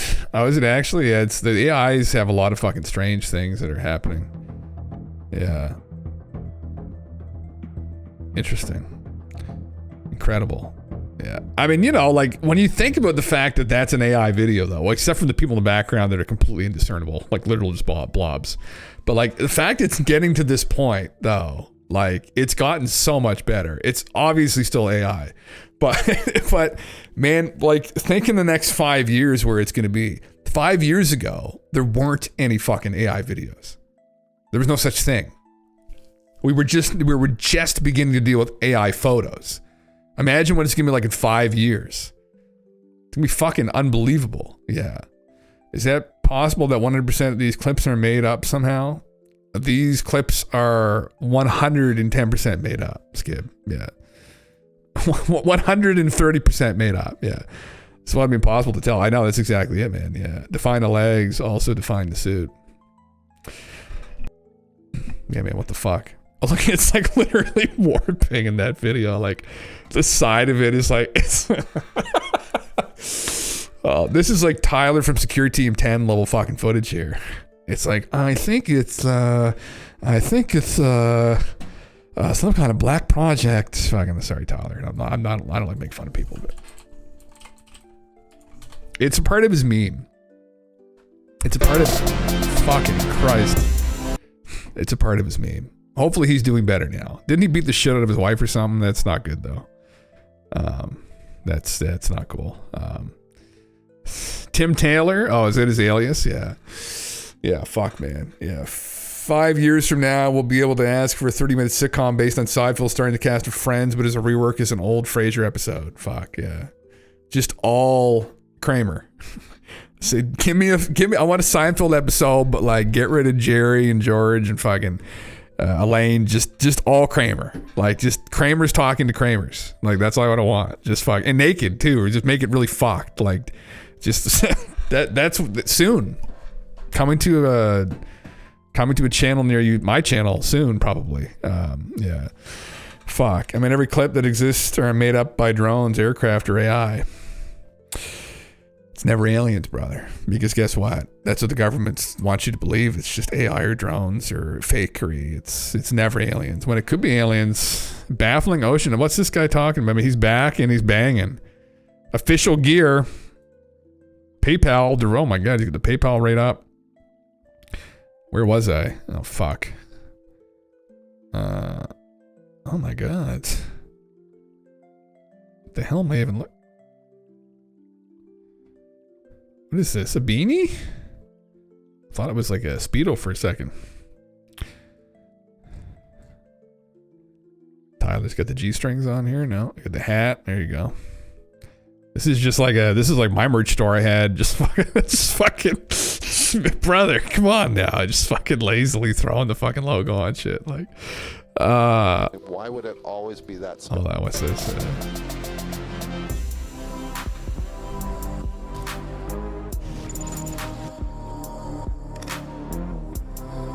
Strange ocean holes. Oh my heavens, glowing drones in the new year of UFO madness. Steven's going to be on the ocean soon on this cruise. There's been a lot of excitement about these holes. One of the things we're all interested in is how almost perfectly aligned these are and the regularity of the spacing of the holes. Will there be panties in the new Jim Russell shop? And the shape of the holes. I will Yes. Male and only in the extra small size. FYI. So, you're just going to have to deal with it. But they will be, I can include them. The shirts are also going to be there, again, only in extra small. And the challenge is you take me a picture after you put it on. you buy a shirt with the fucking... I don't know what Pepe that is. It's like some cursed fucking Pepe I saw on the Chans one day. And I thought, that's me every fucking morning, staring at this goddamn fucking computer screen, trying to figure out how the fuck to work Twitch and OBS. And that's what I include. I just thought, like, Jesus Christ, like, it's so cursed. I should do it. It has become like the Jim Ross meme, I guess, hasn't it? Yeah. I mislabeled it too. It's just Jim Russell. So I don't know what that means. Is that from my channel and Jim Ross is how you cue it? I have no idea. I don't even know how to cue it up, but yeah, fuck me. Yeah. Alien Science is going on your other monitors into Skull and Bone shit now. Oh, Jesus Christ. Yeah. Fuck me. Yeah.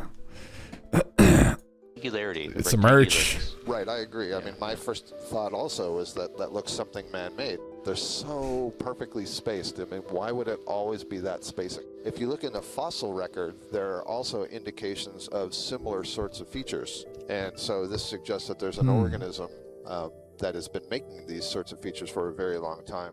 In the paper that Mike Vecchione and his colleague wrote, they were at about 2,000 meters, I believe. Brother, are we into fucking cryptozoology right now? Like, Tyler, I guess maybe could be aliens under the water? I don't fucking know. I mean, listen, don't let people hold you back. Do whatever you want on anything. Talk about it all, Okay. Spaced holes carved in the seabed. Underwater crop circles sparked intense debate. He's not actually talking in the videos. That's weird. Is he not talking? And just what we're here with Secure Team, and today we're going to discuss some very mysterious findings on our ocean floor that have baffled scientists as well as the exploration crew that could be xenomorphs, these anomalous indentations. And just what are these things dotting the seabed upwards of 2,000 feet below the surface actually doing there? The deliberate patterning of these holes suggests an intentional rather than random origin. Some researchers hypothesize that geological phenomena might be at play, such as underwater currents or gas vents. However, the precision and regularity of these formations make such theories difficult to reconcile with known geological processes, which rarely produce symmetrical or linear patterns. I mean, bro, have you seen what fucking fish can do underwater? Like the shit that sea life does? Like, have you seen how sea life lives? have you been under the sea? There's all kinds of crazy shit that creatures can make, and crabs, and they're all plugged into the same simulation, as above, so below, right? Like Fibonacci sequence, right? Like, so who knows? Maybe it's sea life. Is he aliens? Is the suggestion here? I'm assuming centers on biological activity. It is possible that an unknown marine organism could be creating these structures, perhaps as burrows or tunnels beneath the ocean floor. Despite extensive observation, no direct evidence has been found to link these holes to any specific animal behavior. No species has been observed producing similar patterns, leaving this explanation speculative. We've got no idea what makes these things. We don't even know if they're made by something underneath the surface, making a tunnel, occasionally punching up a hole, or if they're made by something walking along the surface. There's been a lot of excitement about these holes. One of the things we're all interested in is how almost perfectly aligned these are, and the regularity of the spacing of the holes and the size of the holes themselves. And the shape of the holes. I will still say the angularity, the rectangularness. Right, I agree. I mean, my first... this just sounds like it's just fucking fish, bro. I don't know. I don't know if this needs to be like aliens here. This is probably just fucking crab or something, you know. I just goddamn. It does look interesting. Yeah, there's probably a cool explanation like something man-made. They're so perfectly spaced. I mean, why would it always be that spacing? If you look in the fossil record, there are also indications of similar sorts of features. And so this suggests that there's an organism that has been making these sorts of features for a very long time. Yeah.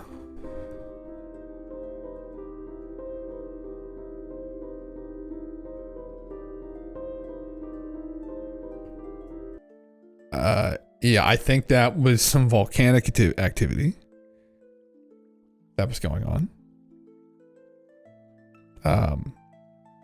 How addictive are the documents about aliens? How addicted do you want to get? Right? You ask yourself that question. We were just reading over the Lacerda files last night. I mean, do you want to listen to a Swedish journalist talk to a reptilian woman? And have the reptilian woman talk down to him and verbally abuse him for 3.5 hours? If that's your thing, then check out the Lacerda files. Femdom. It's not even, well, it's some kind of reptilian femdom of this Swedish journalist. Yeah, I usually have a hard time reading through it because I think it's probably all horseshit. But, you know, hey, maybe it's not. I don't know. Lucy. Yeah. Yeah. Lucy. Condescending Lucy. Yeah. So, you know, whatever. Get on board with it or get off the fucking ship, right? It's sinking. You might as well come down, though, with it. Reptilian Swedish reporter. No, the Swedish reporter is interviewing a reptilian woman. Yeah, that's it. That's the research files. What's another document? Well, you go read what Billy Meyer used to say. Oh, Alex Collier has about 3,000 page long dissertation on the many years he spent on board of the Andromedan ships with Mornay and Theseus. It's almost certainly the ramblings of a man diagnosed with schizophrenia. But listen, I don't know. I still love his hair though. That's, you know, the most important thing. Yeah. Fuck yeah. She could whip you with her tail. Well, just think of the Argonians from the Elder Scrolls. I mean, and then there you go. That's supposedly what's going on. Buckle up. Mach 20 at the wall, right? That's where we're going. That's where we're going. That's what's going to happen. Better buckle up. We got a warp bubble though. We'll be fine. Won't we?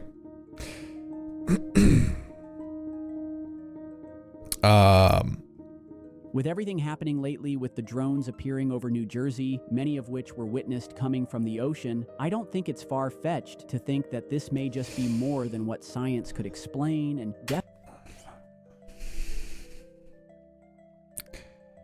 Tyler, the fucking fish probably made it, brother. I will bet you 10 secure team G-strings that the fish are responsible for these holes under the sea. Okay. No. Yeah, that's my bet. Jim just needs to give me permission to manage the BTTV amounts on the channel. I can. How the fuck would I even do that? You can have control over the whole fucking thing. You already have the moderator powers. What else do you need to have control? I don't even know. I'll give you a complete control. Yeah. People still using money like the way they use for thousands of years, and the aliens would like to come here. Well, I mean, you know, you got to think that. I mean, I'm sure aliens appreciate a nice Bugatti. If you pulled up to the saucer on the runway in a Bugatti, and another guy pulls up to the saucer in some beat up fucking Volkswagen Passat, who do you think the aliens are going to talk to? Right? Ask yourself that fucking question. Right? Are they going to talk to the guy in the beat up Passat? Or are they going to talk to the guy driving the fucking $6 million sports car? Hypercar. They're going to say, fuck, this guy probably knows what he's doing. They may not know that you got it off a multi-level marketing scheme ripping off fucking 13-year-olds, but hey, you were successful. This other guy, He's just a fucking philosopher. He doesn't have any fucking money at all, right? Fuck that guy. Let's get into Bugatti, right? That's probably how it will go. So there you go. Money talks. Yeah, just type my name into the box in that link and hit add. That should do it. Okay. Or I'll do this off screen just in case. Add a new editor. Okay, just a second. You have all the power. Oh, fuck. Add. There you go. You have the power. It's all you now. Yeah. I think they would love to talk with homeless people. Talk to some homeless people and see what they say. Ask them, have you talked to aliens? They might say yes.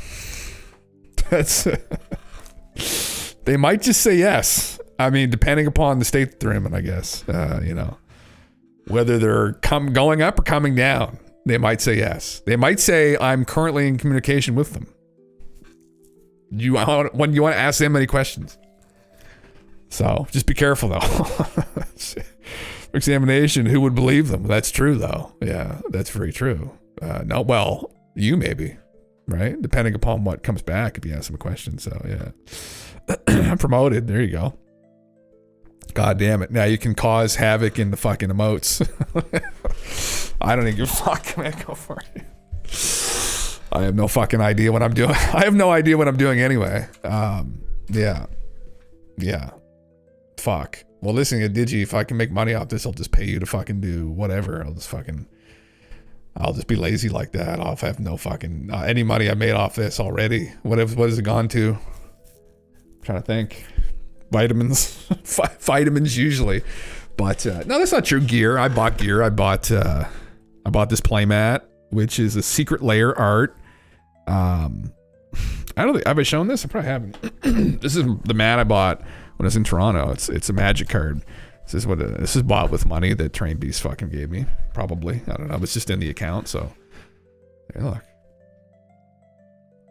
Right there. It's a wolf at a computer desk. It's kind of like my dog, Edgar, except Edgar's brown and black and white, and this guy's just gray and black and white. But it's my computer mat. There, it's covered in pasta sauce now, and dust and dog hair actually, appropriately. So there you go. Yeah, with my own money, it's fine. I'll be a filthy beggar on here. Fucking in the meantime, I guess, Channel base on aliens, so maybe you have one invisible alien with you and you don't know it.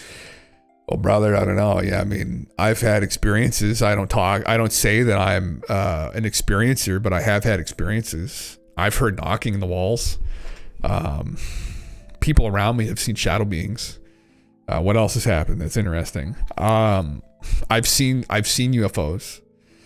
I had a weird dream when I was a kid that I probably shouldn't repeat on Twitch because it's probably not appropriate, honestly. And so I don't know. Were those experiences? To me, an experience is seeing and speaking with Skinny Bob consciously.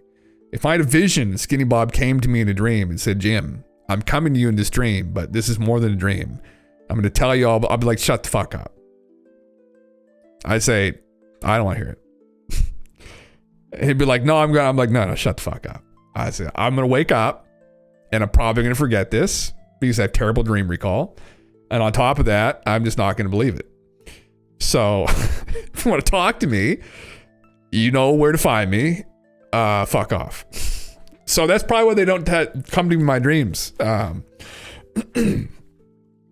that's just how it goes, I guess. So yeah. Am I stoned or sleepy? Neither. I'm just riffing, just chatting. This is how I always am. Usually. Yeah. I shouldn't be sleepy at all, really. I mean, considering I did go to the gym and work out a little bit. Yeah. Yeah. No, I'm not stoned. I do not smoke weed, actually. I haven't smoked weed in, oh my God. What is it now? What month are we in? January? Oh, fuck. November, maybe? 2 months? Really? So it's been in my system completely. Yeah. Yeah. I'm Captain Jim Russell. Yeah, we're sailing the ship. Your computer, Matt, is in the washing right now. Yeah, I would show my keyboard, but I literally don't think anyone wants to even see that because it is fuck. It's to the point where I should probably just chuck this keyboard in the garbage. It's really bad. It's not even like food, really. It's more just like dust and dog hair and well, no, there is food in there too. Actually, I'm just looking. I don't know what that is. Yeah. I just don't really have the discipline to really get it out. Pull the keys off bag. No, fuck that. No, I just can't be bothered. The whole desk's all beat the fuck. Like, we moved around so much. I'm just like, fuck. I'm like, you know what? It all fell apart. The chair fell apart. Desk fell apart. My monitor got fucking damaged. I'm just like, you know what? Like, fuck this. Like, yeah. When you're buying your house, when we can find one that's not ridiculously expensive. Yeah. Yeah, man. Yeah. That's kind of the vibe, I guess. So, yeah. The dust on the guitar, dead skin. Yeah, man. That is, yeah. That's literally what it would be. It's kind of gross when you think about it, really. When you actually think deeply. When you think long and hard about it, it's kind of fucking gross. Yeah. Fuck. Yeah. Yeah. I would love to upgrade the setup, but that's, again, I have other things to, this is good enough for now. One thing I would like to do at some point, probably the first thing I would do is upgrade the PC. And then after I upgrade the PC, I'd probably upgrade the camera. I'm using a Logitech HD 1080p, which is mid. It looks okay. It's not really, like, the lighting is also a disaster. The camera angle isn't the most flattering. Nothing about it is optimized, really. I would probably just do all of this but the image quality and whatnot, so yeah. You want to get a camera slider and dive from a DJ rig? Yeah, man. I just built my own house. Yeah, fuck yeah. I wish I had those skill set. My other side of my family, like one side of my family, my mom's side, they were very like intellectuals, like they were like doctors and they were all like judges. And my dad's side they were farmers and actually they're carpenters. And I am not really good with building things, and I don't know how intellectually capable I am either. So you just kind of run down the middle line of all of it all. But they do come from they're built crazy churches around here, actually. They're really talented guys. They're all alcoholics too, actually. Pure Irish, man. Terrible alcoholics, but really good at building churches. Anyway. But I'm not good with that shit. I'm not good with that shit at all. Yeah. I was into carving, man. Like a couple years ago, I was into carving. I did like carving. I carved like some staffs and shit and wizard staffs. But yeah, I mean, it wouldn't have like passed like quality control. People, anyone knows what the fuck I'm doing, look at it and probably look at the fuck. Like, yeah. I'll fall in place, man. Just sit back and watch. Fuck, man. I hope. Yeah. Dude, the stream when you built the computer was fun too, though. The level of incompetence, yeah. Seeing what's going on. Did I break that on? Did I break the fucking thing on stream? I don't know if I did or not. I can't remember if I did that. I don't think I did. I put together my partner's computer, and it had a plexiglass. Well, it wasn't plexiglass, it was fucking glass siding on it, and it's the corners you have to watch out for. And at our old apartment, they had these granite countertops, and I came down and the fucking thing just blew into a million fucking pieces, man, everywhere. I was like, fuck, I'm not good. I'm actually, I was pretty good. Like, I soldered a couple guitar amps together, essentially. I transferred one of my amps, my hand-wired amps I got from this guy in California, out of a head, like an amp head, and I took it out of the casing and put it into a smaller casing that I could put into like a combo amp. And I did it all. I didn't kill myself. And I noticed when I went out to play with it, I would get like, I touched the strings and it would like, it was like, I grounded it. I thought I grounded it properly. And anyway, it would always be this weird effect that it would have on the strings, like when my hand was off the guitar. And I remember I sent it back to this guy, and his name was Jim from Lil Dog Amps out in California. I don't know if he's still alive or not. This is probably like 10 years ago. And I remember I mailed it back to him, and he said to me, I remember he said, Jim, I'm surprised you're still alive. And I was like, what? I was like, Jim, what's wrong, bro? Actually, his name was Jim too, yeah. And he was like, yeah, no, none of it has been grounded properly. And I was like, holy fuck. Anyway, fun times, yeah. But that's why you don't just, you need to know what you're doing when you're soldering things, right? And like soldering a tone pot onto, soldering a cap onto a tone pot of a guitar is very different from soldering transistors and shit in an amp. Don't do it. Yeah. But this is what people did before modern technology and PCB boards and shit, is you had to like do all that shit by hand. And it's like, I was like, fuck me. Like, this is like a $2,000, $2,300 little Fender Champ. It was a 5F1 Champ is what it was. And it was a lot of fucking money for that amp, 5-watt tube amp, for Christ's sake. And I Jimmy rigged it all fucked. Thankfully, Jim fixed it. But anyway, and then I sold it to some old guy. And I had to tell him, I was like, just FYI, I did this and I had it fixed. And I was like, just be careful. Anyway, yeah. Non-grad. I have a guitar player with the same problem, and it would shock his lips in the mic. Oh, really? Oh, fuck, man. Yeah, I didn't get shocked once with it though, surprisingly. But it was good enough, man, that it saved me, I guess. But yeah. So you can't think, you can't build. How do you make money then? I don't make money. I beg. I end up on the street. That's where I go. Yeah. It's literally it. That's the only way. People feel bad for you, right? Isn't that people on Twitch do though? They sent you just like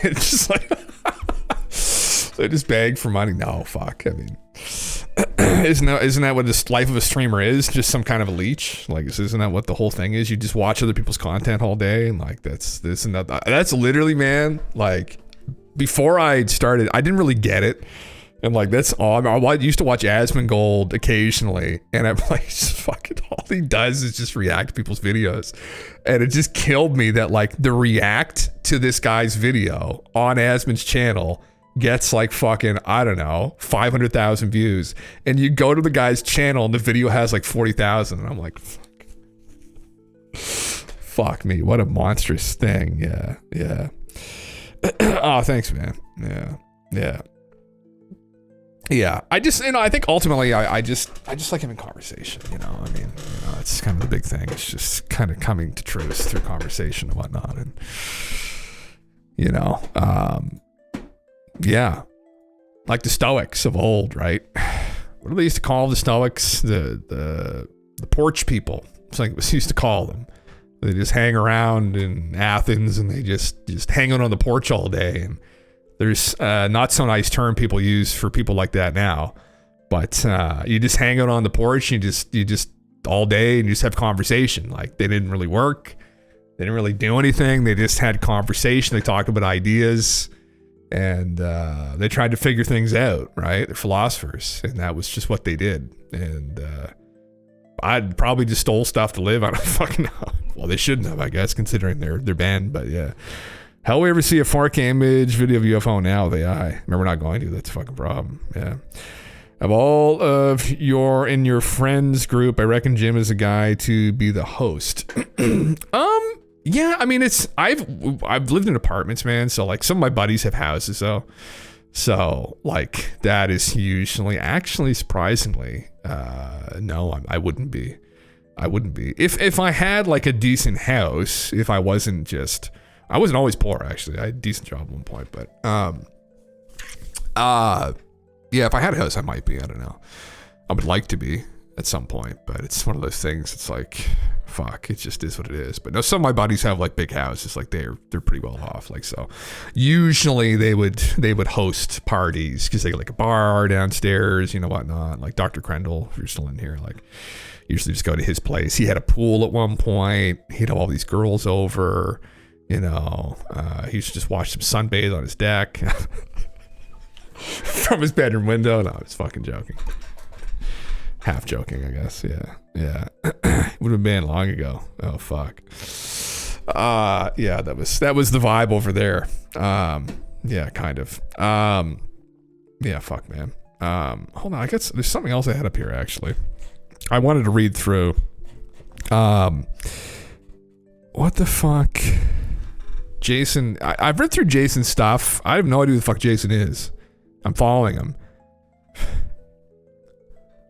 Wait, what? He's a hypnotherapist in Sadhu? He's a Nat Geo freelance photographer. Oh my god, wow, okay. What the fuck's a Sadhu? What's that supposed to mean?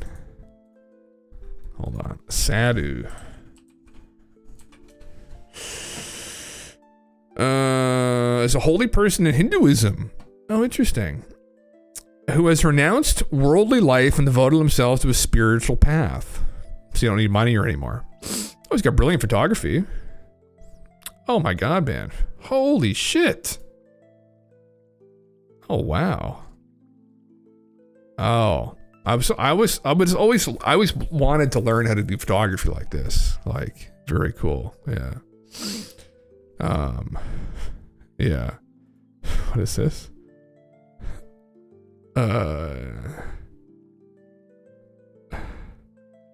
It's beautiful, yeah. Yeah. Oh, damn. Fuck. I'm following him. Yeah, I know, I see that.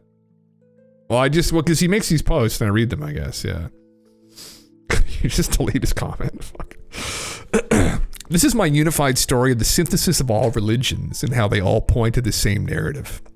It's history, and we fail to realize this and put it into myth. The unified story. In the beginning, there was only pure consciousness, infinite and formless. Out of a desire to experience itself, it divided into countless forms, creating the cosmos. Humanity, born from this divine essence, forgot its origin and became lost in the illusion of separateness. Through time, guides appeared, bearing the hidden knowledge of the path back to the source. Cycles of creation and destruction marked the journey, but the ultimate goal remained the same: to awaken, transcend the illusion of duality, and reunite with the infinite. Now, in this current age, humanity stands at a crossroads, a time of great transformation where the ancient wisdom resurfaces, calling us to remember who we truly are. Step 1, common core of creation. Across all cultures, the story begins with nothingness, void, or chaos, a primordial state before time and space. In Hinduism, this is unified Brahman, sorry, I think it's pronounced. In Greek mythology, it is chaos. In the Bible, it is a formless void over which the Spirit of God hovers. From this void arises a primordial source, often depicted as light, sound, and consciousness. Synthesis. In the beginning, there was only consciousness, an infinite field of pure awareness without form. This consciousness, longing to know itself, uttered the first sound from Hinduism, or logos from Greek philosophy and Christianity. This active expression caused the universe to emerge. Vibrational matrix of energy and matter. Time and space began. The divine fragmentation. Many traditions describe a breaking apart or splitting of the original unity into duality, light and dark, male and female, spirit and matter. This fragmentation creates a world of form, but also introduces conflict and suffering. Kabbalah, the shattering of the vessels in the Sephirot. Hinduism, Shiva and Shakti separating to dance the cosmic dance. Zoroastrianism, there you go, the eternal struggle between Ahura Mazda, light, and Angra Mainya, darkness. Christianity, the fall of Lucifer, and later the fall of Adam and Eve. Synthesis. The one became the many. Sparks of the divine scattered across the cosmos. In this fragmentation, creation flourished, but so too did ignorance and separation from the original source. The cosmos became a stage for the dance of duality, love and fear, life and death, order and chaos. Humanity's role. Nearly every spiritual tradition emphasizes that humans are unique beings who carry with them a spark of the divine, but are trapped in a physical form, subjected to suffering and death. The Garden of Eden, Judeo-Christianity, humanity's fall from grace. The Vedantic idea in Hinduism, the Atman soul, is one with Brahman, but forgets its true nature. The Gnostic myth, humans are trapped in a material world created by a lesser god, seeking to return to the Pleroma, fullness. The Promethean myth. Prometheus gives humans the fire of the gods, but they suffer as a result. Synthesis. Humanity was born of the divine essence, but became trapped in the illusion of separateness. Each human being carries a hidden potential, the ability to awaken, transcend duality, and reunite with the source.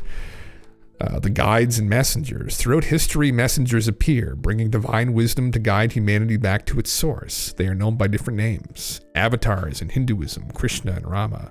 Prophets in Abrahamic religions, Moses, Jesus, Muhammad.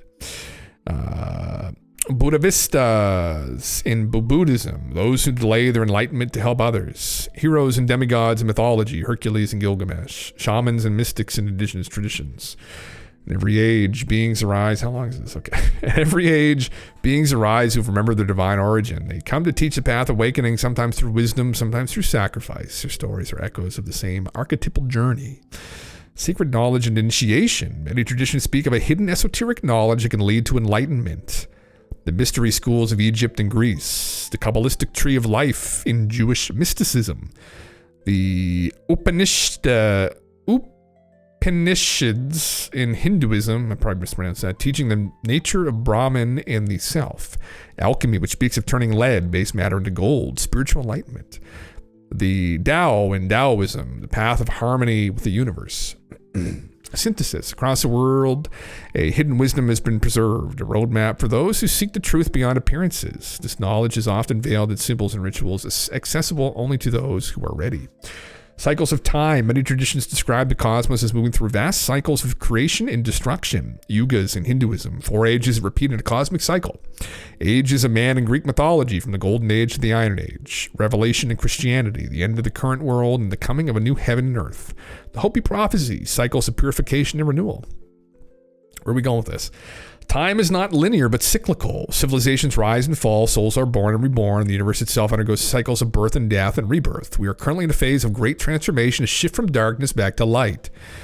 The ultimate goal across religions varies, but often centers on moksha, liberation in Hinduism, nirvana, extinction of desire in Buddhism, salvation in Christianity and Islam, the return to the Tao in Taoism, union with the One in Neoplatonism. The destiny of all beings is to remember their true nature and return to the source. This return is not an end, but a reunion where individuality dissolves into the infinite and the cycle begins anew. I don't know if I buy the whole deal that we're going to lose our individuality, or that it's some kind of, you enter into some kind of oneness with it. Maybe you know, there's something to that oneness, but I feel like there still might be individuality, right? If we're all players in a simulation, there might still be some individuality. Maybe more connected than we are here now. Might feel more connected, maybe. But people talk about that, these different spiritual traditions, about going back to the one. It's like one consciousness that breaks off, and we have no fucking idea. Who knows? That's like you're getting into like these like really deep waters. Like I don't know, all these different ontologies, but you know, I don't know. I think individuality is important. Maybe. Who knows? I have no idea, though. Yeah. Touching the 4chan post, now consciousness forms as well. Brother. I mean, you know, yeah. Yeah. In how consciousness rises from systems of self-referential computation of chain reactions, it creates a feedback loop. So they're implying, though, that consciousness arises out of the material universe, so I guess so. I bet that there's some element of it that's immaterial, or at least doesn't have an origin in this universe. Yeah. I hear you, Jim. It's like there is a fate, but that fate can be changed through individuality. Yeah, man. Yeah. Even if you were to talk about, like people talk about, like the soul, or that some people think that there's like the soul goes back to a place where there's like one God, and we're all just divisions. We're all split off from one God is one of these ideas, and I don't know. I think we might be more individual now. Although you'd be rooted in something, and it's this idea that there would have to be a start to something. And I think sometimes like these, like when you go in like philosophy and like ontology and ontological arguments about God and the existence of gods, and like kind of the monotheistic like Christian God, which is that which no greater thought can be conceived. It's very problematic because like obviously we can only conceive of so much, right? And we can't really wrap our heads around something like that of the infinite. We're just not going to be able to even conceive of that, really. We won't be able to perceive it, conceive it. We won't be able to understand it. So it's like, but we might be able to understand something like simulation theory. Maybe that's, maybe it's just take a step back a little bit, right? And what we might be in isn't like Might not just be that which no greater thing can be thought on the other side of the veil here. It might be something that we actually could kind of wrap our heads around a little bit, but then it would obviously still be beyond our comprehension, because by definition, it's something that pervades beyond like this universe. And so we're kind of trapped within it, and good luck trying to understand what's outside of the universe while you're within it, right? I don't think we'd be able to. There have also been scientists debating whether you need a biological substrate for consciousness to exist, or if once you have the feedback loop, if the underlying substrate needs to exist akin to AI.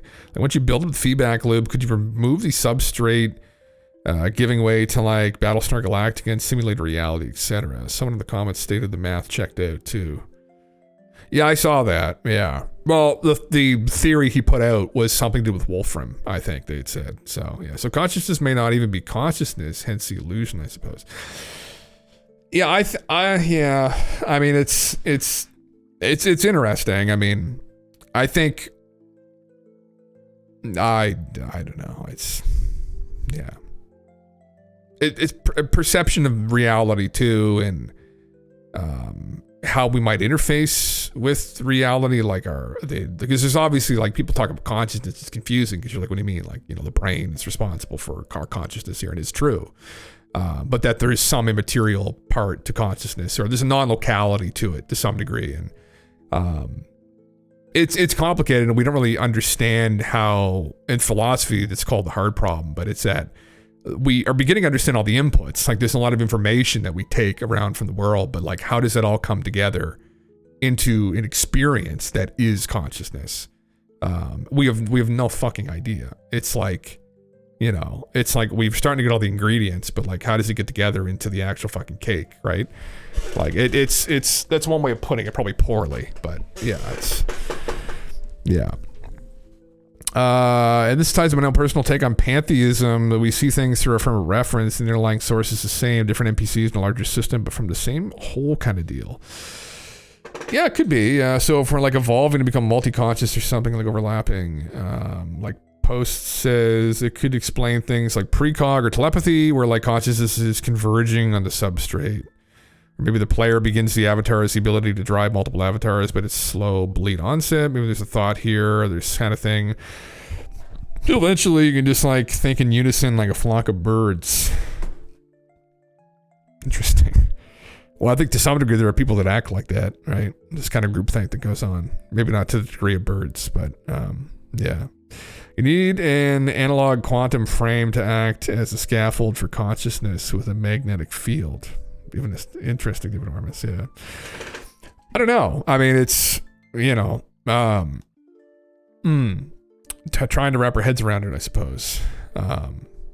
There's some evidence in quantum physics that there's some non-locality to, well, not evidence, but there's some things that might indicate there's non-locality to consciousness, which would imply that it's something having an effect in the material world, but there may be an immaterial aspect to it, which is leading some people like this guy. Where's Tom at?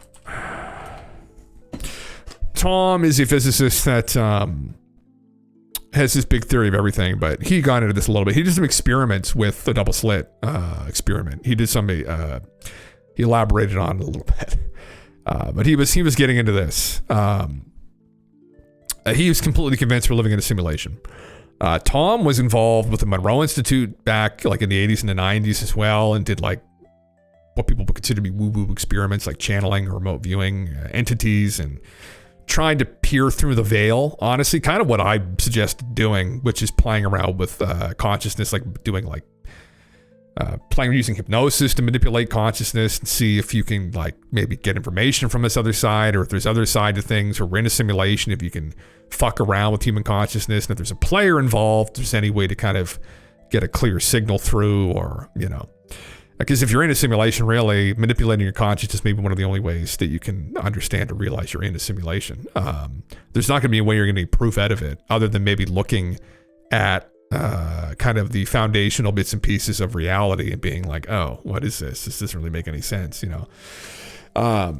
So or trending towards some kind of a simulation or aspects or, evidence that it might look like a simulation at least, but you're never actually going to be able to prove you're in a simulation definitively, right? Because, you have to get outside of it ultimately.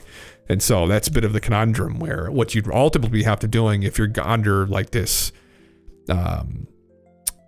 hypotheses that we're in a simulation where players piloting avatars, right, i.e., intelligent monkeys, manipulate the consciousness of the monkey and see if you can kind of shake yourself out of it a little bit. I mean, that's what he was fucking around with, and he was seeing if this player has an effect on the physical universe, and it was kind of playing around with the double slit. And it was, you can read through it. I mean, some of it was over my head, honestly, in regard. Some of it wasn't, because he's getting into like some philosophy or stuff.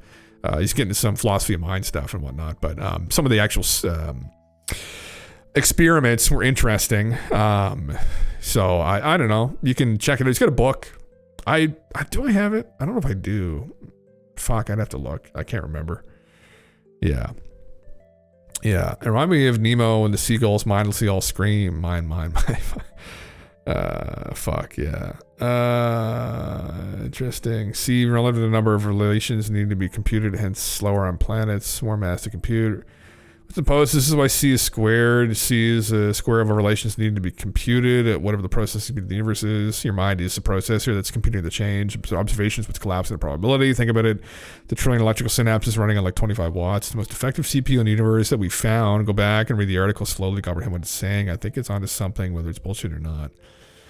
I'd have to feed it into something probably to wrap my head around it. Honestly, I should though, if there's something to it. But yeah, interesting. Yeah.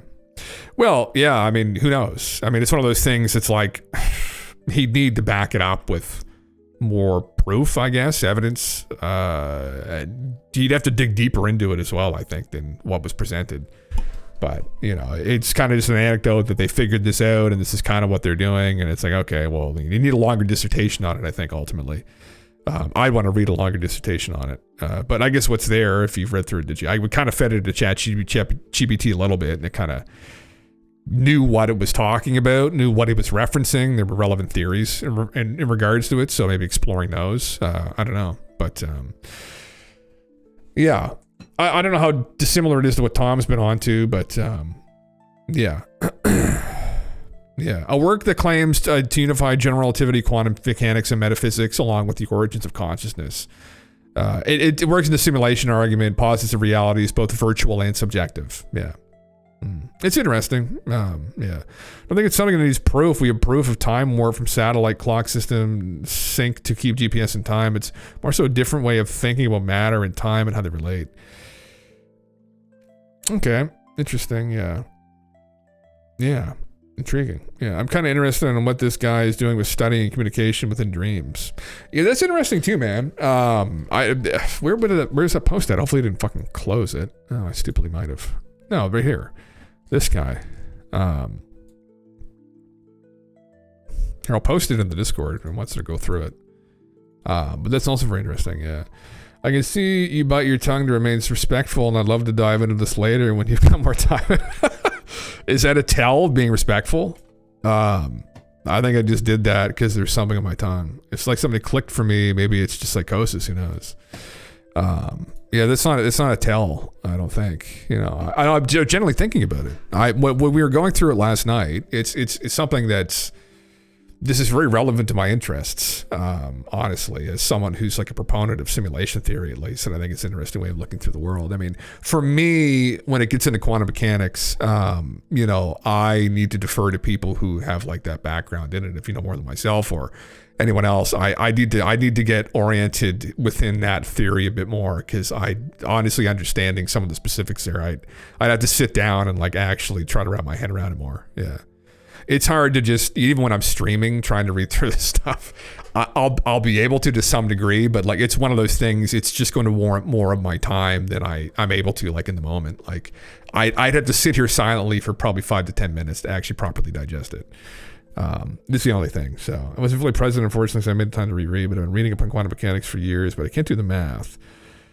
Well, and that's essentially what philosophers do too, man. I mean, yeah, like you're not like you can't do the math on something, like philosophy of mind that are exploring these kind of metaphysical ideas that you're kind of relying on other people to do the math, but then you're ultimately kind of you're asking questions about it, right? And what it means, the implications of it, and maybe some broader framework as well.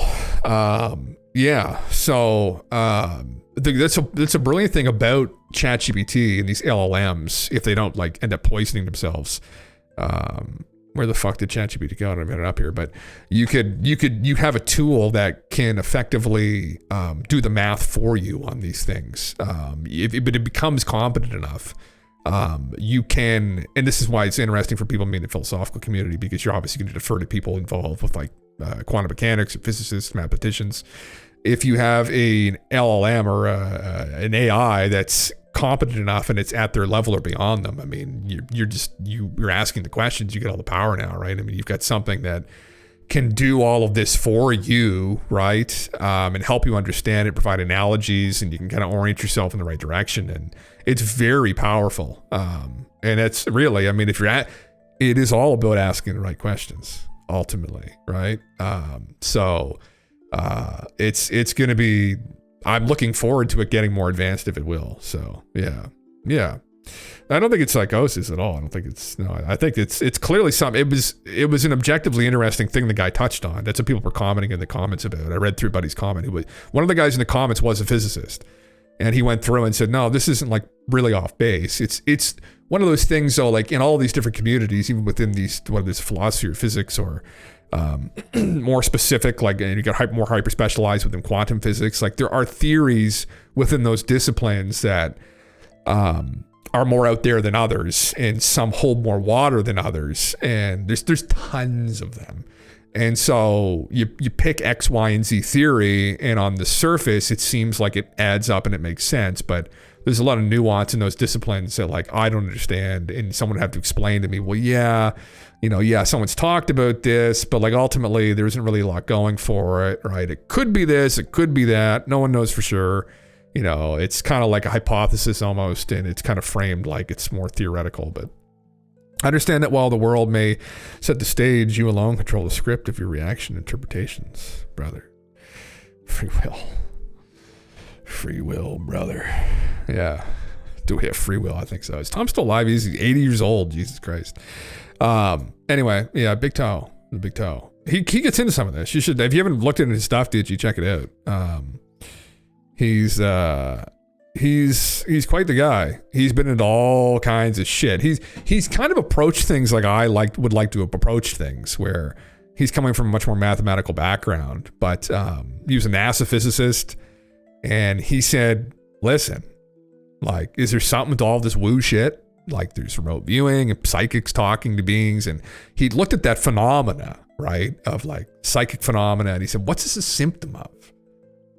And this is when simulation theory was kind of starting to come about. And he was like, well, it could be a symptom that we're living in a simulation, right? To some degree, the non-locality of consciousness. Like, it's what it sounds like, really, some of the accounts of it, right? And that's what he started going off on that tangent and that road. And I discovered him because as I was reading about simulation theory and watching people talk about it, and he stood out because he famously made an analogy of simulation theory using World of Warcraft, which I've reiterated here a couple times, which I thought is really interesting. Just as an example of like why we, in his opinion, wouldn't be able to actually prove we're in a simulation to the degree that satisfy materialists, right? There'd be no way. You wouldn't be able to. I'm not going to go through the whole fucking thing again, but you can watch the argument online. It's interesting, kind of like argument thought experiment using World of Warcraft. It's like an avatar, like we are the avatars in World of Warcraft, and the player is like sitting at a keyboard behind us, right? And our universe is essentially the game of World of Warcraft, right? The software, the program. And then the program is being run from the software. And then the software goes back and it's being run from hardware, right? And when you're inside of the program, you get to contend with the software. And the software, you can't really reach through the software back to the hardware. right? There might be some ways to imply it might be simulated, but you can't actually reach back and say, oh, look, this is a computer that's running everything, right? There can be some signs and symptoms, though, right? And that's kind of what people are going at right now with quantum mechanics, is that some people involved in the discipline are convinced that it looks like some kind of a simulation that's been running. But I say that and reiterate what they've said, but honestly, to describe in detail as to what led them to that, I can't at the moment. So they're just convicted that that's what they think it looks like, and ultimately, that's really all it is. It's like no one knows for sure. Yeah. What if you spoke with someone and they told you cylinder seals were just beads? How would you handle that situation? I'd scream at them and punch them in the face, probably. Sit down, lay down, cry a lot, try not to cry. Just fucking beads, but there's nothing of any use in there. They're just little funny beads. Bead boy, look, it's bead boy again with his beads. Oh yeah, big story on those beads, huh? It's just random scribbles from schizo people fucking 5,000 years ago. Materialists can't answer where matter comes from. No, their whole premise is built on straw. Well, now it is, yeah. Our brain is our wetware. Our perception is the output of the program we're running, but the code base is larger than we're processing at any given time. Yeah, it's the whole name of the game has changed recently. I mean, you can ground yourself in it, but ultimately with quantum mechanics is very interesting because originally it was metaphysics in fucking philosophy, essentially. And then people, as we peered deeper and deeper and deeper, things got weirder and weirder and weirder. And it's gotten to the point now where it's like things just are looking like it's getting really fucking weird. But that's why people are starting to look at like, oh, well, okay, well, this might be a fucking simulation or something, right? Like how it's behaving, how reality behaves. Like it doesn't make any sense. It's illogical. Now, there could be a symptom too of just our brains not being able to comprehend how complicated reality is, right? And we're kind of reaching the limits of what our hardware is able to deal with. And it's probably something to that. But it could also be that, yeah, we're just starting to kind of infer from looking at things that, oh shit, this isn't what we thought it was, right? And that's something the aliens could tell us too, right? Which is something I brought forward before, which I think we should honestly consider what they might enlighten us to, right? Considering what we're coming upon a couple bananas out of the woods. If they're like a million years ahead of us or something, I mean, they probably got a much better understanding of what the fuck's going on here, and it might just blow our boots off. Or our pants or G-strings, whatever fuck you've got on right now. I have no idea. Yeah. I could think about it, but I'm not going to. Remember when North America was colonized, they traded sugar for furs and stuff? What if the beads are just the trinkets they're going to trade for our gold? Man, fuck, I don't know. Brother.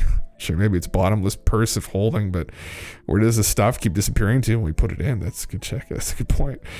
We need an expansion pack. Skinny Bob hit us up. What do you think Skinny Bob's doing right now, picking everybody up in the middle of the night, fucking, yeah, stealing cum out of people and whatnot? Like, what do you honestly think they're doing, though? Like, really, the abduction phenomena, like the hybrid program. Maybe they did this before back with fucking the fucking Jim Bobs of old, right? Fucking fucking monkey men, right? It's one day fucking modern anatomically human shows up. Upgrade. Fuck you, bud. Right? Beat him to death at the club. Probably ate them. We killed the Neanderthals. What happened there, you know? Yeah. We can perceive our content in reality. Maybe that's happening, man. Yeah. We never know what version number runs, so that's true. I haven't been picked up. They're taking our best, Jim, alien. I haven't been picked up either, man. I haven't been picked up. I don't remember fuck all. You know, I'd say if someone got picked up, you think you'd fucking actually remember it. But maybe you haven't, though. You don't know that. Have you gone and you haven't explored your dreams, have you? Maybe tonight you'll have a dream about it, right? Who knows? You have no idea. They could have picked us all up already and we just don't remember, right? That's the real schizo part, right? Maybe you'll awaken tonight. Maybe you'll remember tonight. Maybe you'll be enlightened. Who knows? You have to ask for it too. You have to say, Daddy Skinny Bob, please. Yeah, how would you know you are if they took a sample? You wouldn't, man. That's the thing. There wouldn't be any. Suppose a lot of people who go through the abduction phenomena. Like there's tons of people they didn't know anything. Maybe they fell and hit their head.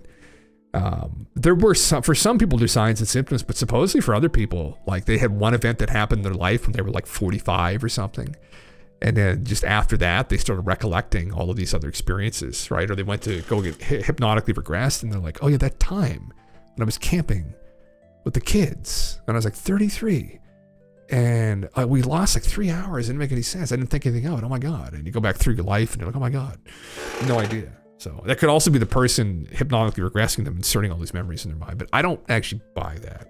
I don't think that's really something that you could do. There could be delusions from them or hallucinations, but yeah. They could create a clone. Man, I mean, fuck, I hope not. Like, I hope it doesn't get that. It would be fucking, that would suck, yeah. Well, we'll have to wait to find out, I guess, one way or the other. But, yeah, it's fucking, yeah. Who knows? But anyway, guys, I want to call it there this evening. I'll be back on tomorrow night. So, who knows what'll happen. Hopefully the interview gets released soon with Ross Coulthard. I'm assuming that's what he got, was an interview with a government whistleblower. So, yeah, but, yeah, fuck, we'll have to wait. But anyway, everybody, until next time, take care.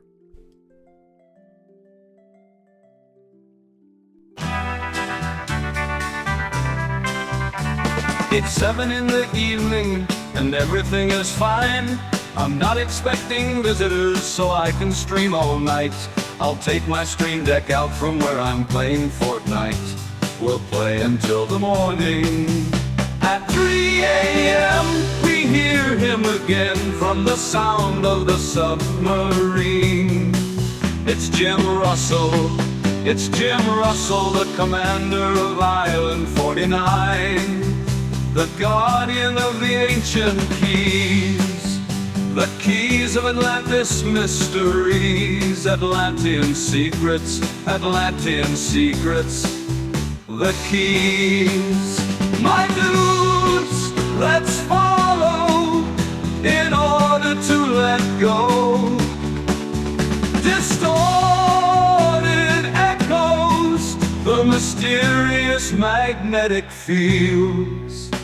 Atlantean seas, Atlantean seas. We have to swim through the ocean to periscopic deception. Ancient doorways that tremble before the subterranean castle.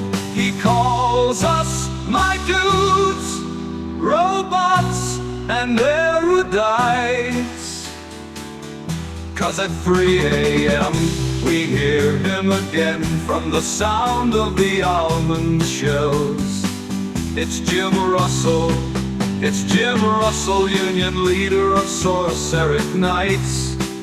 And he parts in the breaking dawn.